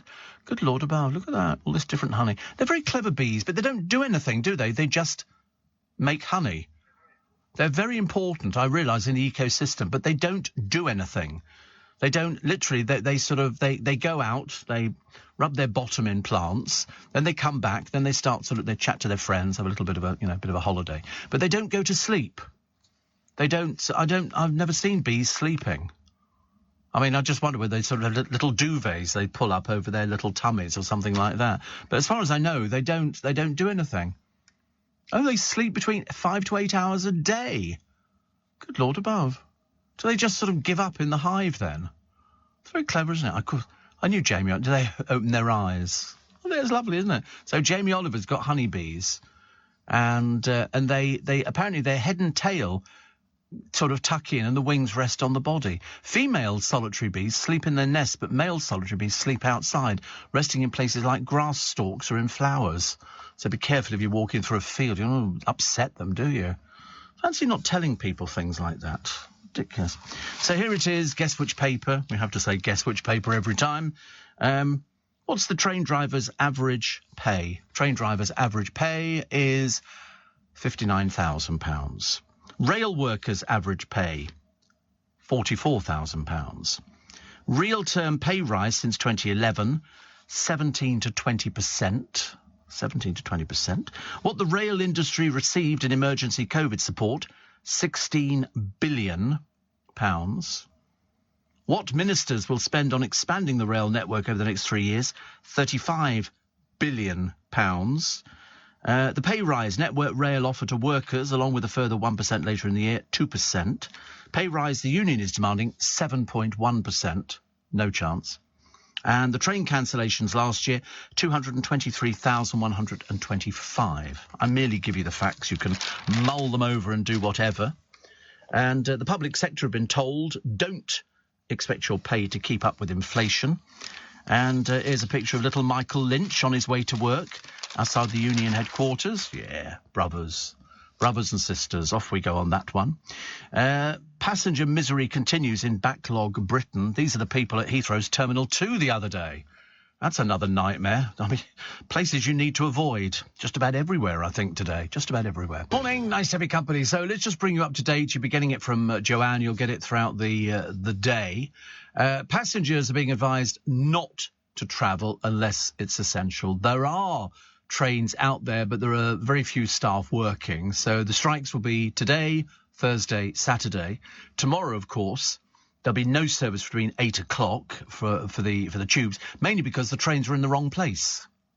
So because they're not going anywhere, they won't be in the right place. There's a special timetable which has been published about, compared with 20,000 normally, 4,500 services. Trains that do run will start later and finish much earlier than usual, between 07:30 and 18:30. There'll be no passenger trains running north from Glasgow or Edinburgh, and in London, very little service across most of the tube network. On Wednesday, there'll be no service, as I say, before 8 o'clock. So let's have a quick look through. Most trains not running outside the 7:30 to 6:30.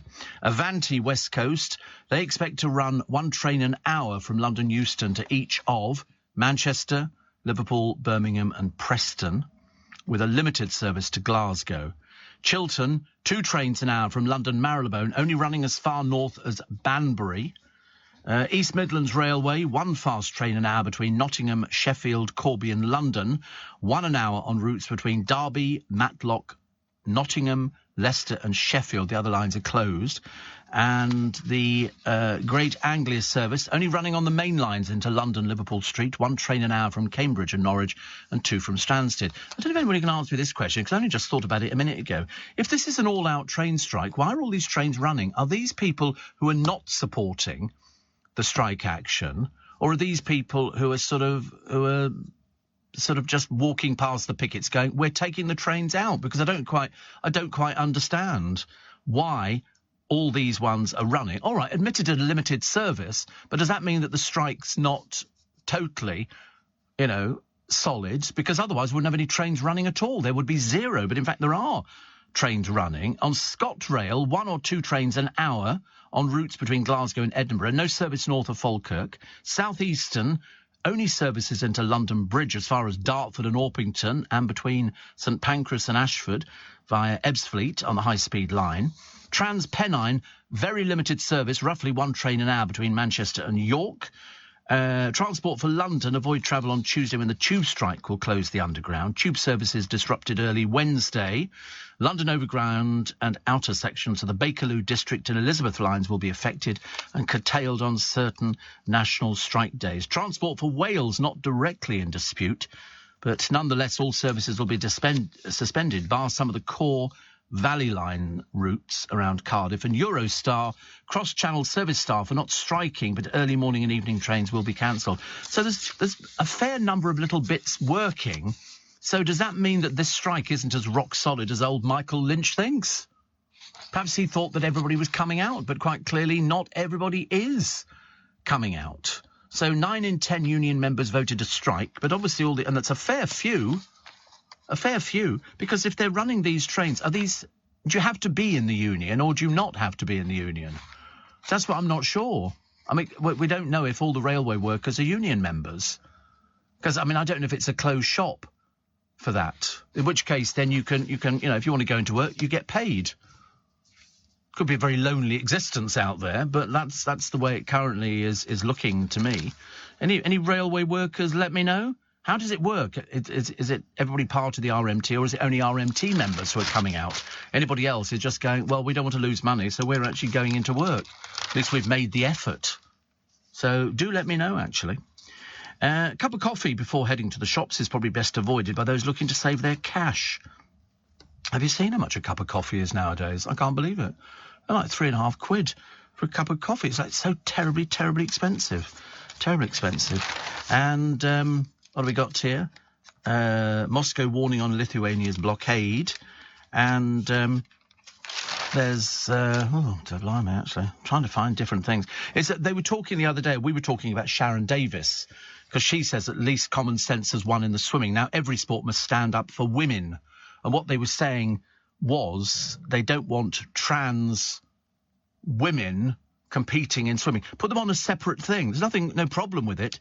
They just want to say that they should put people in their own category. So if you're a trans person, then you compete in a trans race, not competing, because these are men with different bodily structures than women would normally have. And so Sharon is saying, you know, why should feelings trump biology? FIFA's plans are discriminatory and dangerous. Forcing women and girls to compete against trans athletes who are born male leads not to greater inclusion, as activists claim, but to exclusion. It will push women out of sport, which seems a fairly sensible way of looking at it. What else do we have? Oh, it's Colleen on another break. She really must be so bored with her life. It's either she's in court or she's on holiday. Steve, guess where I bought honey from years ago? Lambeth Palace, says Connie in Stockwell. I saw their beehives and their honey was delicious. I shall do it again if I'm in Lambeth Palace. I bet they do it by post, Connie. I bet you could go to Lambeth Palace on their website and they would do honey by post. I mean, I can't have it because, obviously, you know, being a diabetic. Steve, a most prolific prolific songwriter for others, Dolly Parton. Yep. And I will always love you. Isn't a honey spoon called a spurtle? I have no idea, actually. Apparently, managers and non-union members are running the railway today, Steve. So manager... But, I mean, if you're a manager, does that mean you know how to do the trains? And apparently the majority of train drivers are in ASLEF, not the RMT, so they're not striking, says Anne-Marie. Oh, interesting. Interesting. According to Simon Calder, the Gatwick Express, 4 trains an hour. So that's quite good, isn't it? So we're not at a complete standstill. There is, you know, provided it fits in with your timekeeping, they have got trains that are running. You know, the buses are running and stuff like that. There are certain areas where they don't have anything at all. I mean, cross country is still finalising, but the service to Penzance and between Bristol and Birmingham will not run. So now I'm confused. So some of the ASLEF drivers are coming out on strike, obviously, at the same time. But just do check beforehand. LNER running a higher proportion than most, nearly 40%, but recommend avoiding travel with the last services between Edinburgh and London departing early afternoon. And what was the other one? South Western, that's the 2 fast trains an hour to and from London Waterloo, 2 to Basingstoke, rest of the network closed. And West Midlands, very limited service between Birmingham and Wolverhampton. So just check. Just check. You can find out the latest stuff on the internet or just keep listening to LBC and Joanne will bring you up to date with everything.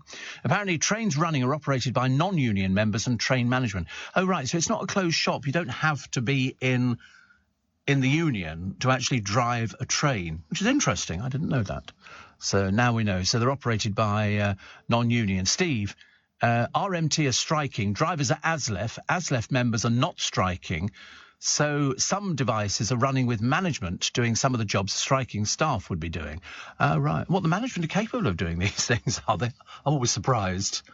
So it's just all workers. So that's why we heard from somebody earlier on, actually. Sanj in Woking said one of the best songwriters were Holland Dozier and Holland, who you would know wrote most of the greatest soul hits for motor. Absolutely, Holland Dozier Holland. Good God in heaven. Back in the 60s and 70s. I know these things. Fairer BBC licence fee could be linked to council tax. Oh, God. I'm not worrying about the licence fee at the moment. I shall worry about it later. Birthday today, the actor David Morrissey. He played Gordon Brown in The Deal and Sharon Stone's love interest in Basic Instinct 2. He's 58 today, so many happy returns of the day. And Sir Bernard Ingham. Remember Bernard Ingham, the one with all the eyebrows? In fact, sometimes you couldn't see his eyes for the eyebrows, but he is the journalist turned civil servant, Margaret Thatcher's long-serving press secretary. He wanted to become a geography teacher, had been described as a bluff, gruff, heavily eyebrowned Yorkshireman. He said, I have to comb them sometimes so I can see properly. He's 90 today. Sir Bernard Ingham is 90 today. Prince William is told how he had to quit studying art history at universities. He kept falling asleep. He said modern art was such a snooze. Well, I have to be honest, I never understood modern art at all. I thought it was absolute rubbish. But there we go. It's not clever at all. There's nothing clever about modern art. It's just, you know, I might as well just stand here and sort of spray paint my name on the wall. That could be modern art, couldn't it? Yeah. I'd be like Banksy. I'd just be called Alany or something like that. Evie. Oh, Stevie. Oh, rubbish. Oh, look at that. Space oddity as Musk's rocket lights up the sky in New Zealand.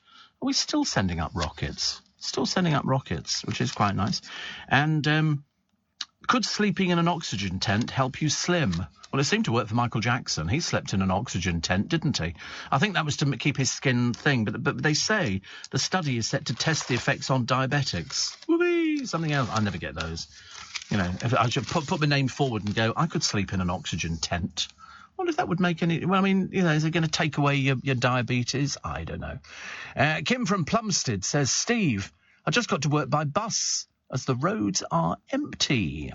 And somebody says, have you tried honey on warm crumpets with a sprinkle of cinnamon and a bit of squirty cream? No. It sounds disgusting. Absolutely disgusting. And also, talk about fattening. A crumpet and squirty cream and honey and cinnamon. I mean, come on, play fair, play nicely. Are you receiving tax credits? If so, this message is for you. Tax credits are coming to an end, and most people will be asked to apply for universal credit instead. The Department for Work and Pensions is writing to tax credit claimants. You won't be moved automatically, so look out for your letter explaining what you'll need to do and by when. And there's also lots of support to help you make the move. Get ready for your universal credit switchover. Search Understanding Universal Credit today. Eligibility criteria apply. Steve Allen on LBC. Morning, nice to have your company. So good to be back. Stonehenge reopens to the solstice crowds. And the restaurants in Mallorca basically telling you what you wear. But strangely enough, it's only on holiday, isn't it, when we want to go out there and we want to wear shorts. And you wouldn't dream of arriving in London, wander around and then sort of go into a restaurant in a pair of shorts, or even walking around the supermarkets in a bikini. And yet you go on holiday to Spain and people will wear bikinis pushing a shopping trolley around, unless you go to Cap d'Agde, in which case they're wearing nothing as they're pushing their shopping trolley around because it's a huge nudist town. And lots of people go there. Lots of Brits go there, actually. Steve, some companies like ScotRail aren't striking today. And somebody says you don't have to be in a union, but everybody is. Well, apparently not. Apparently not, we've heard. Very few opt out of being in with a union. Well, in fact, loads opt out. Loads. Liam says, I was told by a guy that sells honey, if you eat honey that I'd produce within 11 miles of where you live, it helps hay fever.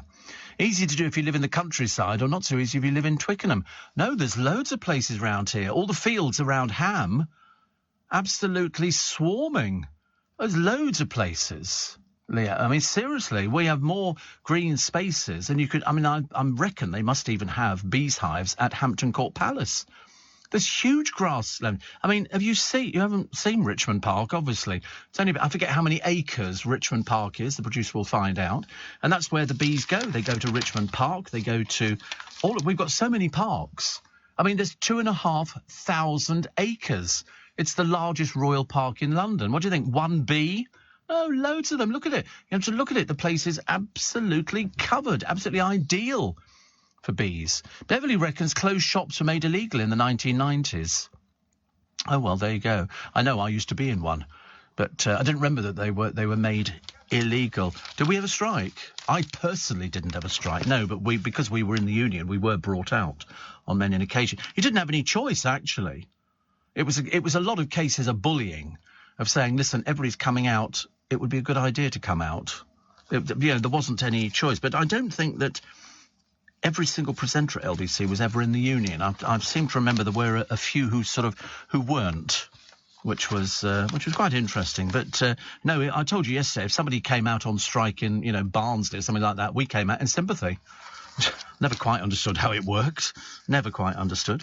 Vladimir Putin apparently has been accused by Western governments of amassing a secret fortune through a network of oligarchs and friends. However, there is little evidence on paper that links Putin to the assets or the friendly benefactors. Of course. It's corruption on a huge scale.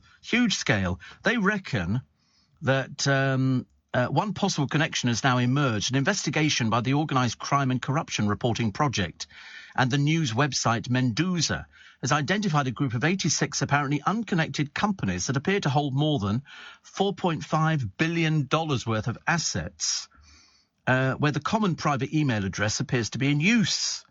It's interesting, isn't it? I love the way, put it this way, the Black Sea Palace is worth £1 billion. They claimed it was built for Putin's personal use.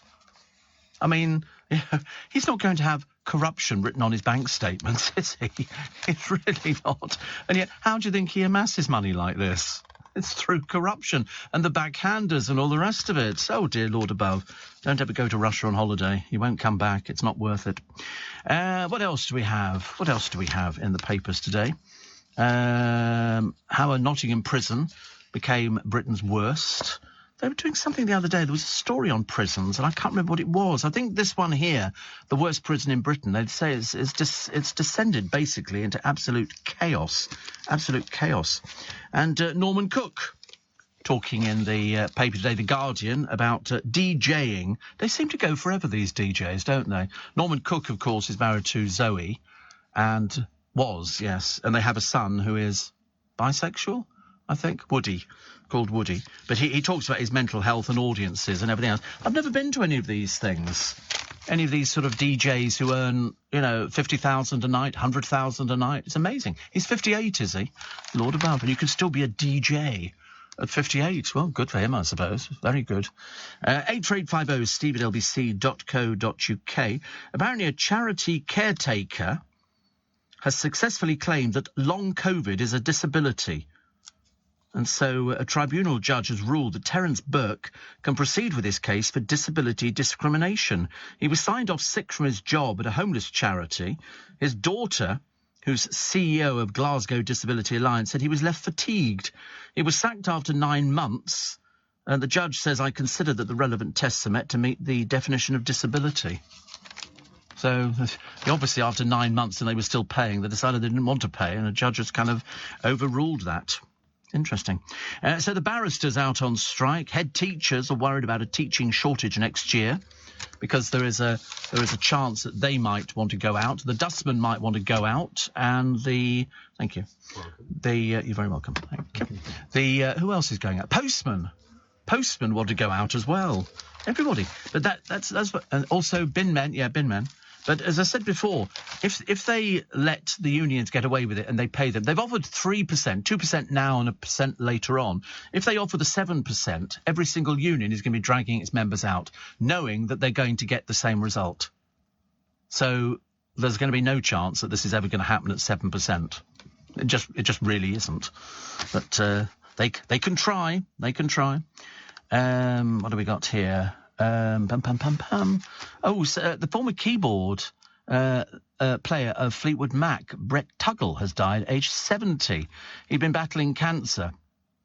He toured with the group between 1997 and 2018 before announcing his departure to play with Lindsey Buckingham, who was fired from the group in a row over touring. I'd forgotten that Fleetwood Mac had all these arguments that were going on. They all do it, don't they, really? They all do it. And apparently women are vying to become real-life Shirley Valentines. Did you ever see Shirley Valentine? Very good. I saw the stage play in London. It was fantastic. A solo female holiday bookings are booming. Well, my neighbour Lynn has just gone on a female holiday. Three girls together of a certain age, and they had a whale of a time. They loved it. Women behaving badly. And why not, for goodness sake? That's what people want to do nowadays. Gone are the... I still don't get my head around the fact that if you're a single person, there's what do they call it? There's a supplement that you have to pay to being a single person. So if you're a single person, really 2 people would occupy this room, so you've got to pay basically half of an imaginary person. Yeah, it's just ridiculous. Absolutely ridiculous. I've got no idea why, single people are penalised. You might want to just go on holiday. You don't have to pay extra. Why should you pay extra? Ridiculous.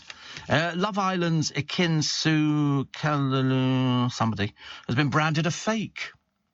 The Turkish actress was accused of game playing by Amber Beckford. Whoever these people are, I have no idea. I'm just throwing their names into the ring. She told her bluntly, I feel like upstairs you've been really genuine and we've seen a vulnerable side. But I will add, over the last couple of days, I've thought, is she playing a bit of a game? I thought they were all just on there to go out with people because they can't find people to go out with because they're too boring and tedious and dull and they don't have any particular talent. So then they all start hissing at each other. Meanwhile, Gemma was left reeling over a game called Lip Service, as her TV boyfriend had to smooch with somebody else. He's not your boyfriend, love. OK? He's somebody playing a game.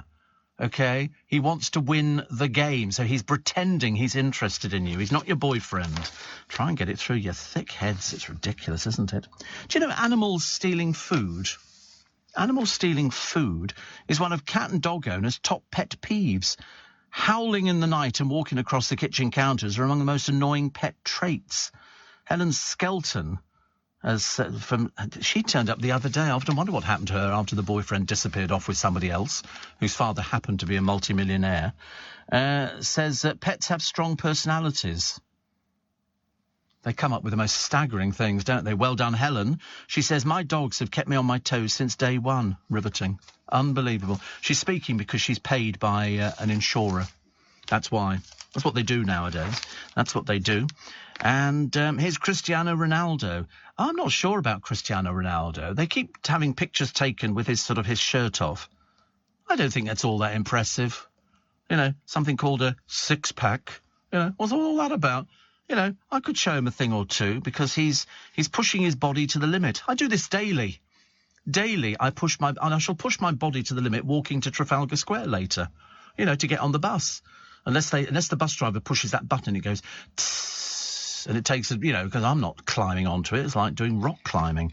He's 37 now. He flashed his toned physique. Well, I'm certainly not doing that. Just have to accept the fact that I've got a six-pack. It's hidden underneath this huge barrel, but, I mean, it doesn't really matter, does it, I suppose? And Gary Lineker said he was subjected to racist abuse during his football career. He said his darkish skin meant he was targeted by others, being as English as they come. What is he talking about? Honestly, I don't really... No idea. Go back to the crisps, love. It makes it so much easier. 6:45. Morning, 10 to 7. I bet you anything, everybody's got up a little bit early this morning, just in case there might be the one or two trains that you can probably use. But do check beforehand. Keep listening to LBC throughout the day and we'll make sure that we sort of bring you up to date with everything. There will be some of the tube lines running. You know, it's not full service, you know, but do check beforehand. And Lola says it took 41 minutes from Barnes to Great Ormond Street. The traffic was moderate and I got good parking ready to start work. The strike will not stop me doing the work I love doing. No, I think everybody's thinking the same. I think a lot of people will probably say, listen, today we're going to stay at home or today we're going to work from home.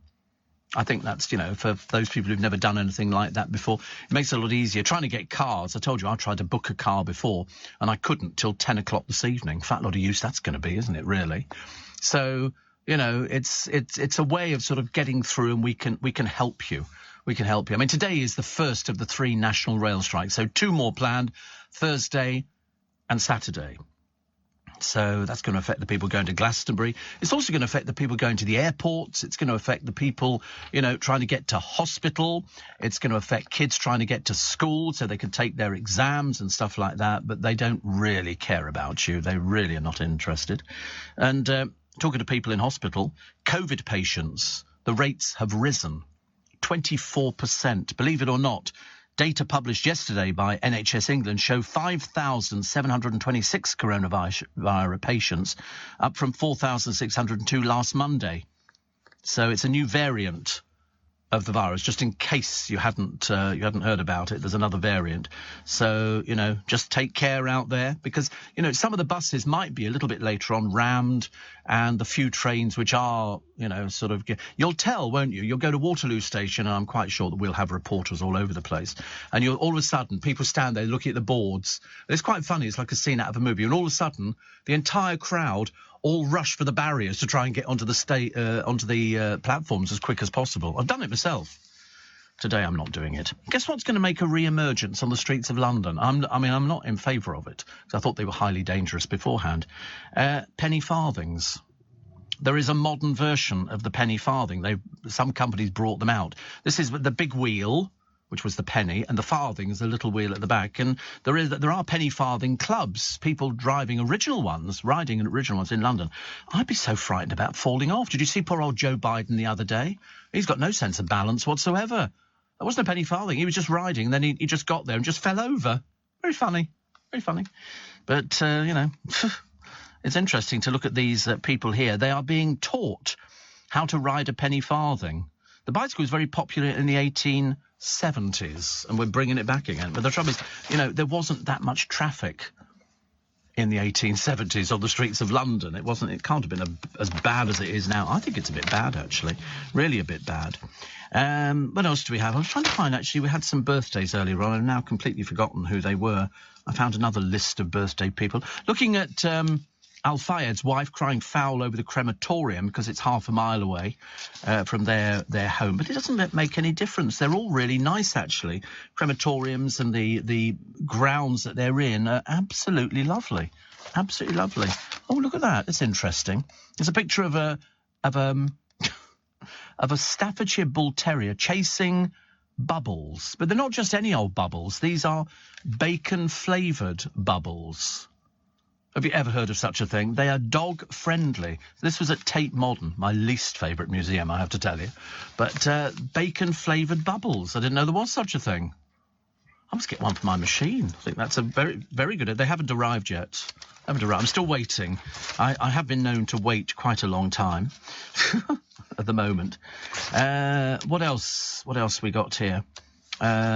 Elections beckon as the Israel government falls, and apparently Chinese scientists say they've developed a device that can detect when a man is watching pornography by reading his mind.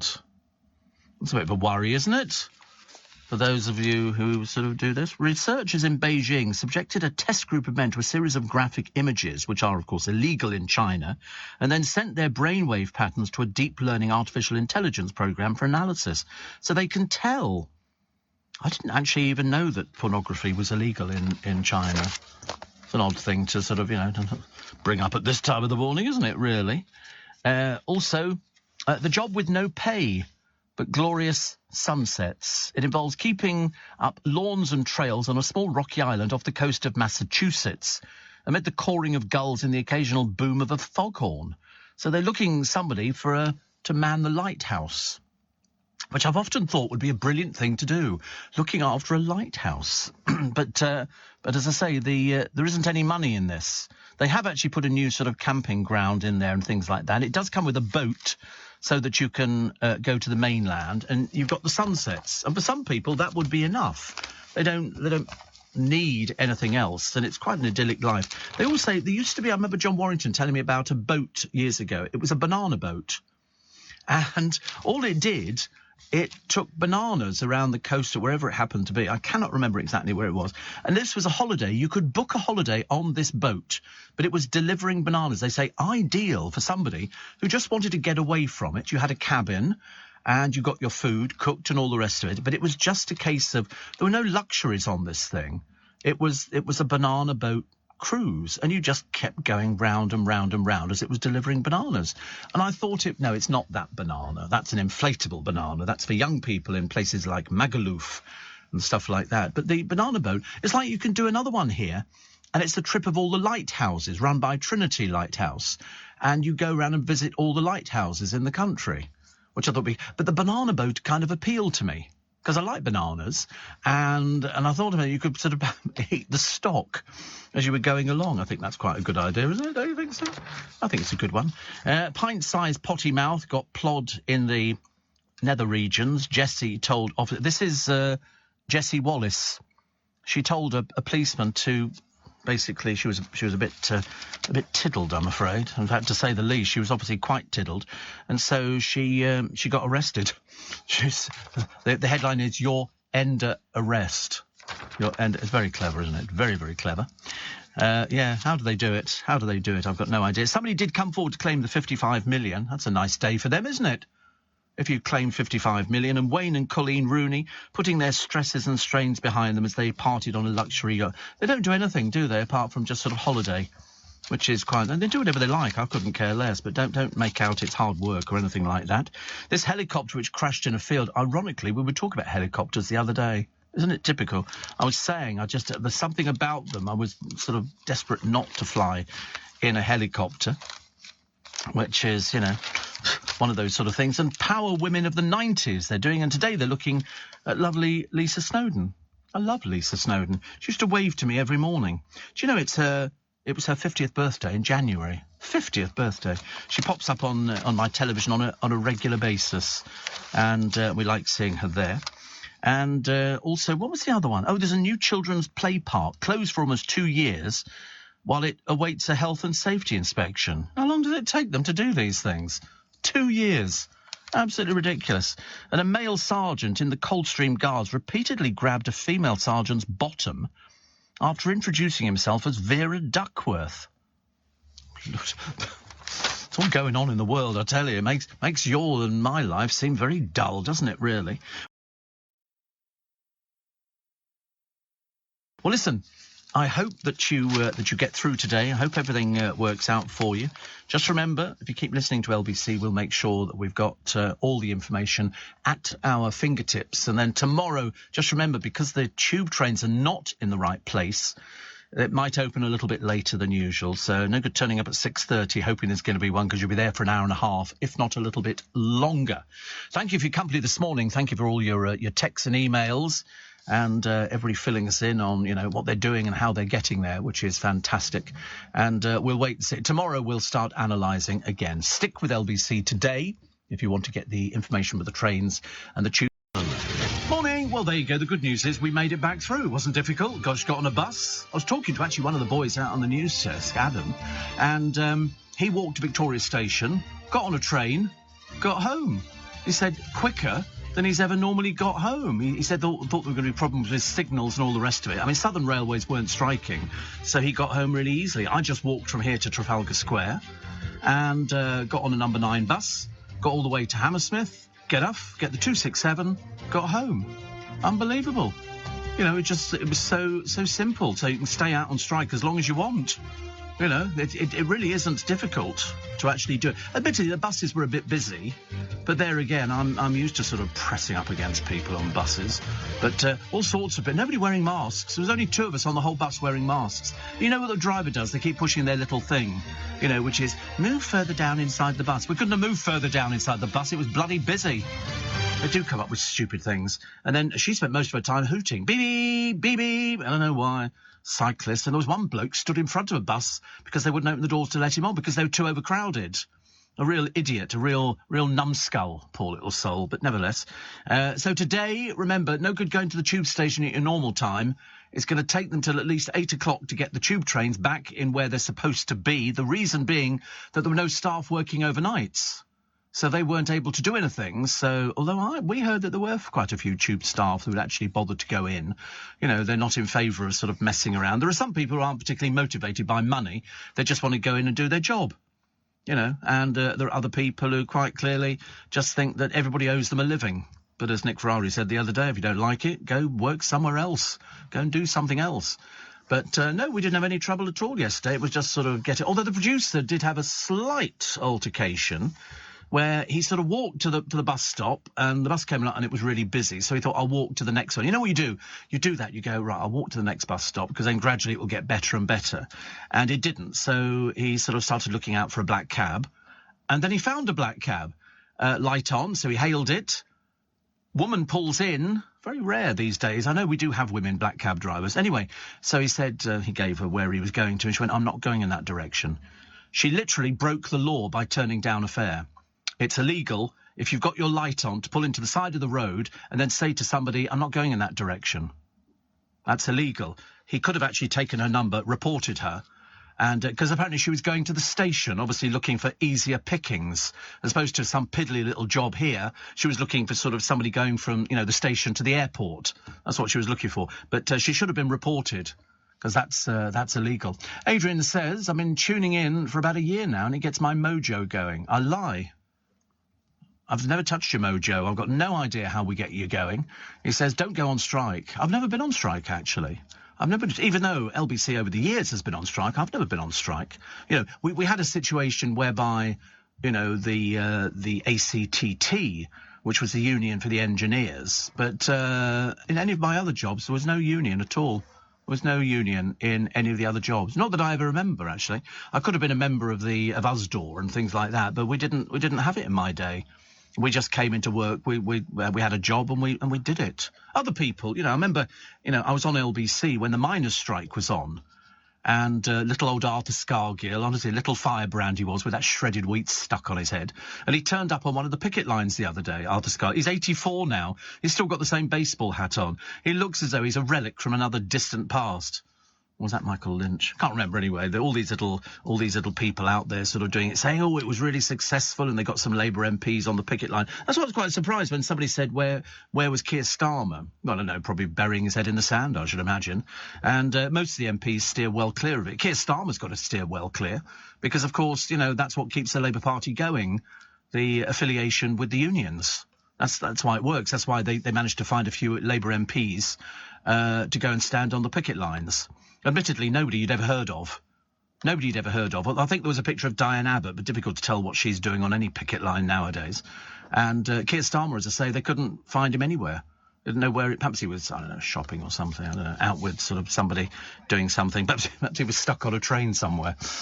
Bless his heart. But there will be the kickback effect today, so I don't think it'll be 100% back to normal today.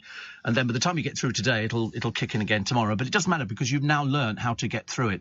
So basically, because the strikers couldn't really care less about you, they think that they're damaging the train companies. They're not. The only people they're hurting are apparently their own sort of colleagues. You know, I'd love it if poor old Michael Lynch couldn't actually sort of get to where he was going, because there weren't any trains for Diddums. You know, there's no tube services before 8 o'clock this morning. And even then, there's no guarantee they're going to start at 8. They're going to try. So avoid making the tube journeys. This is my advice until mid-morning. Disruption likely to continue. Reduce services on the London Overground and Elizabeth line until mid-morning. So there will be a few trains going. I mean, yesterday, I couldn't quite work out why there were trains from Waterloo. You know, normal trains which go, you know, Richmond-Twickenham. For some reason, they circumvented Richmond-Twickenham, just basically to annoy people. You know, and so they ended up going to their destination, but they didn't go to sort of Richmond and Twickenham. I don't know why they think that. It was a very odd decision. But as I say, I went on the bus and it was a much more pleasant situation.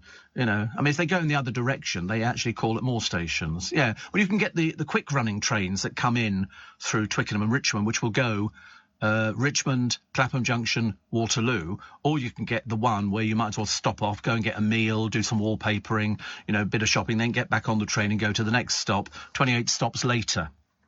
If you're fed up with the rat race, you can buy your own Scottish island. This one comes with a castle, very nice, 200 sheep, but there's no Lidl or anything like that. And you certainly haven't got a train line at all. There's no shops on this island. No, there is just the castle and 200 sheep. Which means, I suppose, if you don't like lamb, you're in a bit of a quandary here.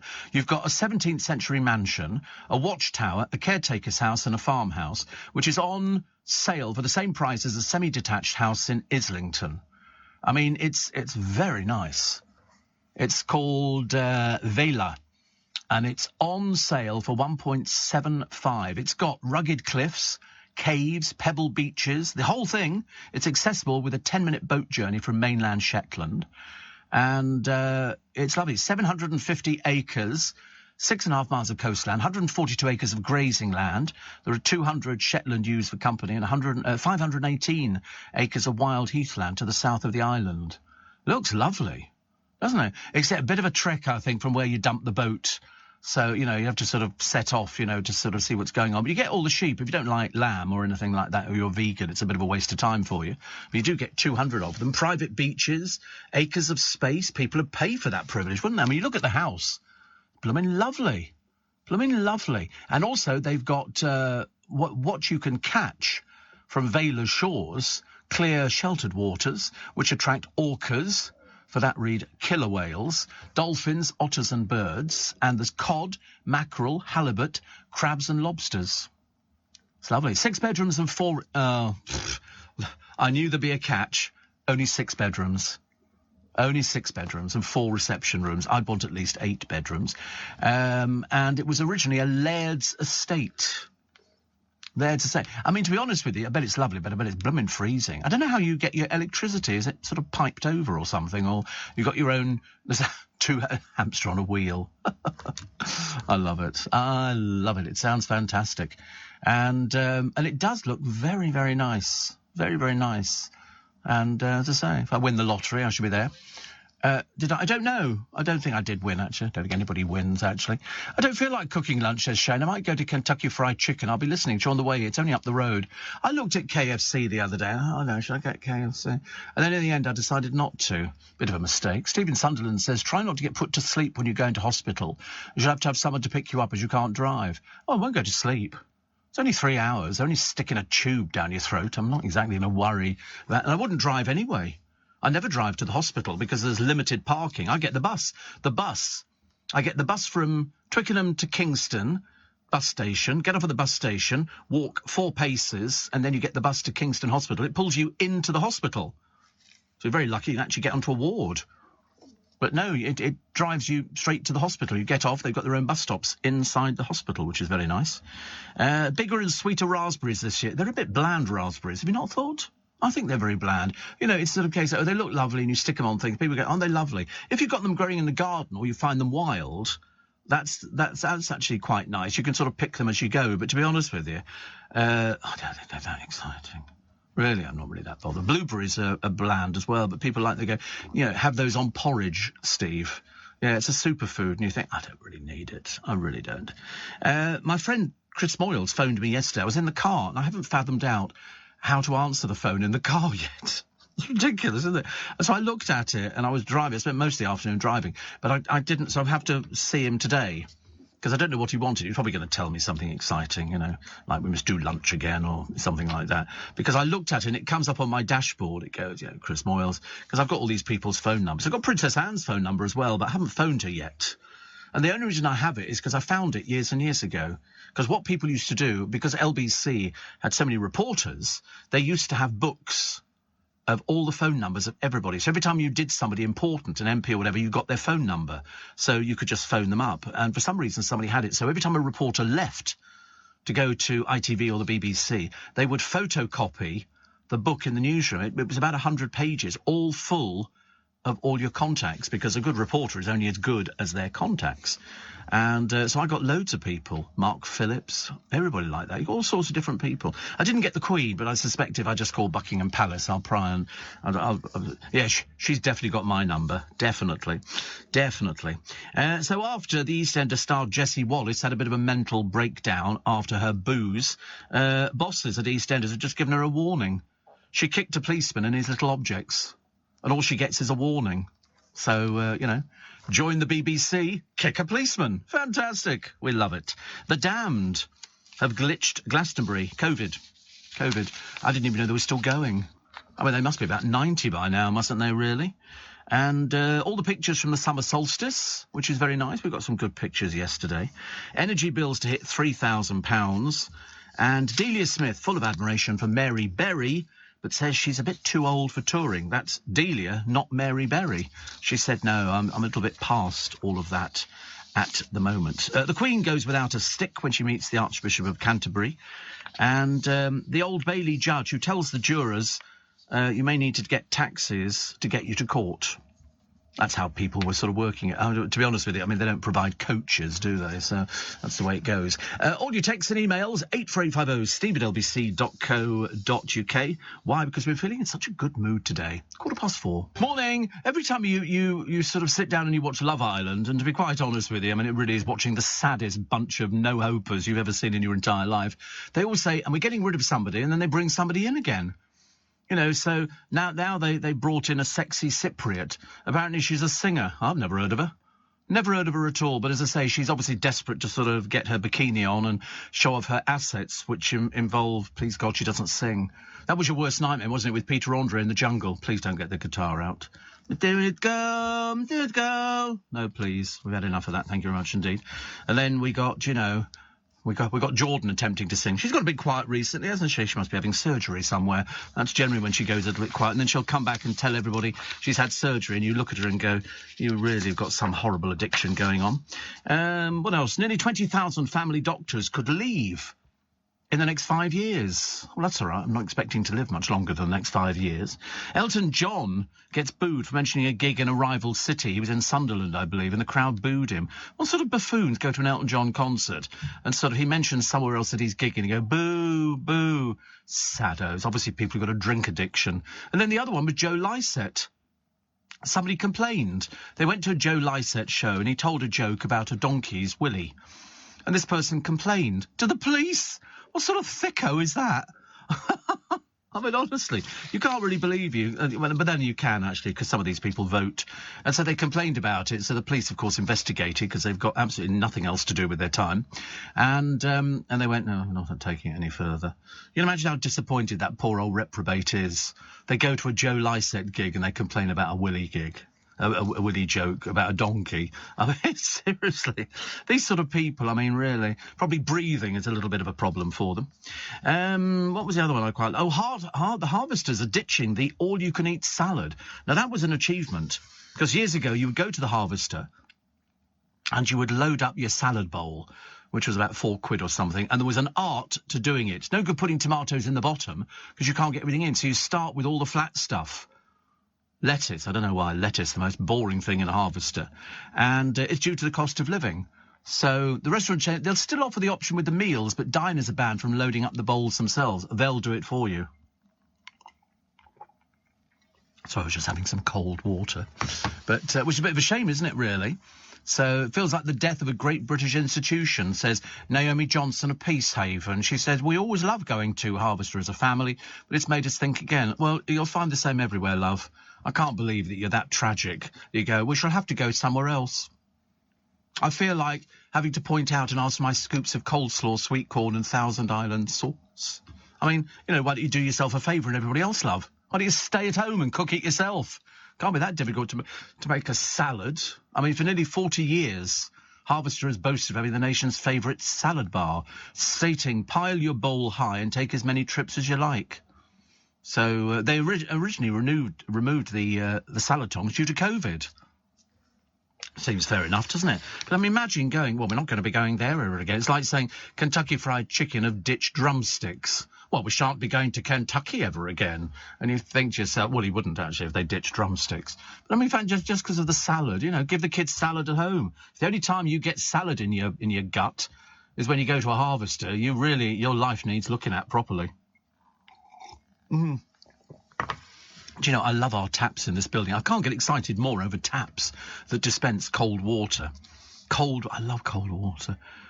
I was going to get one of those taps, yeah. I decided it was easier just to put bottles in the fridge. So I've always got 2 bottles in the fridge every day full of water, which chills down overnight, which is particularly delicious, Graham Norton doesn't want to take over from James Corden. Well, that's very sweet, because they don't want you to take over from James Corden either, so that solves that worry, doesn't it, really? Dawn Neeson on builders eating muesli and her column today, which we'll get round to in a mo. And then Nigella Lawson spreading alarm after revealing, wait for it, she puts Marmite on spaghetti. Woo! I mean, honestly, who are these stupid people who complain about things? And according to new research, vitamin pills are a waste of money.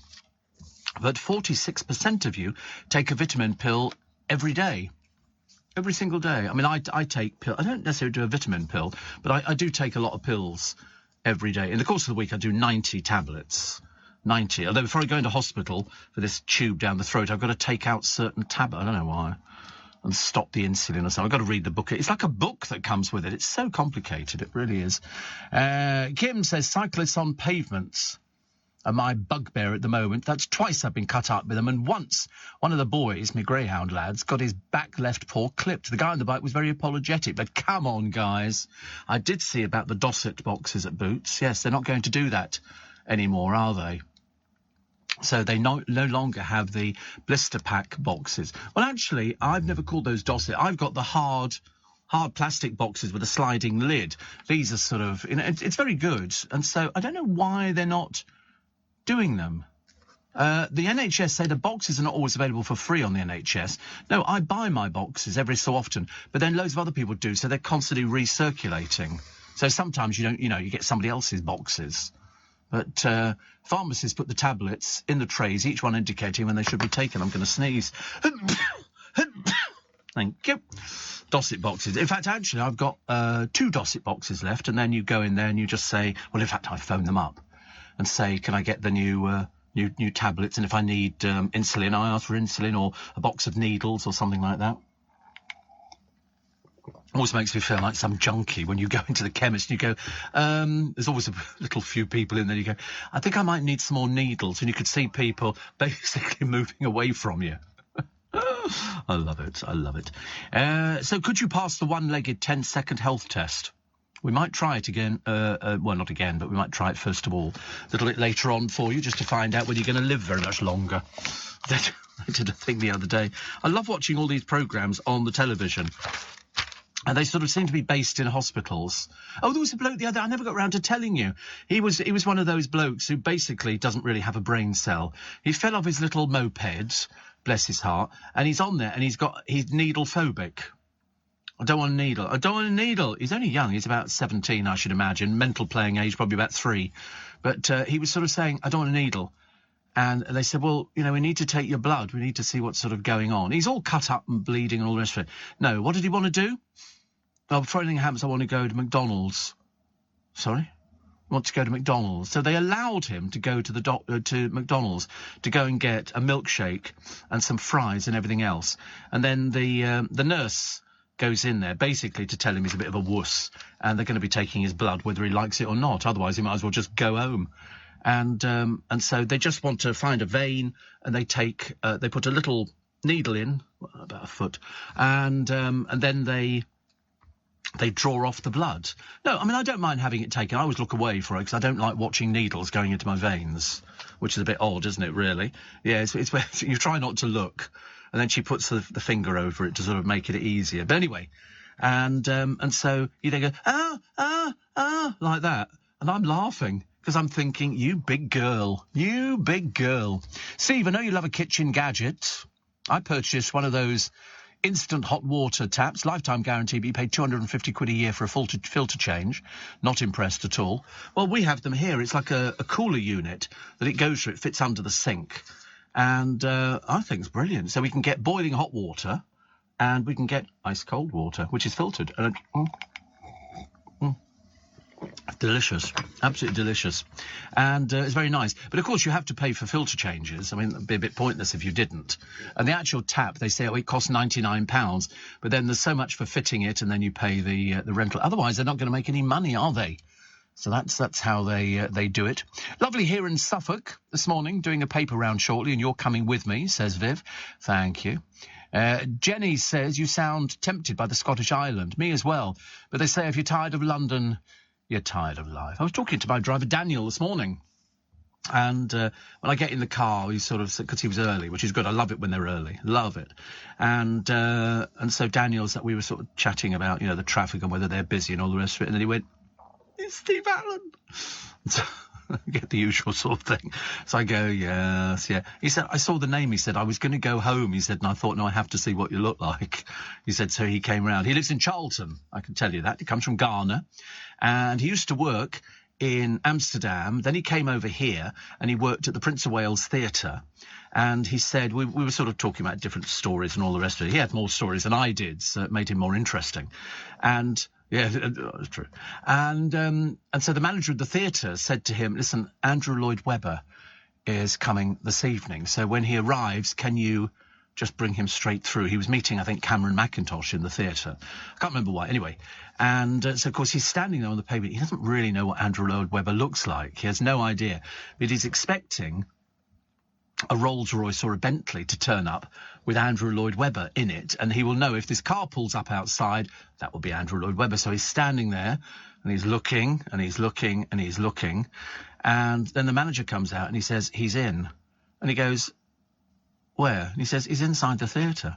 He said, well, how's that possible? He said, well, he just arrived, and he walked into the theatre. He said, I didn't see his the Rolls or the Bentley or something like that. He said, well, he hasn't got that. Because you know what Andrew Lloyd Webber has? He has a black cab. He's bought his own black cab, and he has a driver that drives him. And you know why? He can park wherever he wants, use the bus lanes, all the rest of it. There's quite a number of people. I think Stephen Fry has got a black cab as well.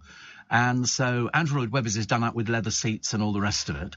And he's been years I've known that he's had a black cab. He said, so of course he pulls up in a black cab. Daniel hasn't got the faintest idea really what he's looking for, but it certainly wasn't a black cab. No, you can buy second-hand black cabs. Well, I'm not sure if you're supposed to get all the benefits, but whatever it is, if somebody sees a black cab, they're not going to walk around seeing if it's got a plate on it. They see a black cab. It's as simple as that, so you can park anywhere you like. It's cool, isn't it? I thought about buying one myself, actually. But, no, I'd never be tempted, actually, Jenny, by moving to a Scottish island. I think it's lovely, and I think it's great, but can you imagine there's no shop? Imagine phoning up Deliveroo. I'm on a Scottish island, yeah? And do you deliver? No. You can just imagine, can't you? So you'd have to... I mean, it looks quite nice inside, but what you'd have to do is you'd have to sort of do a big shop and then bring it all over and then put it in freezers and everything else.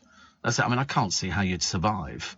Imagine how many boxes of Kellogg's cornflakes you're going to have just to keep you going till... And every time they have sort of, storms and stuff like that. You couldn't take your little rowboat across to the mainland.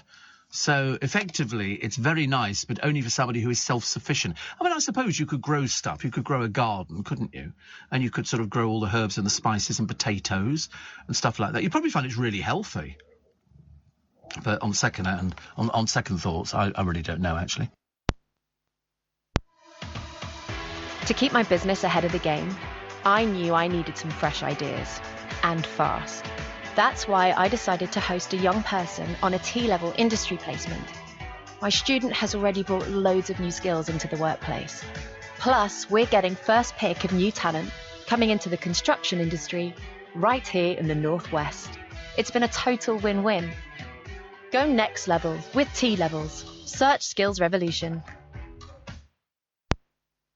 Steve Allen on LBC. Text 84850. Morning, nice to have your company. 27 minutes to 5. It's Steve Allen's Early Breakfast. And Dawn Neesham's column in the Daily Star today says there are a million things you could say about this week's 1970s flashback inducing rail strikes.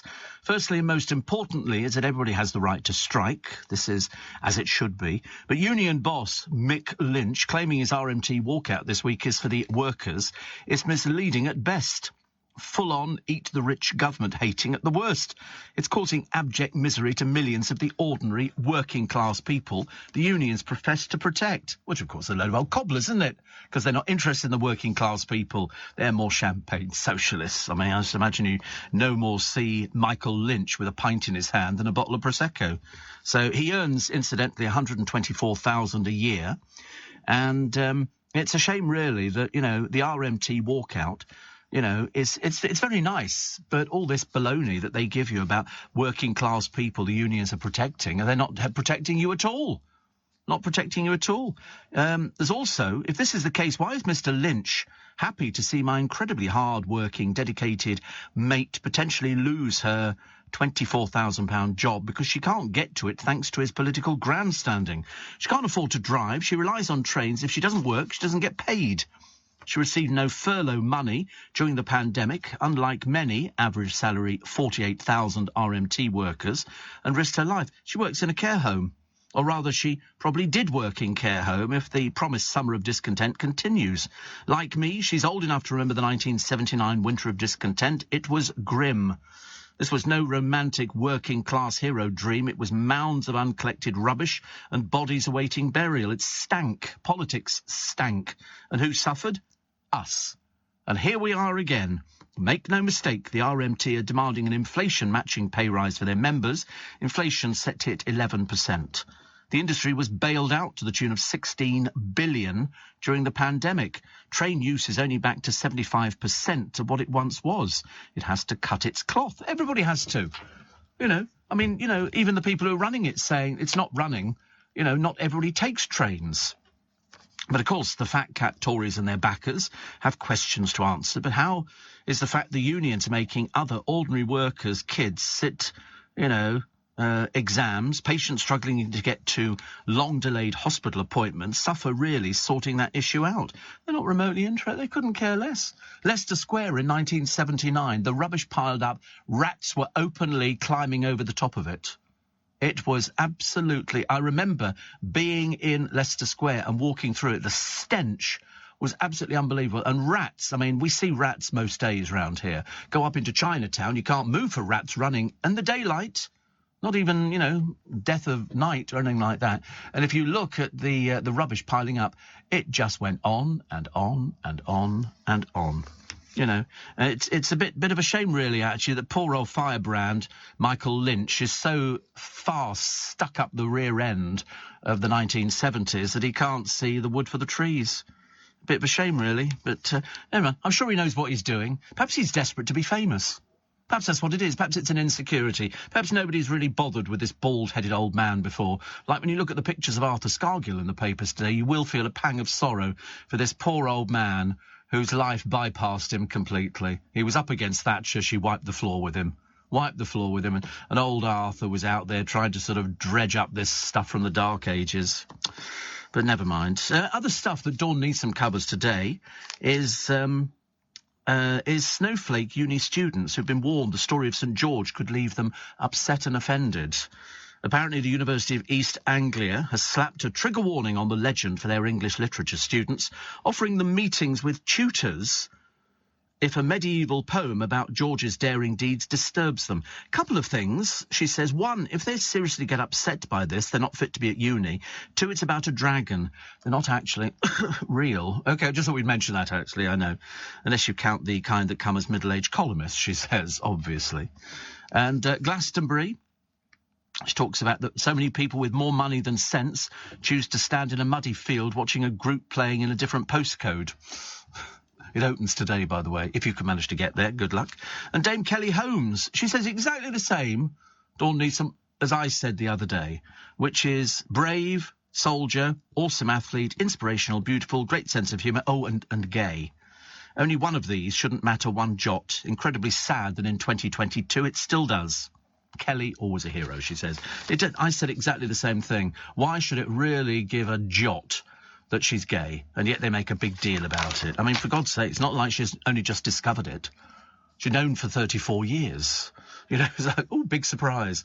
It's like, the joke about, it was written on a wall, I think, near a barracks. It said, my mother made me a homosexual, and underneath somebody had written, if I give her the wool, will she make me one? And that was the kind of thing, There used to be all sorts of jokes which are totally unrepeatable. So vitamin pills. So I wonder why people take vitamin pills. Do they really believe that they are good for them? I mean, I always thought if you had a healthy diet, burgers, Kentucky Fried Chicken, spudger-like, stuff like that, I thought that would be okay, followed by some rice pudding or custard and trifle and everything else. But apparently 46% of Brits pop them every day. The health benefits are all in the mind. All in the mind. And somebody from Northwestern University, Illinois, said patients ask, what supplement should I be taking? And Dr. Jeffrey Linder said they're wasting money and focus, thinking there has to be a magic set of pills that keep them healthy. I mean, I don't know. I mean, I probably do take... Well, I do take tablets, but I'm not sure if I take any vitamin pills. I don't think I'm a vitamin pill. I've got no idea what's actually in them. I just know that there's a place called Holland and Barrett, which they laughingly call a health shop, which means basically all the other places are unhealthy shops. So I've never understood that at all. And I take Well Woman vitamins, the gummies, says Ali, I find best, and my hair is definitely fuller and nails look healthy. Well, you could eat jelly, and you get exactly the same with your nails. Jelly's very good for nails, so you can eat raw jelly. Just go and buy a Roundtree's jelly, cut it up with a pair of scissors and just eat it. It's very good for nails. I'm just telling you, it's not for diabetes, no. Ian says, the Prince of Wales is on my schedule today, as is the Old Vic, Her Majesty's, the Garrick, Wyndham's, Novello, Shaftesbury and Prince Edward. Busy. I like the theatres. I've yet to see Book of Mormon. I've seen it played out on a few things. It's supposed to be really funny. Hello, my name is Elder Price. It's so good, apparently. Waj is locked into the spice. Apparently, Steve not only can you buy ambulances and fire engines and auto trailers. You can buy taxis with working blue lights and sirens. Probably get into trouble if you use them, though. Steve is in Orpington working the night shift for the NHS. Good for you. Good for you. Best time to drive, isn't it? My driver Daniel said this morning, he said, working nights is so much better. So much better. You can get around everywhere. You don't need to sit there and, and sort of, interminable traffic jams and everything else. Bit boring. Lizzie Cundy has hit back. Oh, look, there it is. I've got a nice ambulance for you. You'd like this. I mean, you wouldn't know that it's not an ambulance. It comes in all the same colours. It's on sale. It's in Merthyr Tydfil. And it's a 2009 Mercedes Sprinter. On auto ambulance, 5,960. So there you go. And you can bid for it now. And what it's got inside it... Oh, the extras. What are the extras? Oh, see the website. I'm assuming it must have things. It's got stretcher lift, side door, air conditioning, radio, electric windows, electric mirrors, power steering, remote locking, and a night heater, which is lovely. Do you remember seeing... I don't know if you did. There was a programme on the... it was like the Interceptors type programme. And they pull in, and there's a bloke who's sitting in an ambulance... But the trouble is, it's not an ambulance. It's a car that's been done up to look like an ambulance. And he was sitting inside with a uniform on, which claimed he was NHS and all the rest of it. And it turns out he's one of these Looney Tunes who dresses up as an ambulance driver and listens into the police radio to see where there's an accident. And then he drives off to it. But seriously, I mean, there's quite a few people like this. Who will sort of... So anyway, so the police said, what are you doing? Are you an ambulance driver? Oh, private service. He was going. I mean, Sorry? Well, sometimes he tries to help. Seriously, I mean, there's quite a few of them. Bogus ambulances, men who dress up. They've got them in America as well. Unfortunately, this particular bloke pulls up somewhere. He's in a police car with all the high-vis stuff on there. And who pulls up next to him? The chief of police in his car. And he goes, what are you doing? And he said, well, we're sort of private. Which county? And he names another county. And of course, he turns out to be a compulsive liar. A little bit doo-wah diddy-diddy. Little bit, missing the brain cell from the family. Very embarrassing, very embarrassing. But this other one, they arrested him. Impersonating a police officer or an ambulance driver is illegal. Can't do it. Can't do it. So, but I mean, you knew from the moment they pulled up next to him, he was mad as a fruitcake. He was trying to think on his feet. And he had little things in the back, like an oxygen cylinder and a medic bag and stuff like that. You think, I mean, you're really cracked, aren't you? Really cracked, because he wanted to be a medic, but he wasn't. So he would pretend, but he would turn up to accidents. Makes you worry, doesn't it, a little bit? What else we got here? iPads given to 2,500 children with vision impairment in a scheme to boost their connectivity. Nice idea, isn't it? I haven't used an iPad for ages and ages. I really haven't. Sorry? Have I got one? Yeah, of course I've got them. I've got all the Apple stuff. I've bought into it over the years, which is lovely. Also, Scarlett Moffat admitted she owes her presenting to career to Ant and Dec. Oh, that's what you think it is. It's a career, apparently, now. Well, there you go. We learn. She was working with them on Saturday Night Takeaway, and she said it's wonderful having support, but you've got to go and make your own journey. Yeah. Also, learn to sort your potty mouth out. I don't want to hear language like that, really. Thank you very much indeed.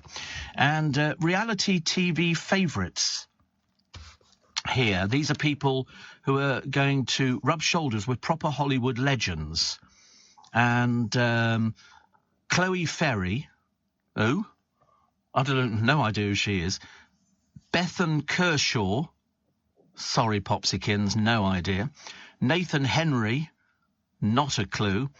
Joey Essex. Oh, God, you're not still around, are you? God in heaven. And James Tyndale. They were here. I think they were in Leicester Square, actually, by the look of it. Geordie Shaw's Nathan. Oh, that's where Nathan's come from. God, I thought you looked a bit out of place down in London, mate.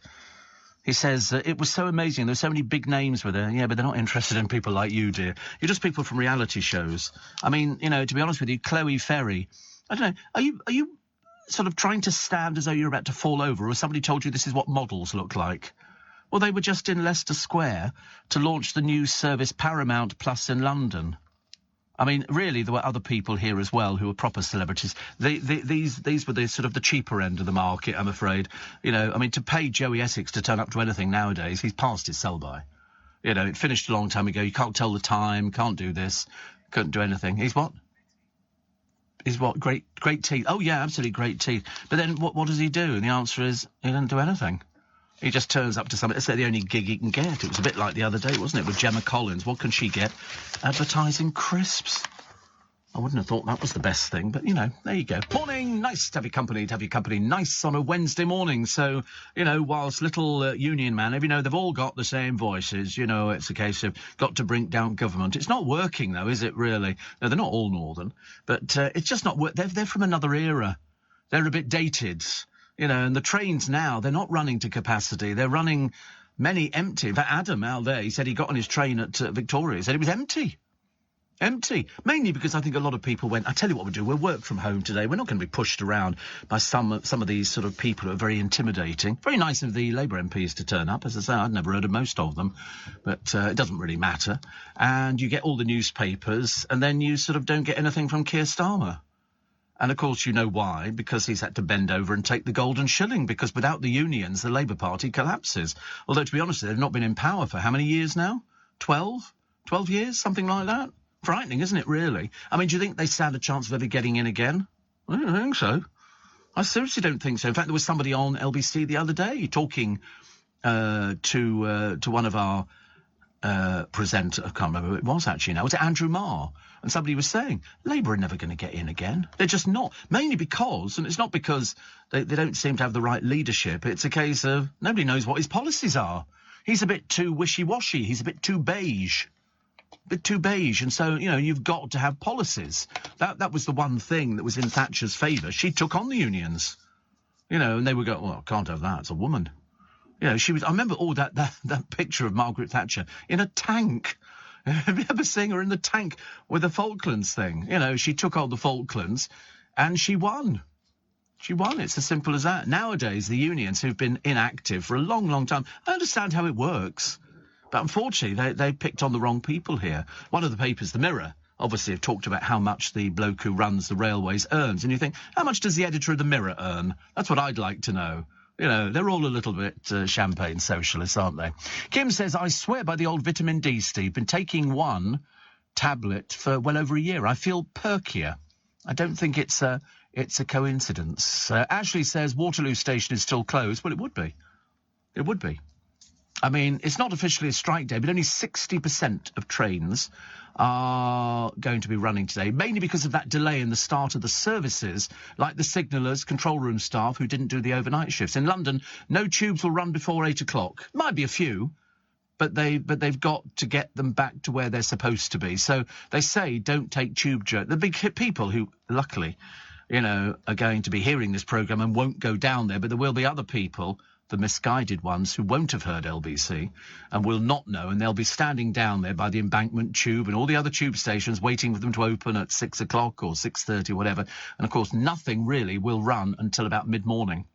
Simple as that. Reduced service on the London Overground and Elizabeth Line until mid-morning.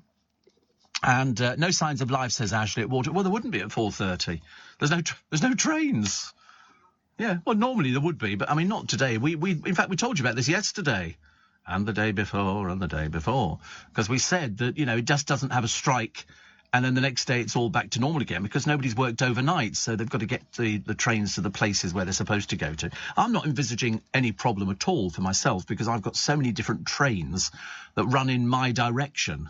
You know, I've got about 6 trains per hour that head out to where I'm going. And even if I didn't do that, I'd just get the bus, because I could do it on the bus quite easily. I'm not going to be deterred by people striking.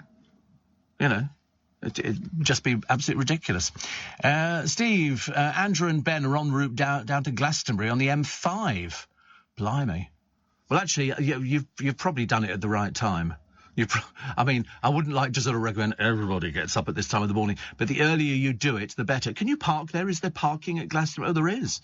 But you will be a little bit knackered before you start doing the... But, I mean, you know, the idea is to get down there, get yourself set up and all the rest of it, and have a nice time. But you've done it well. You've got up at this time of the morning and you're heading off in the right direction, because there will be people who leave it a bit later and the roads are going to be chock-a-block. You know that. Because there's only half the trains that will be going down to Castle Carey, isn't it, for Glastonbury. But totally have a nice day. It doesn't interest me in the slightest. The idea of sharing a toilet, I'm afraid, just fills me with absolute horror.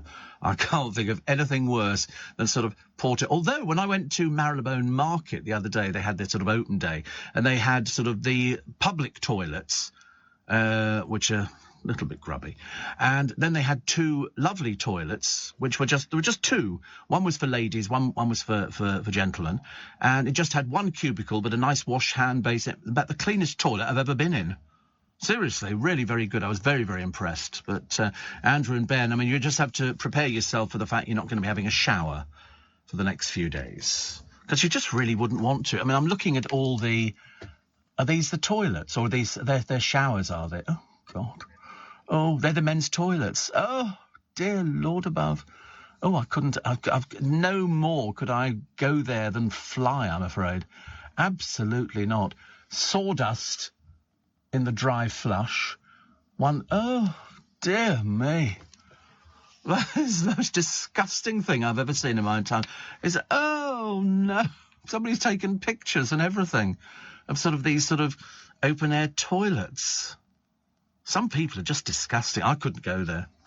And these are supposed to be quite well-heeled people, aren't they? But when you look at these things, I mean, they're just full up to the top. They're not flushing toilets, are they? Some of them flush. Do they? Oh, I couldn't go. I'd have to leave the site. I'd have to hire a Winnebago and live in a Winnebago, I think, for the duration. But the idea of queuing up, I mean, I wouldn't queue for anything. I don't do queuing, I'm afraid. I mean, I was all right on the buses. I can just about cope with things like that. But if there's a big queue of people, I'm like the producer. I'll wait till another bus comes along, thank you. I'm not one of these people, because I've discovered a lot of people in this country, foreigners, who sort of come in and they're tourists. They've never heard of queuing. They don't know what queuing is. They think we're absolutely ridiculous to all stand in a pretty little line waiting for the bus to come. They just shove their way. So I've started shoving them. Get out of the way. I elbow people, knee them, fell them to the ground. The worst ones are the school children. I had to tell two off the other day. Because the bus pulled in and I'd been waiting there, and they just barged into the front. I said, don't you have any manners? And, of course, they look at you because they're a bit dim and a bit thick. You know, we were saying the other day... Sorry, did they say... No, they didn't say anything at all. They just looked a bit guilty. I make a move from the seats now. Sorry, are you disabled? Bugger off. Oh, I don't waste any time, I tell you. Don't start with me in the morning. So, the pub owner fighting off a crocodile by banging it on the head with a frying pan. Seems a bit odd, doesn't it, really? Happy birthday to Prunella Scales. 90. 90 is Prue. And I work with her, of course. As you know, much for my deep, deep embarrassment, I was covering the royal wedding for the whole of the radio stations in the United Kingdom, all the commercial radio stations. This was Andrew and Fergie. I mean, two of my least favourite people. You know, Andrew and Fergie. And I was with Prunella. Each presenter, there were 5 of us from LBC, because we did the commentary for all of the local radio stations. So all the local, it doesn't matter where you were, you could hear us in the country doing the commentary. And there was one person linking it back at base, and he'd go, let's go down to Steve Allen and Prunella Scales, and we'd be listening. We were on a raised bandstand kind of thing. And it was, I mean, to say you've done it was sort of something quite... I went down to see Prunella. She was at the Whitehall Theatre, and I said, are we going to be working together? She said, oh, it's very exciting. And of course, everybody saw, and they were going, Sybil. And she said to me, are they always going to be like this? I said, yeah, probably. They were a bit excited. I think Steve Jones had... who did he get? He got Sue Pollard. You can imagine. Trying to keep her reined in was very difficult, but it was good. Energy bills to hit 3,000 quid. Don't think they won't. They will. And what was the other one? Oh, loads of pictures of the summer solstice. Everybody yesterday turning up to Stonehenge. And I mean, it's quite mystical, isn't it, when you think about it? I think so. And the CCTV, which shows heavily armed cops on hold for an hour as a school gunman went on a rampage. God knows what they thought they were doing. I've really got no idea. Steve, National Express must be doing a roaring trade.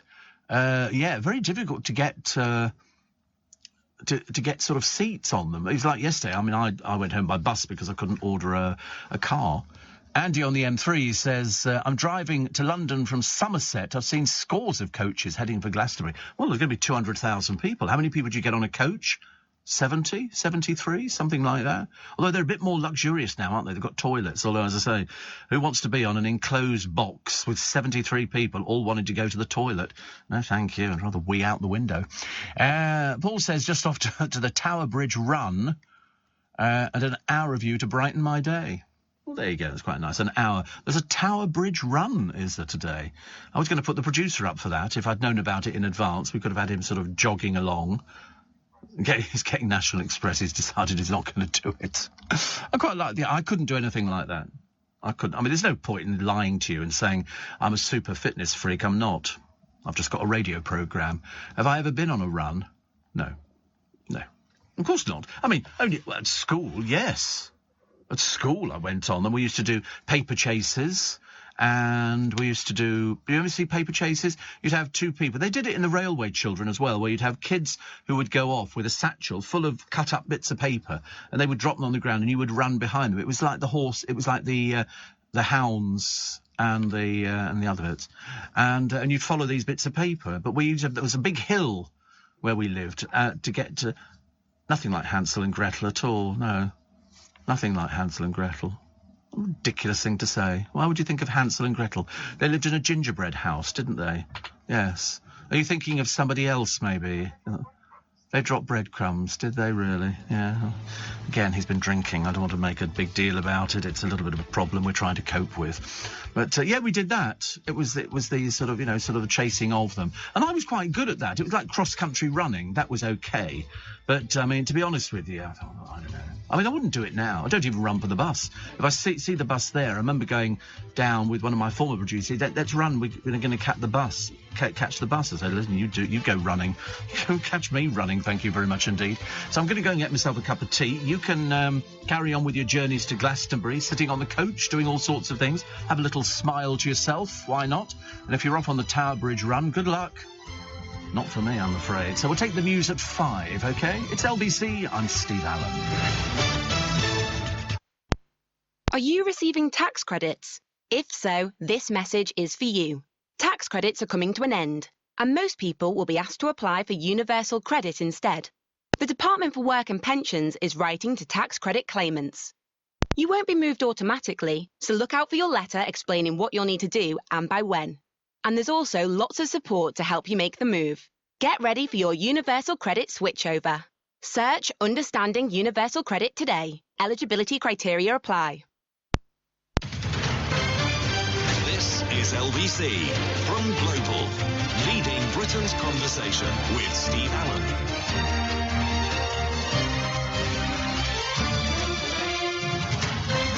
Morning, nice to have your company. Nice to have your company at Steve Allen's Early Breakfast. Coming up 4 minutes past 5. Welcome to Wednesday morning. I think this week's going to be a bit odd because strike, not strike, strike, not strike, strike. So it goes on. And but we all managed it yesterday. I love the way the unions seem to think they brought the country to a standstill. They didn't. They didn't. There were still people going to work, still people driving their cars, still people getting on buses, still people, taking taxis. We carried on. So, any little delusions that they had and any little ramblings that they have on the television, on the radio, we don't really believe, actually. Connie in Stockwell says, you're not going to believe it. Days ago, I had to spend 30 pence for a carrier bag in Sainsbury's. I did yesterday, 30 pence for a carrier bag. Yeah, I mean, I couldn't believe it either. I picked up a carrier bag and I said, I'll just take a bag. And it was just a normal plastic bag, 30 pence. I thought they were supposed to be 5p. And all I bought, what did I buy? I bought a Boeuf Bourguignon, very nice, a little bit of a treat, and some Herta hot dog sausages. Because I just decided I wanted those with some rice yesterday. So I got some Ben's rice. Don't call it Uncle Ben anymore. It's Ben's rice. And that was the golden vegetable. I just did that with sort of some cut-up frankfurt. It was very nice. But today I'm going to have the Boeuf Bourguignon with the mashed potato from Iceland. Their frozen mashed potato is to die for. Seriously? The amount of people I've turned on to frozen mashed potato, they just go to me, "Are you sure it's really good?" I say, "Listen, once you've tried it, you won't go back. What's the point of making your own potato mash, mashing it and all the rest?" "Oh, it's delicious. It's delicious. Have you got an Iceland near you?" No, well, obviously it's not. I was going to say I'll bring you in a pack, but it'll be sort of defrosted. It comes in like little bullets. They look like bullets. And you just put them into a casserole or something like that. Delicious. You don't even need to add butter. You add nothing at all. And so what I'm going to do, it's the Iceland own brand. I'm going to put in the Boeuf Bourguignon, which is always very good value, actually. A £5, just over a £5 at Sainsbury's. Serves 2, they say, but it'll just be for me. And then I shall add the potato after it's sort of cooked for a little while. You don't need to cook it, it's already cooked, you're just basically reheating. And I shall stick in a couple more little vegetables. And that'll be it. That'll be my little treat. Elizabeth says, "I'm on an Airbus to Stansted now. National Express coach cancelled. The next was late and had to combine the 2 coaches. Lovely sunrise. Off to Portugal, assuming the flight not cancelled. The joy of travel. You have a nice time. I hope you're taking LBC with you. I would hate to think that people weren't. And in fact, for those people who don't know, that you can take LBC with you wherever you go. So if you've got addicted to the programming, which to be honest with you is not difficult at all you have to do, go to the LBC website. I tell you this because it's so simple. You will kick yourselves for not having done it ages and ages ago. And you just go to the LBC website, which is LBC, thank you. Okay. It looks like a shark, doesn't it, at the top of the thing? Yeah, just poking out. Yeah, very nice. The tea bag. I always have my tea bag left in my tea. And it does look like a shark. What a pile of rubbish that film was. But anyway, yeah, so you go to the LBC website, lbc.co.uk, and you download the Global Player app. Easy peasy to do, I promise you. And once you've got that, then it means that wherever you are, you can just push that button. It comes up on your telephone, and you've got LBC coming through your telephone. You can pick up all our radio stations. There are thousands of podcasts. I mean thousands of podcasts, and you can watch some of our shows live. And as I say, we get 1 million downloads a month on my programme, just shy of the million. Well, actually, it is over the million. Actually, it just tips over the other side of the million a month, which is quite nice. So 12 million a year cannot be wrong, which is good. And so far, about 22.5 million downloads. Yeah, woo, woo, woo. Big up us. Big up us. So do that, because you won't regret it. If all these people who say to me, "Oh, I'm going on holiday, Steve, what am I going to do with that LBC?" And I say, download the Global Player. You could download, there's tons of stuff. In fact, there is so much stuff on there, it would take you a lifetime. We worked out, I've got about 7,000 podcasts to download. We think about 7,000, something like that. Yes, so start now and you might just about finish before Christmas. Steve says, Pietro, "I'm walking to my 6 a.m. start at the entry gates at Glastonbury." You're joking, aren't you? Really? Well, you're there already. God, what time do the gates open? I don't know, do they open early in the morning? Or do they sort of make you stand outside Glastonbury?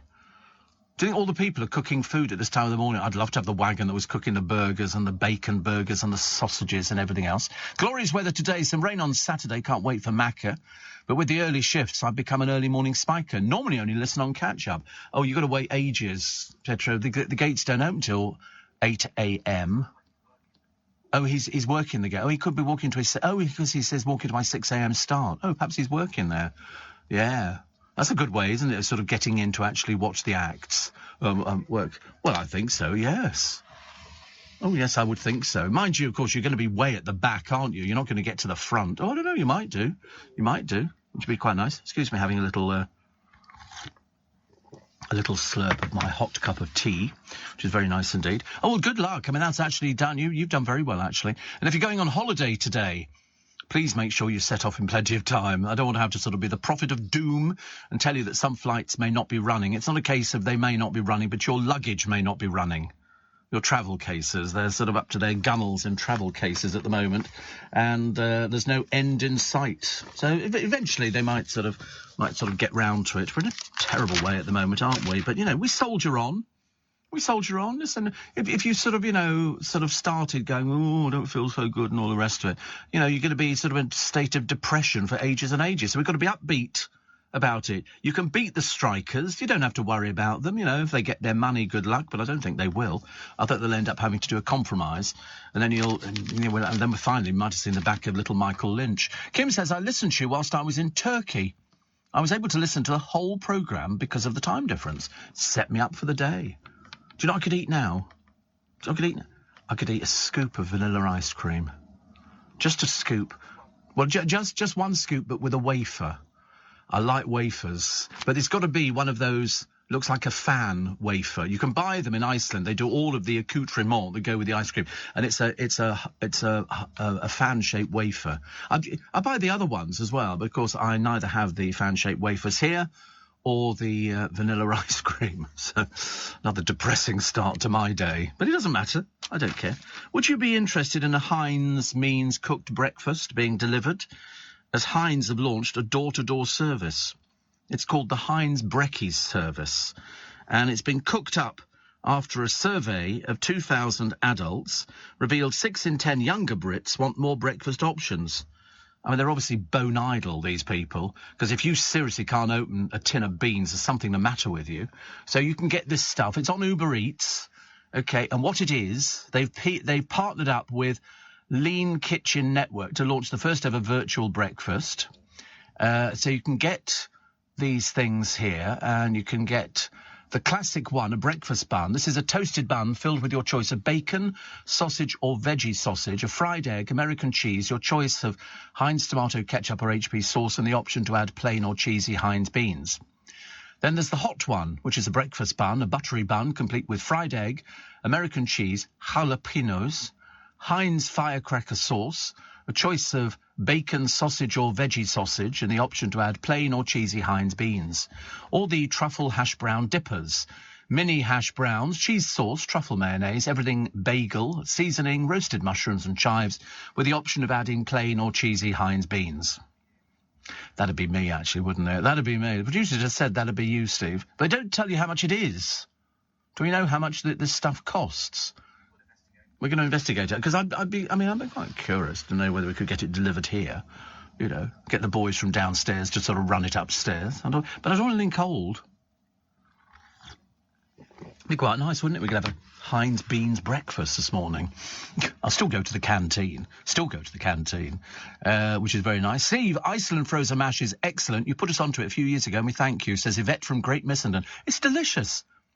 It is absolutely... I couldn't believe it. When I first tried it, I remember thinking, oh, I've got to recommend this. It was delicious. It comes in bullets. You take it out. You take out as many of these frozen mash bullets that you want to eat, put them into a stew or something like that, or you can pop them in a saucepan, let them sort of melt down. Delicious.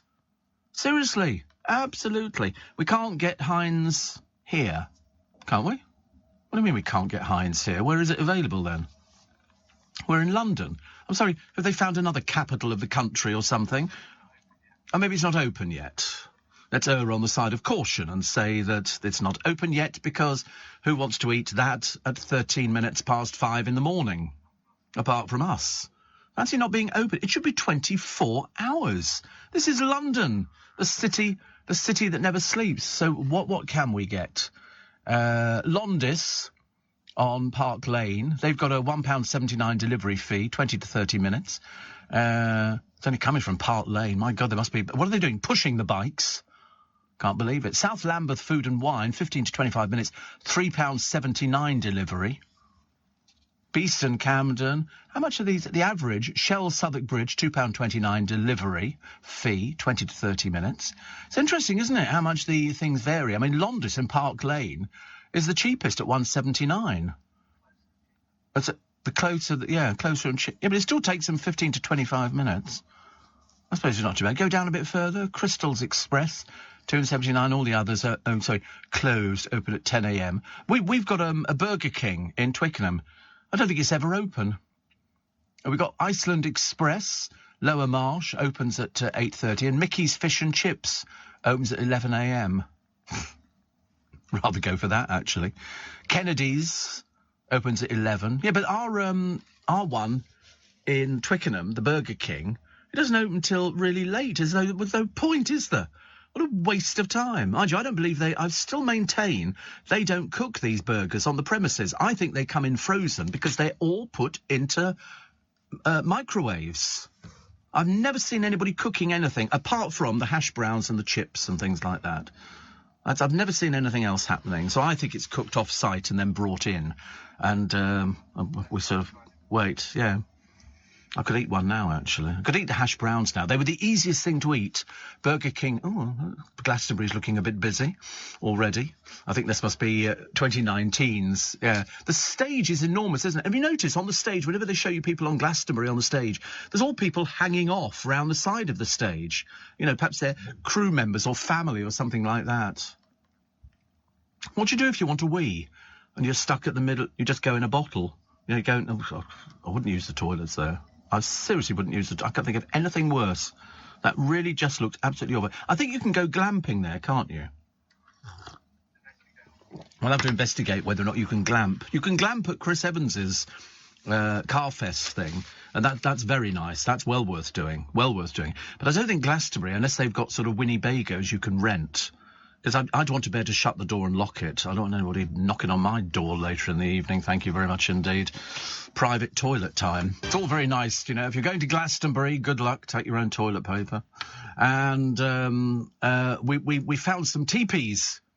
Some teepees, which look very nice indeed at Glastonbury. You can rent a teepee. I don't know how many they've got, but you can have one for the... Is it for the 3 days? OK, for 3 days... for a weekend. It will sleep how many people, do we think? What do you reckon for that? I mean, the bed looks as though it would probably sleep 2, and 2 people sleeping on the floor. And you might say that's a 4 sleeper. But I wouldn't, in case things crawl in there. I wouldn't do anything like that, thank you very much indeed. And the price?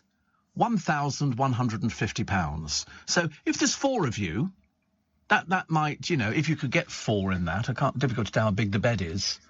6? Dear Lord. 6 people in there. That's for 6 adults. You see, if it was me, I'd just have it for me.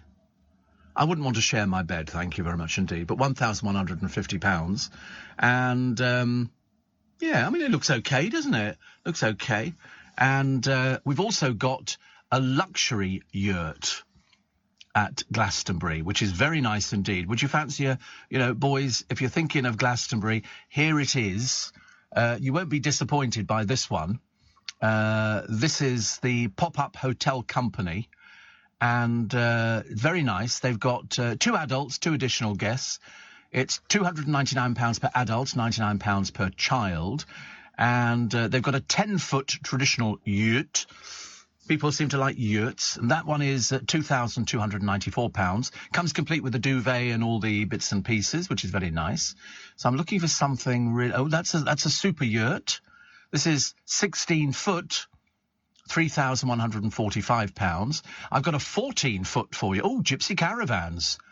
A 16-foot... Is that Gypsy Caravan? Very nice. Space for 2 adults and the option of up to 2 additional guests. That's about £4,000. Oh, look at this one here. An ensuite bathroom with toilet, hot water, shower and basin, just some of the luxuries. £6,000. That's my one. Unless you find it. Oh, look, that's a better one.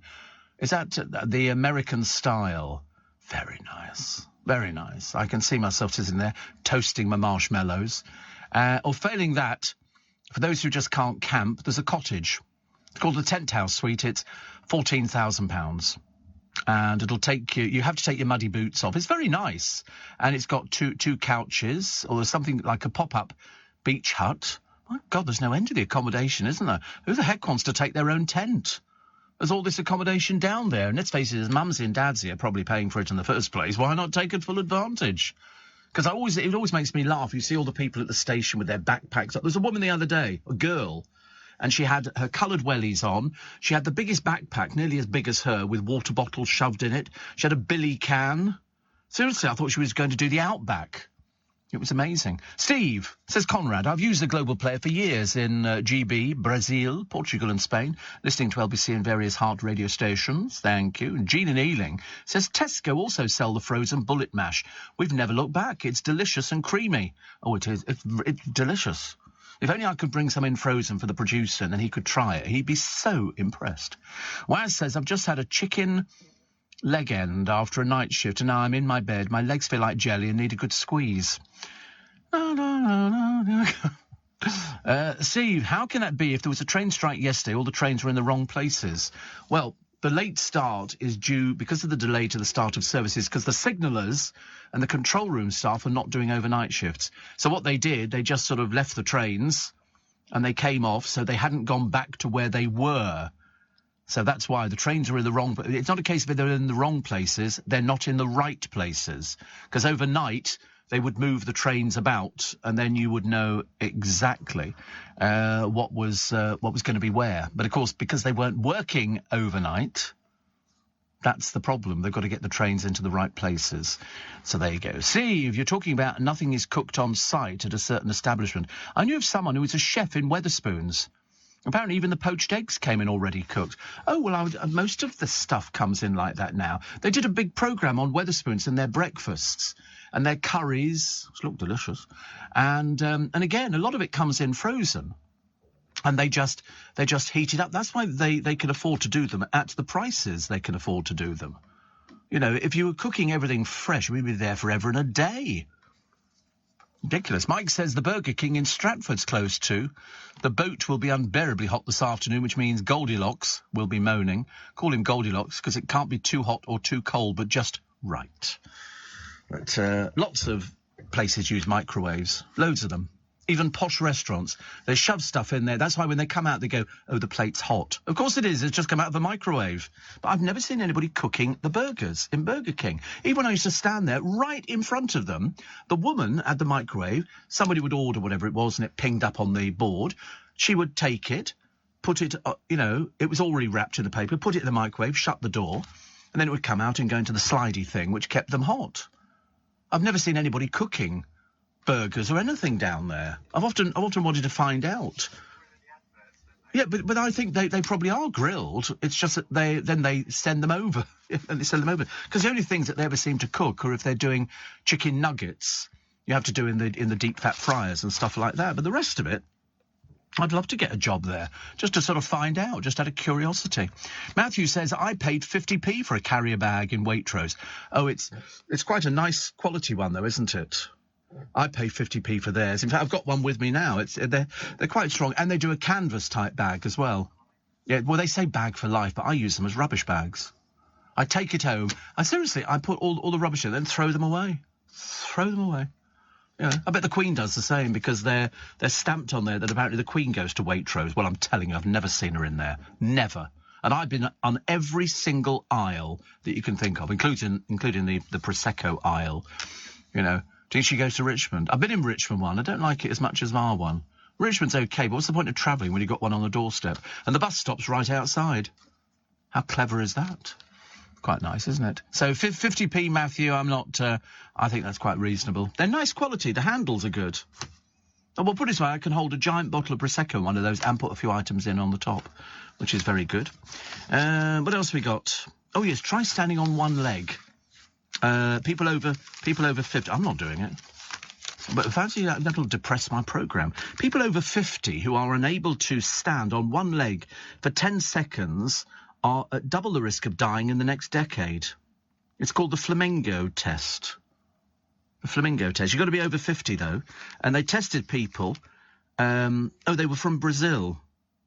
For some reason, I don't know why. Perhaps they just can't stand on one leg in Brazil. I don't know why.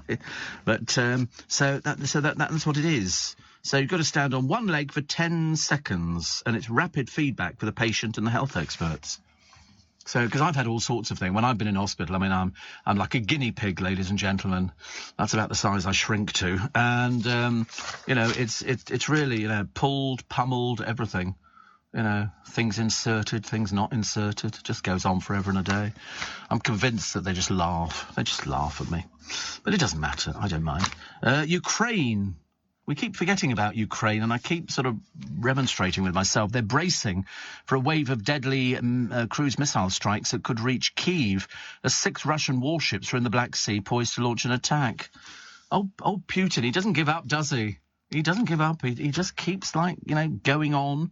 for all these sort of things, and speculation is mounting in Russia about Putin's health and who will succeed him. There's no immediate threat to his grip on power from the elite or the public, but there is more chatter about his future.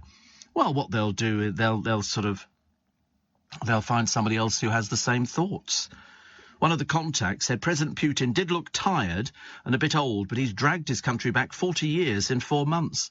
More than 20,000 Russian soldiers are believed to have been killed in the invasion of Ukraine. Somebody said the damage he's doing to Russia's standing in the world, to the Russian economy, to Russia's future, there will be political consequences. Well, he's basically dragging the country down. If you lived in Russia at the moment, you're on a hiding to nothing. Hiding to nothing. Shops closing left, right and centre. They don't want to do business with a country like yours, but as you're all under the thumb, there's not a lot you could do. Steve, it's Ian. Love listening to you on holiday in Walton-on-the-Naze with my brother Lee, Mum Edith and Aunt Sylv. Went to Frinton yesterday for the best seafood.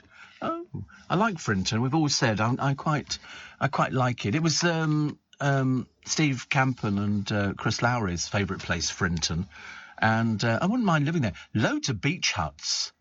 They have a little pier, I think, at Frinton. There is a little pier. There's got to be. I mean, everywhere's got a pier, haven't they? Wait, let's have a look. Where's the pier? Where's the pier? Oh, maybe they haven't. I thought they had. I thought they had something. They've got beach huts. I mean, what more do you want? Frinton-on-Sea pier. No, but they do some quite nice fish and chips. Why can't anybody get chips right in places? Oh, they've got a fun fair. Where was the fun fair? There is a pier. Oh, that's Walton Pier. Performs U-turns. Oh, right. I like a fun fair on a pier. Don't you? Oh, it's Clacton, isn't it? All those old places. We used to like Clacton-on-Sea. That was a good one. It's like some people go to the same places. And if you walk on a pier, I like the smell of fish and chips and candy floss, or cotton candy, as Americans call it, and a bit of a fun fair on there, a helter... I never liked helter-skelters. I used to graze my knuckles coming down one of those things. I used to hate them. Sit on this coconut mat. I think not. Although I do like a water shoot. They have this great one at Alton Towers, and it's fab because you go round and round, and then it goes sort of up this hill. You know, it's like a roller coaster, but you're sitting in this huge hollowed out log, and then you get into the top, and there's like a hut or like a building, and it's pitch black, and you sort of float, and then all of a sudden it drops like a stone. Is it Loggers Leap? I don't know. It drops like a stone, and it's at that moment they take a photograph of you. So everybody's got their mouth open going, ah, like that. It's 4:30. No, it's not. It's 5:30. Oh, blimey, that frightened everybody. That frightened you. I'm so sorry. I'll try and get the time right, but it's not easy, is it? With UK Export Finance, I'm fulfilling more export orders from around the world with working capital support. Export insurance means I'll get paid when exporting to challenging markets. At UK Export Finance, we believe no viable UK export should fail for lack of finance or insurance. Between 2022 and 2023, we provided £6.5 billion of government-backed trade finance to support UK exports. Learn how we could help you win export contracts, fulfill orders, and get paid. Search UK Export Finance today. Steve Allen on LBC. Text 84850. Morning, everybody. Vincent says, I've been driving down the road and I've just seen two people standing on one leg. They must be listening to your show. Well, there is that distinct possibility. Yes, you have to stand on one leg for more than 10 seconds. If you fall over, forget it. Your days are numbered. Days are numbered. Which is not very good, is it, really? Also, the Qatar Chiefs have revealed where fans can rest up for the night. David Beckham's place, I think, would be fairly popular. Also, Prince William marked his 40th birthday with a visit to the Big Issue vendor who helped him highlight the struggles of the homeless. John Lennon revealed he didn't think the Beatles were good musicians to a student. Well, I think they just improved with age. They were just kids when they started. They were, 15, 16, 17. So, obviously they got better and got much, much better. But you're still hearing the results from Paul McCartney, aren't you? One of Elon Musk's children has filed a request for a surname change. Vivian Jenner Wilson filed court papers after turning 18, citing gender identity. Apparently the paperwork added, I no longer live with or wish to be related to my biological father in any way, shape or form. Vivian, born Xavier Musk, is one of 5 children the Tesla CEO shares with writer Justine Wilson. They married in 2000 but divorced in 2008. Justine posted of Vivian, a trans woman, "I'm very proud of you." Apparently, Musk, the world's richest man, has come under fire in the past for criticising use of preferred pronouns. It's going on all the time, isn't it? Goes on all the time. Goes on all the time. What else we got? Dame Judi Dench has told how her eyesight is worsening, but insists she has no plans to quit acting. She's 87. Little treasure. 87, diagnosed with that degenerative eye condition. And she says she will find a new way of continuing her career.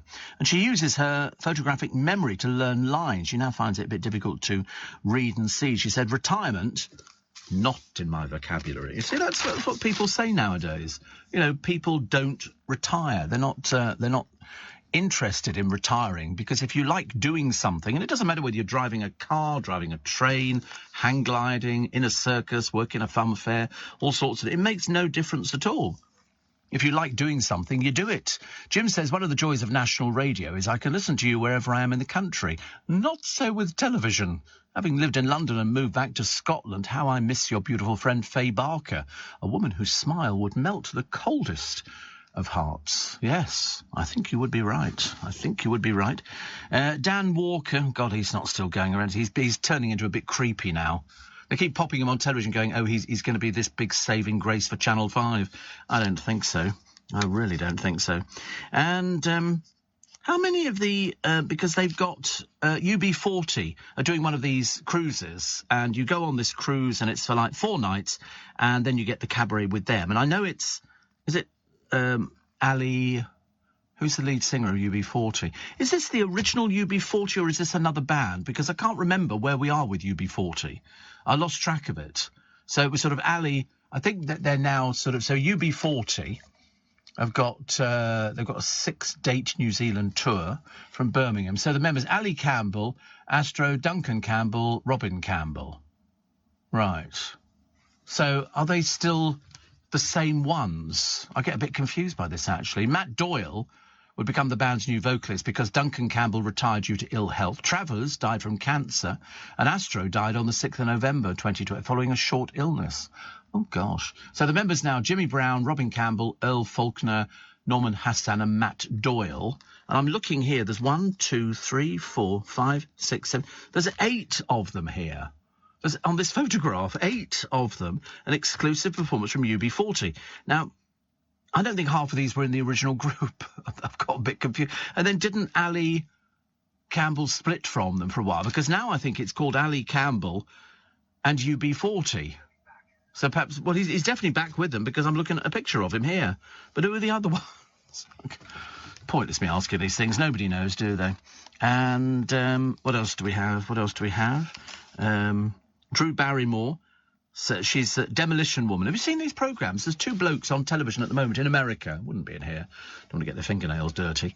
And what they do is they go round and somebody will say, "We've got so much money to do our house up," and they show them another house they can do. And they literally get sledgehammers and start smashing about inside. It's amazing. And then there's another programme which is $1 Million Properties. And it's this bunch of guys, some of them are gay, some of them are straight, and they're basically selling luxury properties, you know, over the $1 million market. Some are 20 million, some are 30, and they all seem to fight. They all seem to be very flash. They all seem to sort of quite enjoy what they're doing. Oh, look, there's Prince Charles arriving in Rwanda. And very nice. Everybody very excited. Hello, welcome to Rwanda. Are you a refugee? No, I'm Prince Charles. Yeah, you can just imagine, can't you? I think, isn't everybody over there at the moment? In fact, everybody's over there except asylum seekers. It's the only people who are not there, which is very interesting. What else do we have in the papers today? Oh, they've got a big feature on Charles in Rwanda. Welcome, Your Highness, to the land of forgiveness. They just don't want... Even though have they been paid for all the asylum seekers? Wasn't it about £120 million? But, I mean, Charles has nothing to do with... you know, he's just there coincidentally, you know, because otherwise he'd be having words with Priti Patel. In fact, I think he's probably had words with Priti Patel. Steve, we had fish and chips from French's last night on the harbour at Wells next to the sea. They've sold fish and chips there since the 1930s, says Steve. Oh, I bet they do nice chips. It's the chips, isn't it? Oh, I bet they do nice chips. I don't know why. Some of these old-fashioned fish and chip shops, it's called French's in Wells next the sea. French's. They've been selling it since 1930s. Oh, there it is. There it is. And that's quite nice. Oh, look at that sausage and batter. Look at those chips. Oh, I knew those chips would be good. Look at that. My God, that's a big... oh, it's not sausage, it's fish. And very nice. Very nice. Oh, that looks delicious, doesn't it? I like chips that are crispy. They've got to cook them for ages. No good whizzing them in and out of the oil. They've got to be cooked properly. But that sausage and batter, yeah, they look very nice chips. You can just imagine those a bit. How much are they? How much are they? Are they very expensive? Can we afford to go? We might not be able to... Oh, they've got wheelchair accessible as well, which is very useful, just in case I was having one of my lazy days. Here we go. Cod, skinless and chipped. Haddock, £8.10. They only do a large haddock. They do scampi, 8 pieces for £6.50, and a fish cake for £1.80. Jumbo sausage, £3. Spring roll, £2. Pineapple fritter. Don't find those very often, do you? And a vegetarian sausage. Way. It's all right. You can have half a cod and half chips. I'll do the talking. Good thinking. What the heck was that? What was that? Are they auditioning for the breakfast show again? I know what they're like in there. Can you sing a song? You can get curry sauce, get everything. Looks lovely, doesn't it? We stopped serving gluten-free and vegan options 1 hour prior to closing each evening to allow for cleaning. Very good.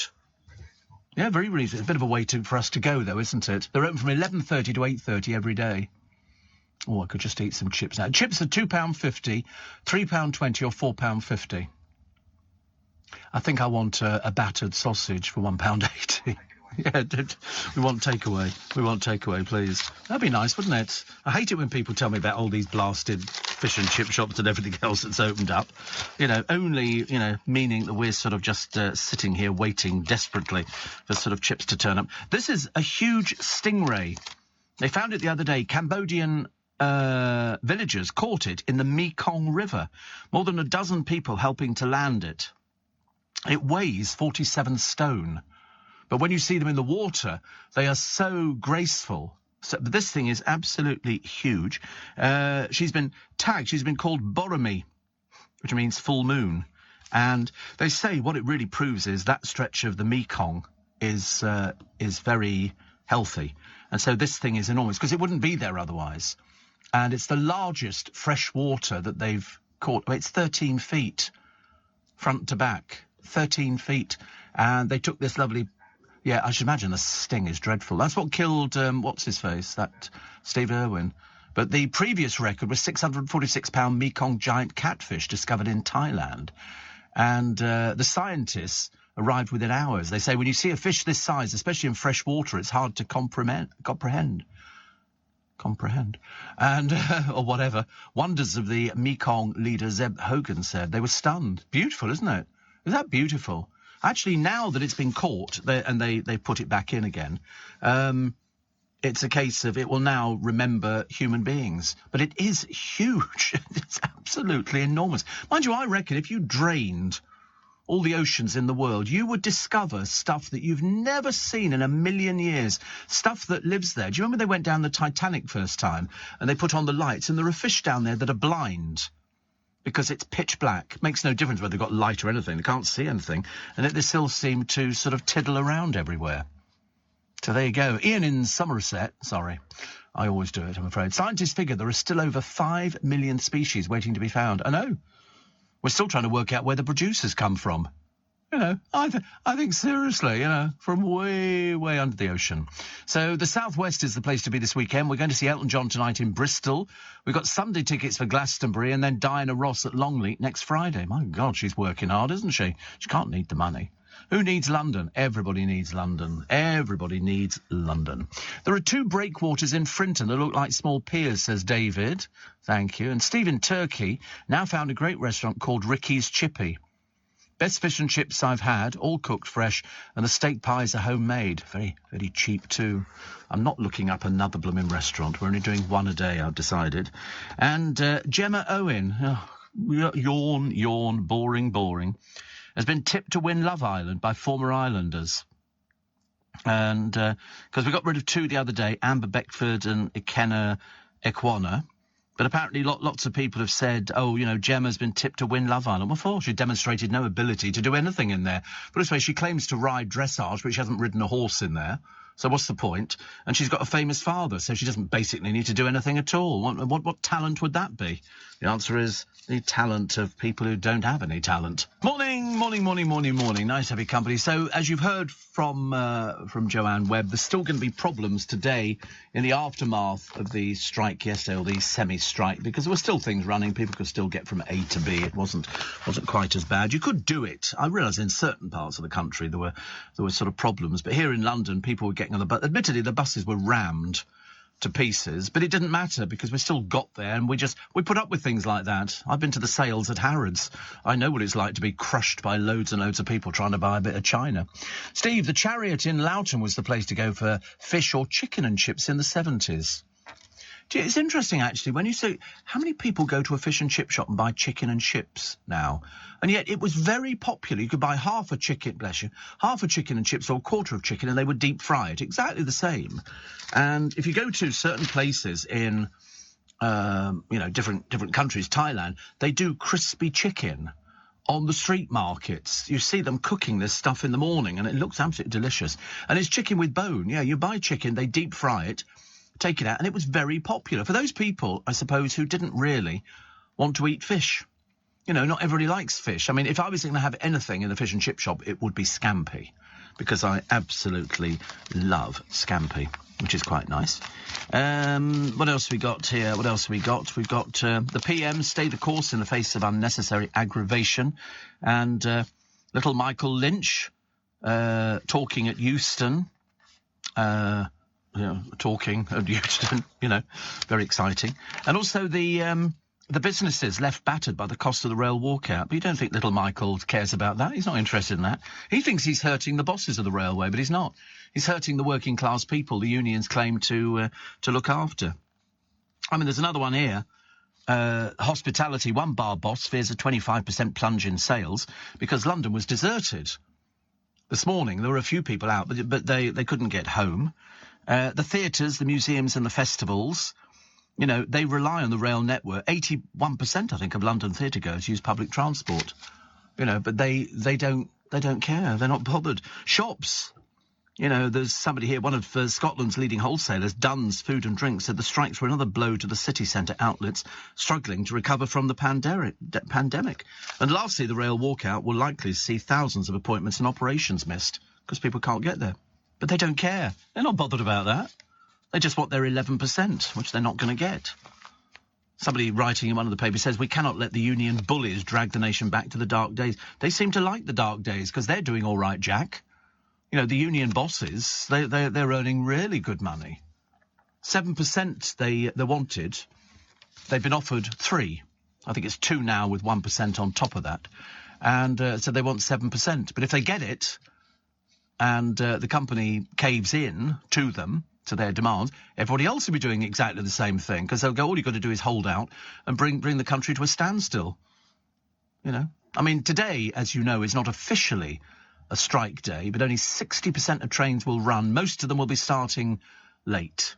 And the reason being, they're not in the places where they're supposed to be. So consequently, no tube services will run before 0800 this morning. So, 0800. I feel quite proud of myself when I call it 0800. Yeah. So avoid making tube journeys basically until mid-morning. Disruption likely to continue. So all the people going down expecting to find trains at, 6:30, it ain't going to be happening. And so avoid those tube journeys. Take my word for it. It will serve you well. And reduce service on the London Overground and Elizabeth line until mid-morning. So funny, though, isn't it, to see Diane Abbott at Seven Sisters picketing there in the middle, holding up a little sign going CWU, the Labour Party, Hackney North and Stoke Newington. Like that seems to make any difference. Nobody you've ever heard of at all, which is very embarrassing. Arthur Scargill out there, he just looks like he was on his last legs, honestly. 84 years old. Wearing a hat he wore during the miners' strike. It's the same hat. Poor old soul, honestly. The bin workers. Refuse collection workers have accepted a 7.5% pay rise, ending the threat of industrial action. So there you go. It's worth about £2 an hour. So that's good. And who else did we say was going to be going out? There was another one, actually. I can't remember.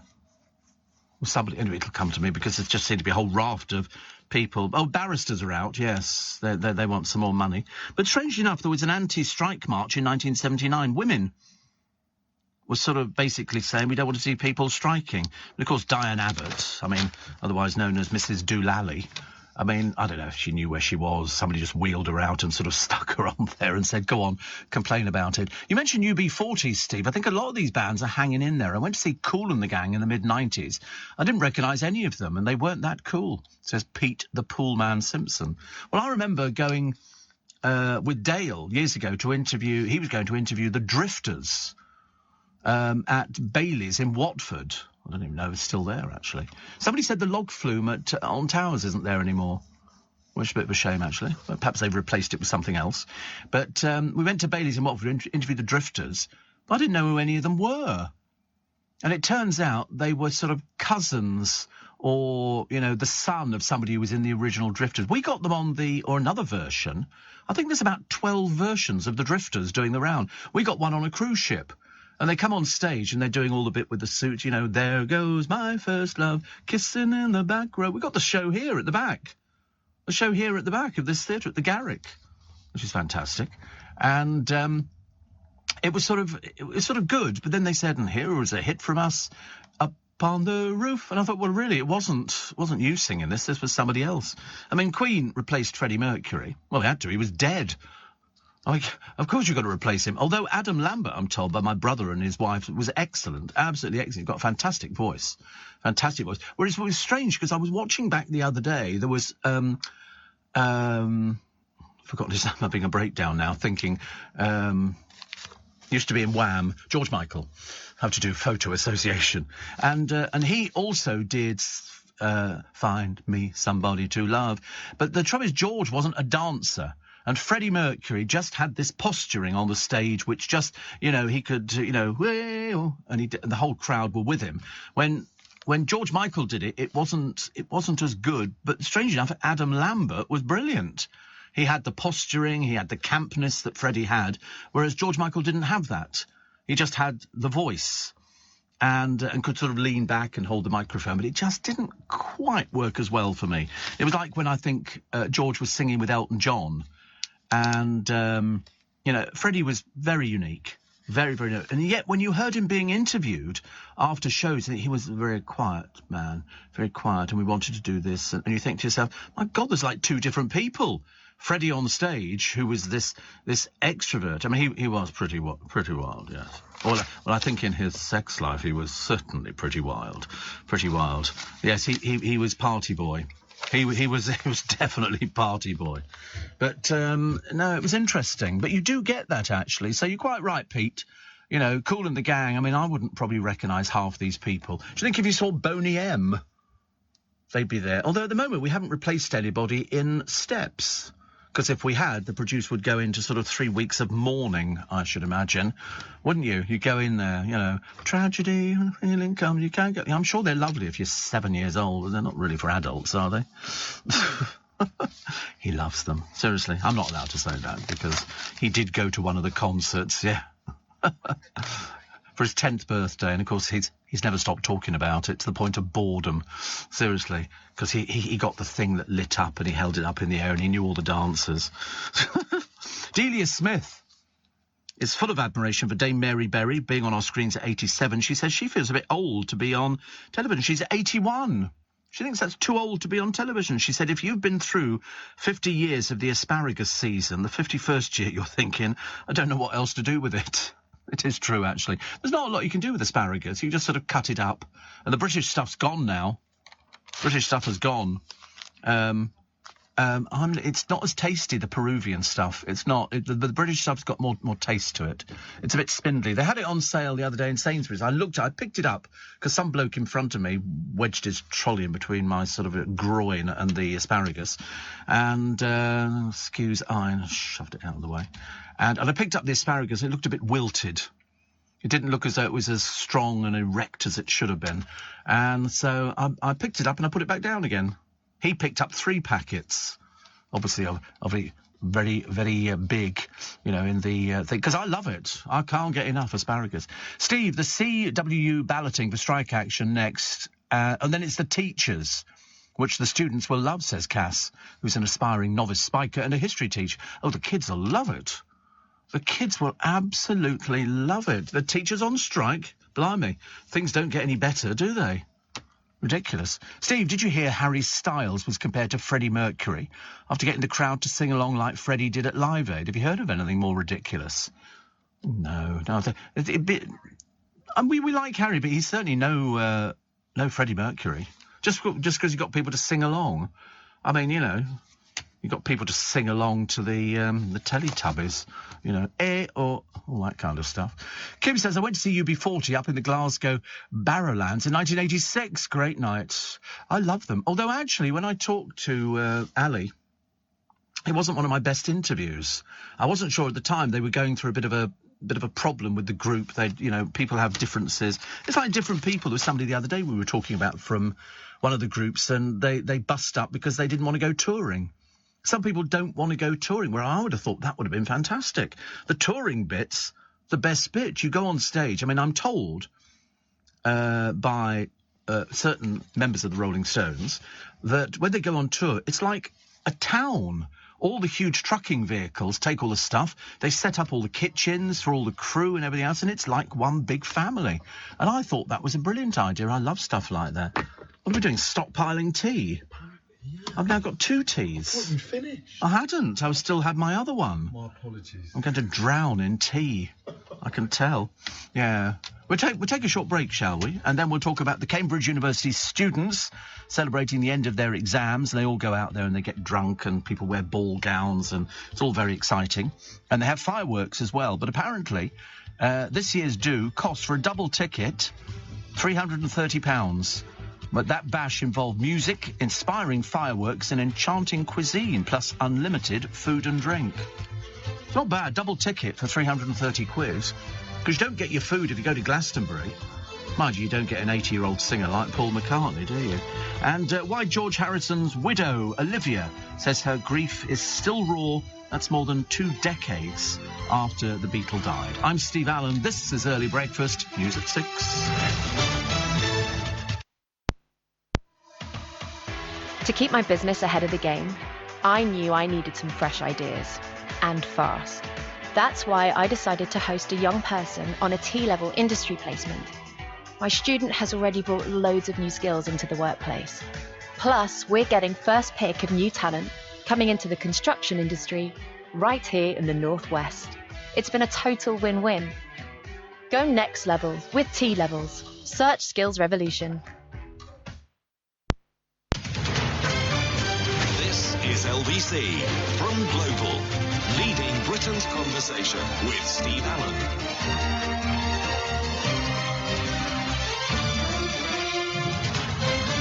Morning, everybody. 4 minutes past 6. Nice to have your company at Steve Allen's Early Breakfast. I trust we find you well. So we got through yesterday. You just got to get through today, and then we go back to it again tomorrow. And then Friday will be a bit up in the air, I'm afraid. We'll have to do exactly the same things because the trains will be in the wrong places. And then Saturday, there's another strike as well. So by the time it gets to the weekend, I don't really care.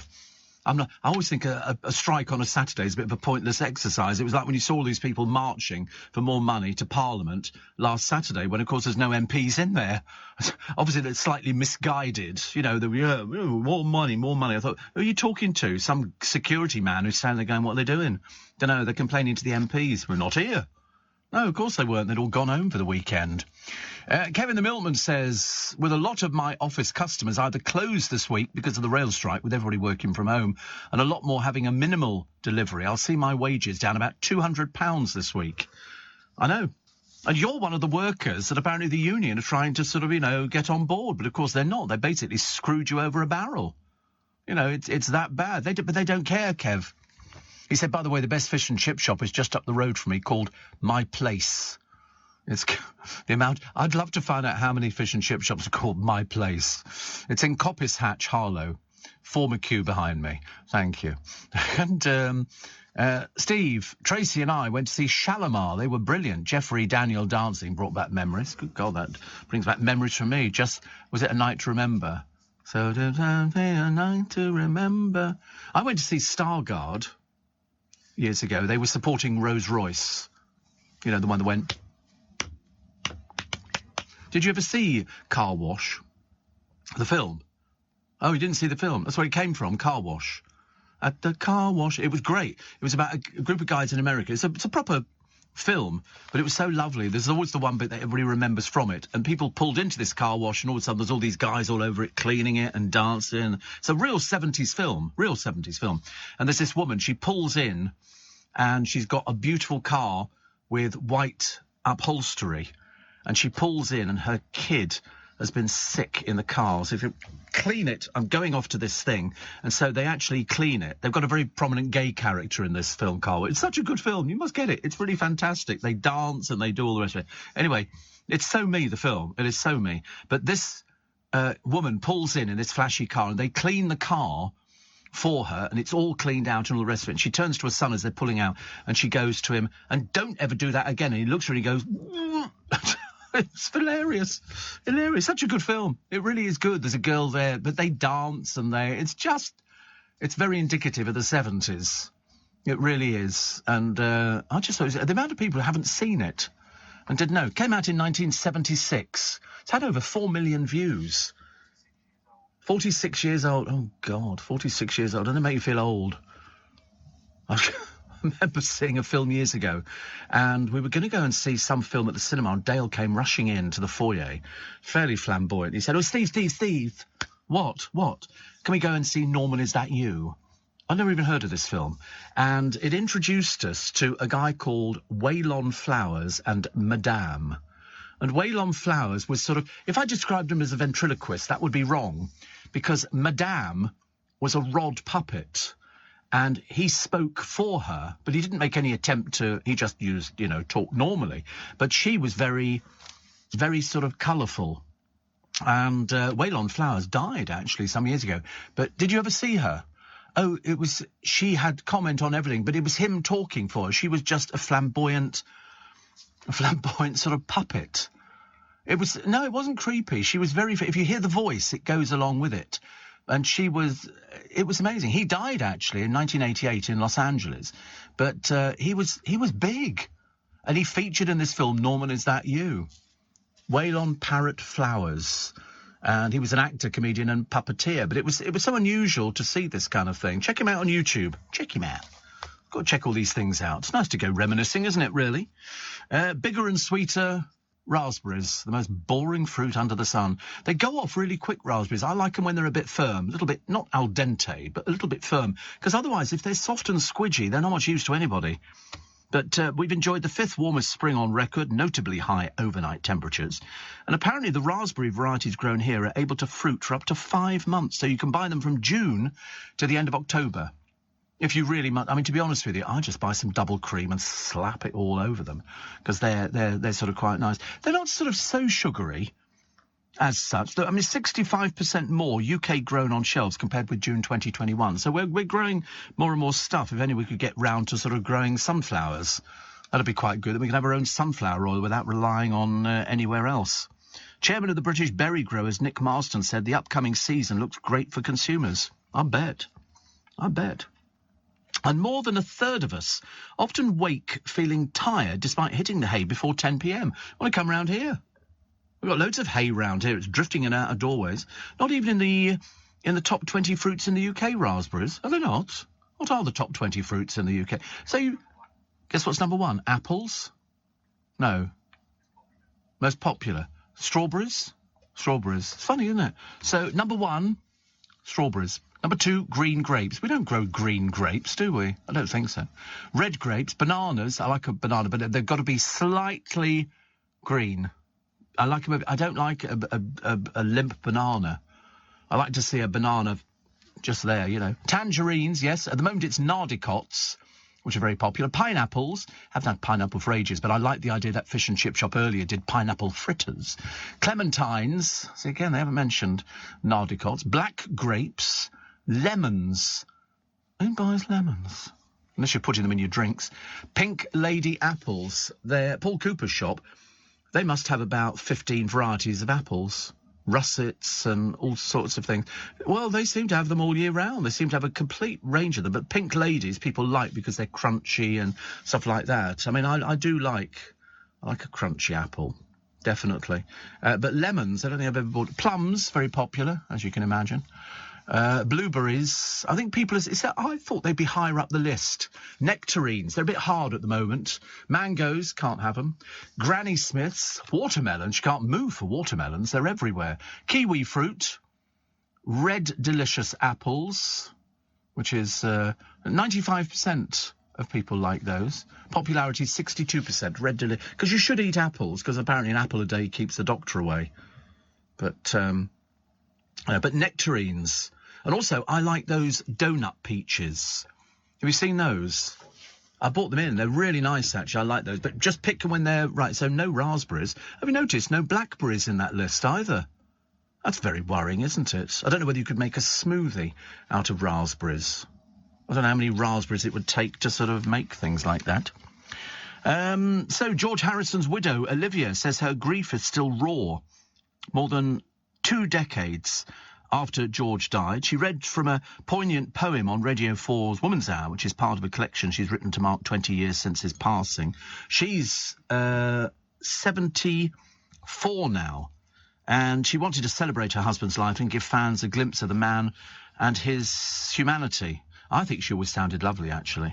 Absolutely lovely. There you go. John said he's got it all. And God knows we know that, John. God knows we know that. All these different apples. He's got all the open today. Of course, today, they used to be closed on a Wednesday. Now they open till 1 o'clock and then they close. So we're going back to half-day closing, which I always think is interesting because when I worked in retail many years ago, selling carpets very successfully, and curtain material, very successful again, and curtain rods. Oh, yes, many's the time I could sort out an Easy Glide system for somebody. It was very easy to do. I'd say, do you need Easy Glide? And they go, have you got any rufflet tape? And I said, we have. What do you want, wide or narrow? Because the rufflet tape used to go along the top of the curtain material and you would sew it on there. I didn't, because I didn't operate a sewing machine. And then you get prongs that went in there to do pinch pleating at the top of it. Ever done that? No, see. Once a curtain salesman, as they say. Always a curtain salesman. And very good I was too. And I used to sell netting as well, for people's kitchens or their bathrooms or something like that. Didn't want... A little bit old-fashioned, yes. I mean, you can still buy netting. It's very... They do an upmarket netting, which is very nice. Yeah, and I was very popular in sale times. We used to sell all our end of rolls. You'd sort of match it up and price it, and it was all very good, actually. Very nice indeed. So, very happy. I can't remember why I was telling you about that, actually. There must be some reason why I was telling you about it. As somebody said the other day, what did you talk about on the show today, Steve? And I said, I wish I could remember. But I couldn't. Oh, that's right, half-day closing. And so every Wednesday, we used to love it because it was half-day closing. But the trouble is you'd always get a customer in who would come in, like 10 minutes before you were going to close, and they wanted to look at a carpet on the stack. We had a stack of about 50, and if they wanted to see one near the bottom, you had to roll... Oh, you'd hate them. You'd be cursing them. They'd be turning the lights off. Everybody else would be walking out going, OK, Steve, see you tomorrow. You go, yeah, and you're still stuck with these blooming customers who come in at the late time. Ghastly. Steve, says Johnny, car wash, brilliant. I want to go next to you. Just thought Car Wash was fantastic. I just thought it was a really good film. If you want a bit of nostalgia from the 70s, go... Can you still buy it? Is it still available on Amazonian? Do you think so? I might have to go and buy it again. I've got it, but I don't know where the blooming thing is. It's not very expensive either, is it? $5.99. $5.99. Oh, wait a minute. Is that a new one or is that an old one? Might be... Oh, I don't like remakes. Yeah, it is. Came out in 2016. We want the original. There you go. 1976. Stroke 2003. It's £3.49. Oh, I'm not even sure about that one. Oh, dear. We've got to find all these things, haven't we? It gets a bit embarrassing when they all come out. Yeah, we'll find it during the break. Shall we? Let's do that. Nice to have your company. Steve, my partner, says Joe, works for Transport for London and hasn't been able to get to work because he hasn't been able to transport himself to work or his kids to school this week. little bit ironic. Yeah, I can imagine. And, Steve, Car Wash was a good fun film, and if my memory is correct, didn't James Brown make a cameo appearance as Janet? I can't remember if James Brown was it. The trouble is, I remember seeing it at the cinema. I thought it was just fun. I thought it was just fun to actually make sort of a thing about a car wash, because I have a car wash that I use in Twickenham. Well, it's more Hampton Wick. And you drive in. It's one of those, you don't need to get out the car till the end bit when they're drying it and they go around the doors and everything else. And I've been going there for donkey's years. And I think they're great up there. But every so often they have a change. There'll be like 20 or 25 people working in there. And the guy who owns it, I'm always saying, loads of new people, because they seem to change. They're a bit transitional. But it's really good. It's really good. And I I get a deal on washing the car. Because I only have the outside done. Because the inside of my car doesn't need doing, and I've got a duster on a stick that I wave over things. It sort of attracts it. It's like a pledge duster. They do these sort of fluffy things, and I just use that to take the dust off. Because it's amazing how many times cars attract dust on the inside. I mean, when I used to smoke, it was even worse, I'm afraid. I mean, it really was terrible. Not only that, but when I used to flick the cigarettes out the car window, all the ash would go down the side of the car. It never seemed to go into the air. Yeah, especially it's been raining. And of course, now we've had the rain, we've got that blooming sand back again, all the way from the Sahara. Well, I've a good mind to gather it up and send them back. Currently on holiday, Steve, in our canal boat. Unfortunately, I had an accident on the towpath on Friday and broke my ankle. In contrast to the misery being caused by the current rail strike, I've been overwhelmed by the kindness of strangers from the pub staff of the Black Lion in Constal Forge, who made their phone and Wi-Fi available to my husband, Lisa and Andy, the wonderful paramedics who ventured down a very bumpy country lane to rescue me, the staff at Stoke Hospital and fellow boaters who've been helping us through the locks. So sincere thanks to all of them. What am I pushing? I have to push. Is it edit? I'm pushing on that to make it bigger. Is it edit? I push on that thing. Publish. Oh, that's right, publish. And no, it doesn't work on publish. Why does it not work on publish? Preview. That's it. Because if it's a long email or a text message, it goes into a different sort of box here. And I have to start sort of moving things around all over the place. So, as a regular listener, your programmes and podcasts have helped keep my spirits up, says Pauline. Well, there you go. Finally got round to you. Couldn't work out how to sort of do all these little bits and pieces. What have we got here? Ed Sheeran. We were talking about Ed Sheeran the other day, but he's now been awarded over £900,000 in legal costs after winning a High Court copyright trial over the hit Shape of You early this year. In March, the singer and co-writers, Snow Patrol's John McDade and producer Stephen McCutcheon, faced legal accusations that their track ripped off a song by Sammy Chokri and Ross O'Donoghue. However, Mr. Justice Zaccaroli concluded Mr. Sheeran neither deliberately nor subconsciously copied a phrase in the song. And yesterday, Mr. Justice Zaccaroli ordered Chokri and O'Donoghue pay an interim £916,000. Expensive mistake there. Very expensive mistake. That's unbelievable, isn't it? Good Lord above. And I don't know if you've ever had a health tracker. I'm always fascinated by these health trackers that people have now. And I don't have one, as you can well imagine. But these ones worn on the wrist can pick up coronavirus days before symptoms even appear. How does it work then? Is it sort of picking up... I'm not sure if I want to know about this kind of thing. The trackers monitor body changes and could also be combined with an artificial intelligence to offer a diagnosis which identified nearly 70% of COVID-19 positive people 48 hours before the symptoms emerged, 2 days beforehand. And second, I really don't want one of those things. Who wants to know about things in advance? It's bad enough as it is, isn't it, really? And the X Factor star Tom Mann left heartbroken after his fiancée, Danielle Hampson, died on what was supposed to be the happiest day. It was on the day of their wedding. On the day of their wedding, she just dropped dead. She was a PR executive, and they've been together for quite a while. They have a child. She's also been a professional dancer, and she just dropped dead, just like that. And a lot of people have been sort of posting to him. He was on X Factor, I think, back in 2014. He was in a group, actually, but loads of people have written to him. Ellie Goulding, Emma Bunton, Lewis Capaldi, and he's now a songwriter. But he said he's going to wear his wedding ring as a sign of his unconditional love. I mean, dear God in heaven, I mean, how do you... I mean, she was only 34. Only 34. I've heard of these people before. We had a girl who joined LBC years and years ago. Long time, you know, over 40 years ago. And she joined on the first day as an intern kind of thing. And she went out to a bar on Fleet Street. People were having sort of celebration drinks and stuff like that. She had a brain hemorrhage, dropped dead on the spot. And no, you know, people just don't seem to know about these things. And you wonder, don't you? Even Nadine Coyle said sending so much love, light and healing to you. I mean, how on earth do you explain something like this? I mean, they postponed the ceremony. They were going to get married 2 years ago, postponed it because of the pandemic. And they'd only just returned from a holiday in Sardinia.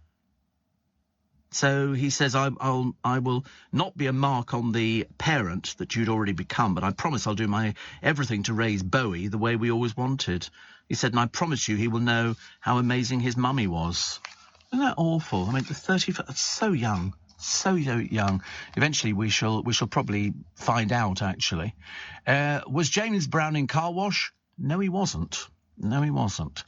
And Johnny says, it's impossible to eat raspberries without getting the tiny pips stuck in your teeth. The secret is to squash them with your tongue. All right. And Dean says, talking of nostalgia, who was the clairvoyant psychic who you used to have regularly on your show about 30? I've never had one. I don't believe in anything like that. I think it's a load of old hooey. So I would never have had anybody like that on my programme. There were people who were on LBC. Clive Bull was the notorious person who had all sorts of different people on. But he wasn't a medium. In fact, he was a small.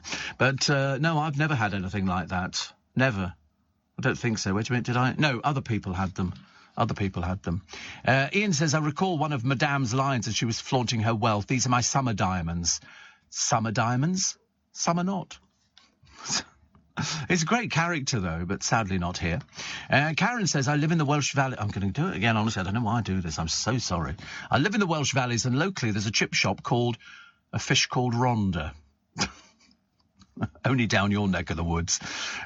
See, back in the 70s, a chippy in the north would sell a savoury cake, which was a big ball of fried crispy mashed potato containing tiny pieces of parsley, which was wrapped in newspaper. So, mashed potato, isn't that... I mean, I can see that. And they're not very hot to eat. They were called savoury patties, actually. And it was basically mashed potato, batter, and sage and onion. But they were prepared on an industrial scale in Yorkshire, I seem to remember. They were often made by women in white coats and white wellies. The women became known locally as patty. And that's what it was.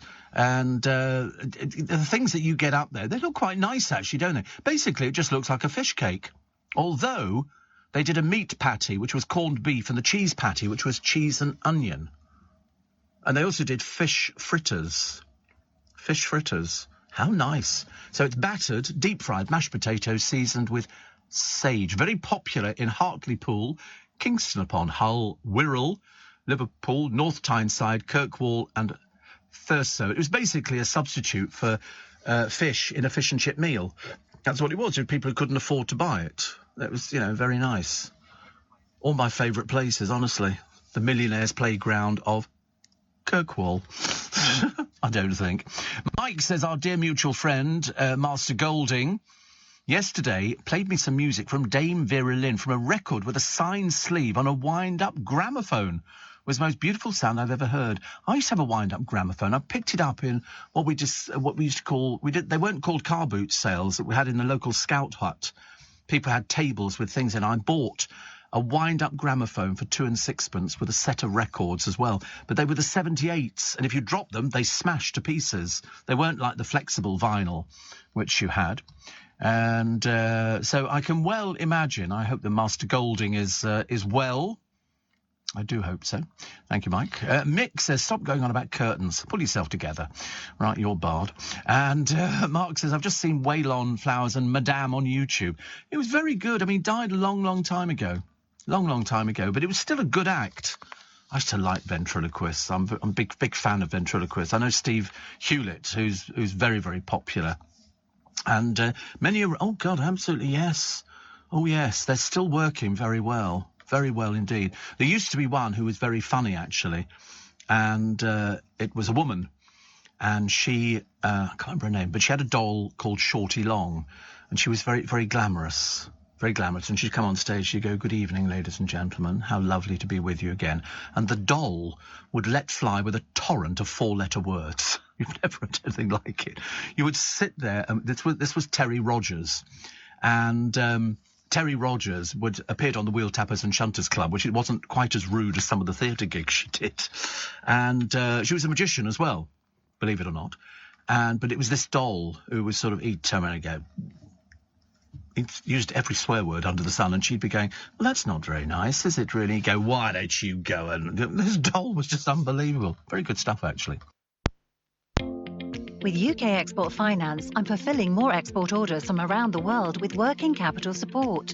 Export insurance means I'll get paid when exporting to challenging markets.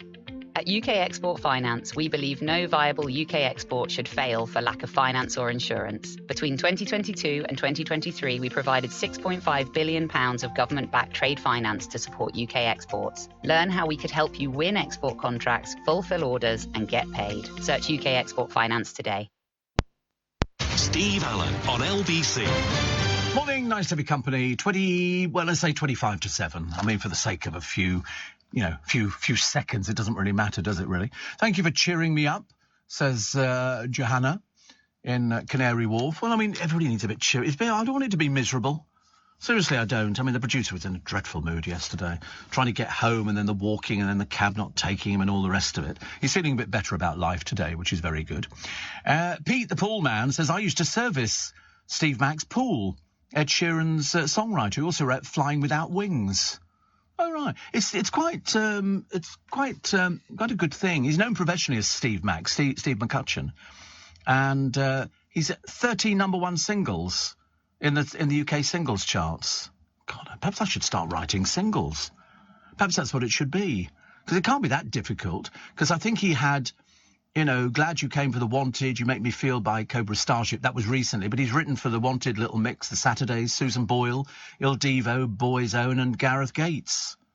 Unbelievable, isn't it, really? There's all these people out there that you don't hear about, and yet we sort of managed to find a link to these people, which is amazing.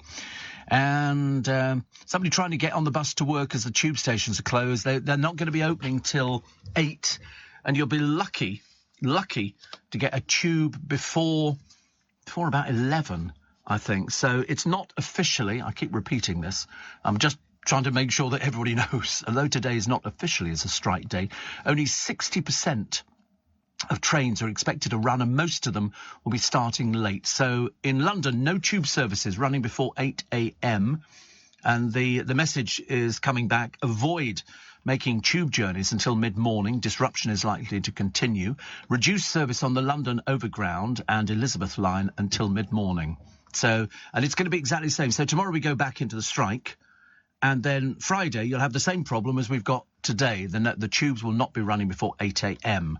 So just build that in to, trying to get buses to work. The buses are chock-a-block. They must be laughing. They must be making more money than they've seen in their entire life. Although I was talking to my driver this morning, Daniel, and he was saying, because I said, you must be so busy. He said, well, it was mad yesterday. Mad. He said there was, literally as soon as you finish one job, there was another job to go to. And I actually tried to book. I couldn't get a car. Yes, me. Hello, me. I could not get a car until 10 o'clock at night. Fat lot of use that was going to be. But when you look at the people who are queuing to get on the buses, I mean, it was just madness. Just madness. So today I'm hoping that it should be a little bit better for me sort of getting out. I've got a meeting at 8:30. It'll be finished by 9. And then I should be able to get, hopefully, a train from Waterloo. I'm keeping my fingers crossed. I don't want to sort of get too excited. And, I'm having a meeting with Michael Lynch. I'm going to say to him, what do you think you're doing? Messing us all around, we're working class people, but a working class person. I wonder how he's getting around. I've got a private car, I should imagine, or something like that. Whiz to, different. He's got a rickshaw. But no, I said to my driver, he had to go out to the airport to Gatwick. He said there were people saying at the airport, can you run us back into London? He said, no, I'm pre-booked. We don't have minicabs unless they're illegal, in which case you should never get in an illegal minicab, but there will be people touting by the side of the road. And he said he went out to Gatwick. He said he'd stopped by a number of people saying, could you squeeze us in for London? He said, I can't. And so if you were trying to get anywhere by cabs yesterday, it was not very good. Not very good at all, because everybody wanted to take cabs. And I just spoke to a friend of mine who's down from Manchester working for one of our stations, James. And I said, you're not driving backwards and forwards from Manchester every day? He said, no. He said, I'm staying in a hotel. I said, how much is that costing? But don't ask. So he's staying in a hotel for the week. And he said, I said, you will tell. He said, I won't tell you. I said, you'll tell me tomorrow. I said, all right, I'll tell you tomorrow. So he's obviously staying in a hotel because he couldn't get into a Premier Inn because they were fully booked. And so he's staying in another hotel. I wouldn't like to imagine what he's paying a night. For some reason, the image came in my mind of 160 quid a night, but I might be wrong. Nearby. Yeah, fairly nearby. So, you know, everybody... The hotels capitalise on it because they've got, you know, all their rooms fully booked, which they wouldn't be normally. But, of course, if you were one of those people who, you know, you can't afford to keep going backwards and forwards from home because of the, you know, the squashing and all the rest of it. And it's not very pleasant if you're on sort of a bus. And it is mainly the buses that are absolutely chock-a-block. The little Premier Inn hubs are quite good. Are they? Cheap, little room. Oh, that's right, they are little rooms. You see, as far as I'm concerned, but the trouble is, if you're staying in it and you book it for, say, 3 or 4 nights, you really need to be out of the room because it would drive you mad being in that. They don't have any windows, do they? Do they have windows? Oh, right. But so that's a hub, is it? So basically, you've got a bathroom and a bed, or 2 beds. And how much would you pay for that? How much would you pay for a hub?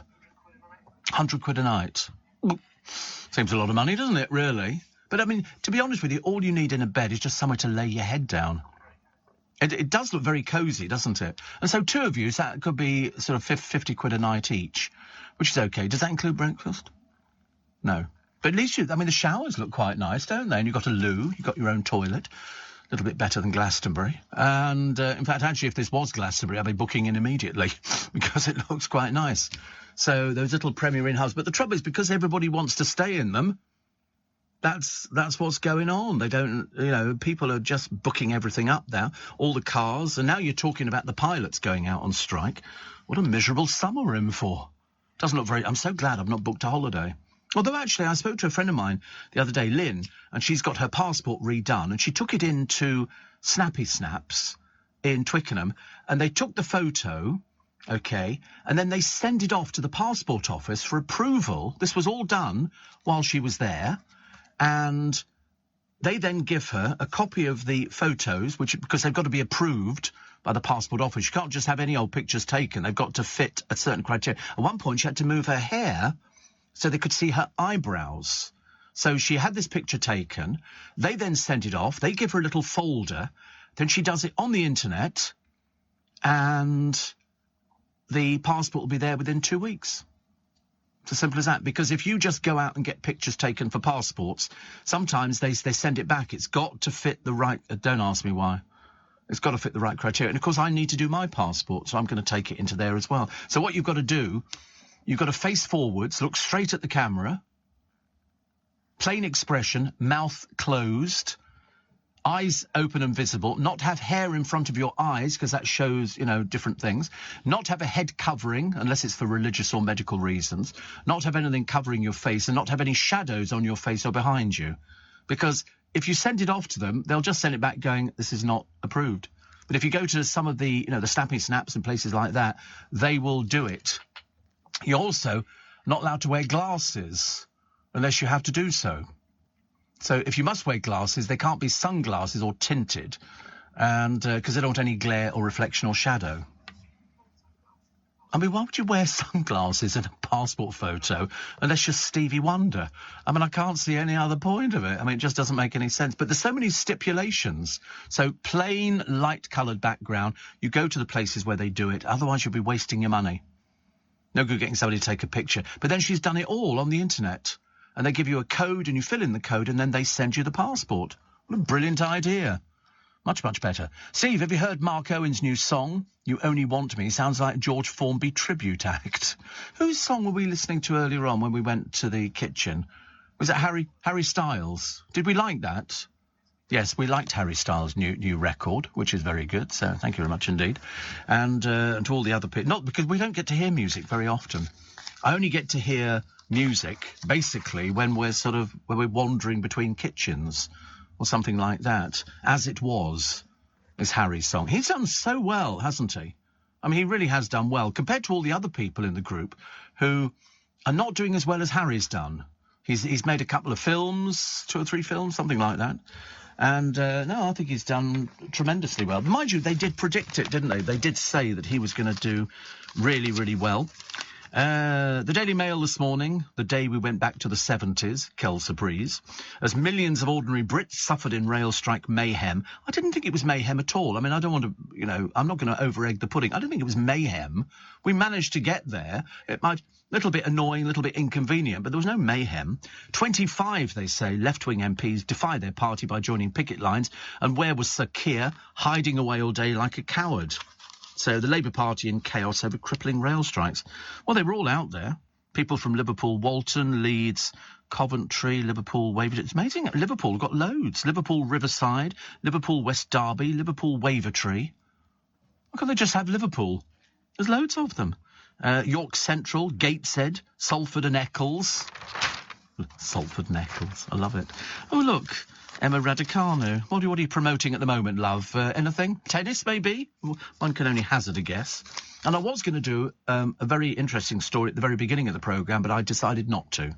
I thought, this is not the programme. At last, scientists have understood the female orgasm. And I began thinking, I think I'm possibly going to be a little bit out of my depth on this one. So I kind of left it to one side and sort of tried to work out this new Bill of Rights, which will curb the bogus claims by immigrants, and why the Daily Mail is still running the same story as the other day that Gary Lineker got abuse because he had dark skin.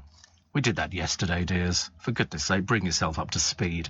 Morning, 10 to 7. Steve says, joy. I had my passport done at Snappy, like you said. They did the whole process. They text all the time to let you know when it arrives. When it's ready to be sent, it took 3 weeks. Well, I know, because some people are paying hundreds of pounds to get their passports done. Some of them, the actual fee on top is like £100 here and there. And I thought, no. Nikki in Ferry in Worthing says, I applied for my passport on the phone. It approves or rejects the photo you take of yourself on the phone. It's so easy and you don't pay for the photo. Yeah. I mean, you can pay extra for fast-tracking the passports, but I think gone are the days. Some people were saying to me before, I mean, there's one here.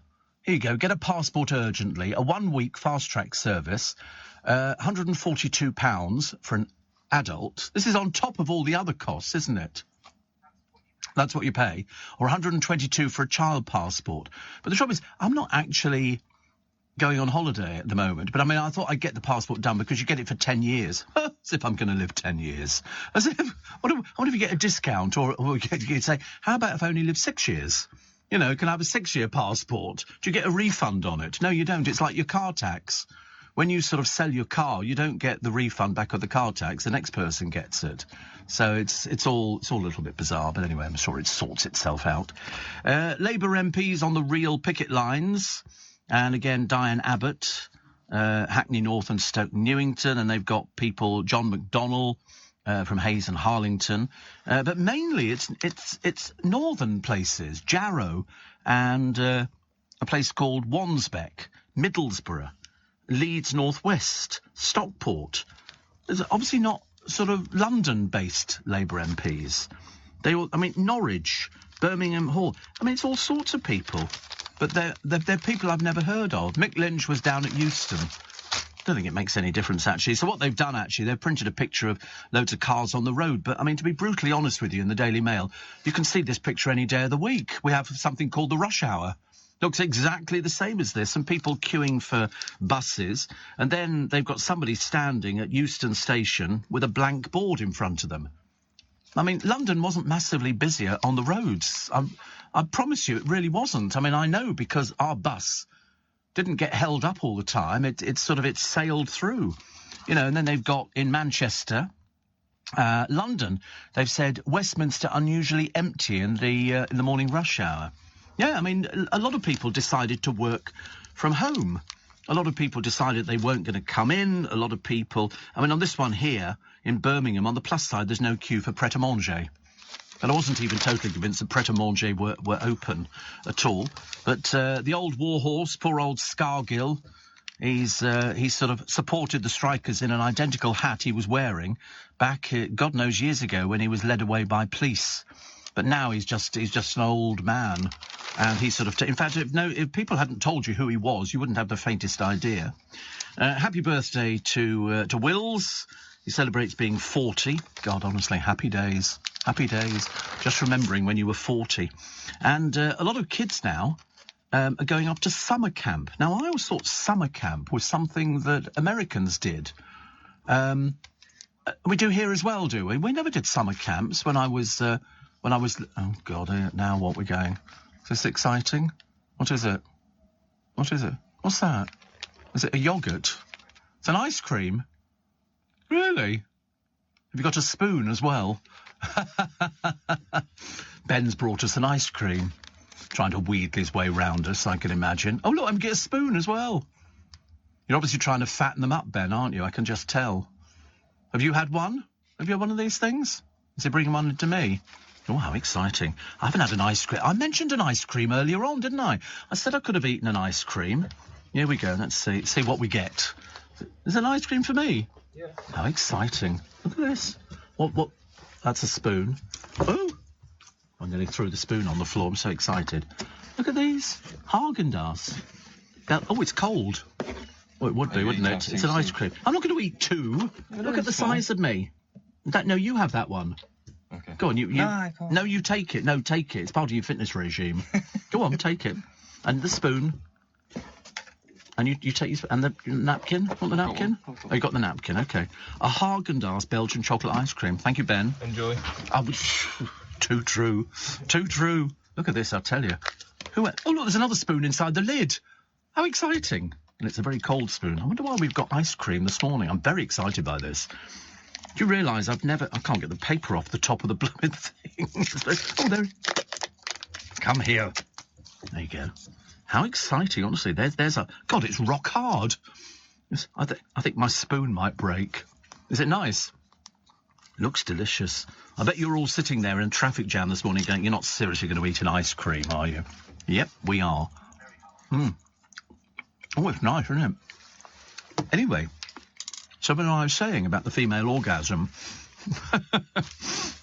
But, oh, that's actually quite nice, isn't it? That kind of refreshes you. You feel a bit sort of... I bet Moyles hasn't got anything like that. He'll be very jealous, very jealous. So, here's somebody looking very glamorous, actually. Must be at Ascot. It's finished now, hasn't it, Ascot? We don't have to worry about Ascot anymore. And we had some birthdays to celebrate, but I love the picture of all the people who turned up at Stonehenge, and it really was. It was certainly more than I've seen in a long, long while. Also, a Wild West display is apparently to be removed from the Blackpool illuminations following complaints of racism. This is from a Wild West display. It's a 1960s panel showing axe-wielding Native Americans dancing around a totem pole. It'll be wrested in 2023, then redesigned. 2 UK members of the Chickshaw tribe had complained it reinforces racial stereotypes. I've never heard of the Chick sort. I thought I've heard of most of them, actually. The Sioux and the Pawnee and all the other groups, but I've never heard of the Chickshaw. But 2 members had complained it reinforces racial stereotypes. One online critic condemned the move as woke killjoys sucking every last bit of joy from life. I don't see there's anything the matter with dancing around a totem pole. Seems quite good. Ian sent the ice cream in, did he? Did he really? How cool. How lovely. Ian, thank you very much indeed. I'm very excited by this, actually. Very excited. We've never had an ice cream at this time of the morning. Were they just for us? Wow. How cool. Thank you. That's very nice. Of course, as you can well imagine, I'm going to enjoy every single mouthful because I've just realised that I have, for my diabetes, I've got this Libra fitted under my arm, and I have a little machine that I wave over it, and it tells me what my blood sugar reading is, and it finishes today. So, in fact, I can cheat a bit and have a little bit of ice cream and then fit a new one on a little bit later on. Thank you very much indeed for that. That's very nice. Birthdays, apart from Prunella Scales, and she's 90 today. Love Prue very much indeed. Absolutely wonderful. And Erin Brockovich, who's the US legal clerk who won £200 million for more than 600 people, the biggest single legal settlement in US history after taking on the Pacific Gas and Electric Company for contaminating groundwater near one of its plants. She was played by Julia Roberts in the biopic, for which she got Best Actress Oscar. And Erin Brockovich, there is a real person, 62 today, so many happy returns to her. And a couple of other things. John Dillinger, he was a US Depression-era thief. Within a year, he and his gang killed 10 men, wounded 7 others, and staged 3 jailbreaks. He underwent plastic surgery, but that was to change his appearance. He was nicknamed Snake Eyes. He was shot fatally by the police, who were tipped off by one of his friends.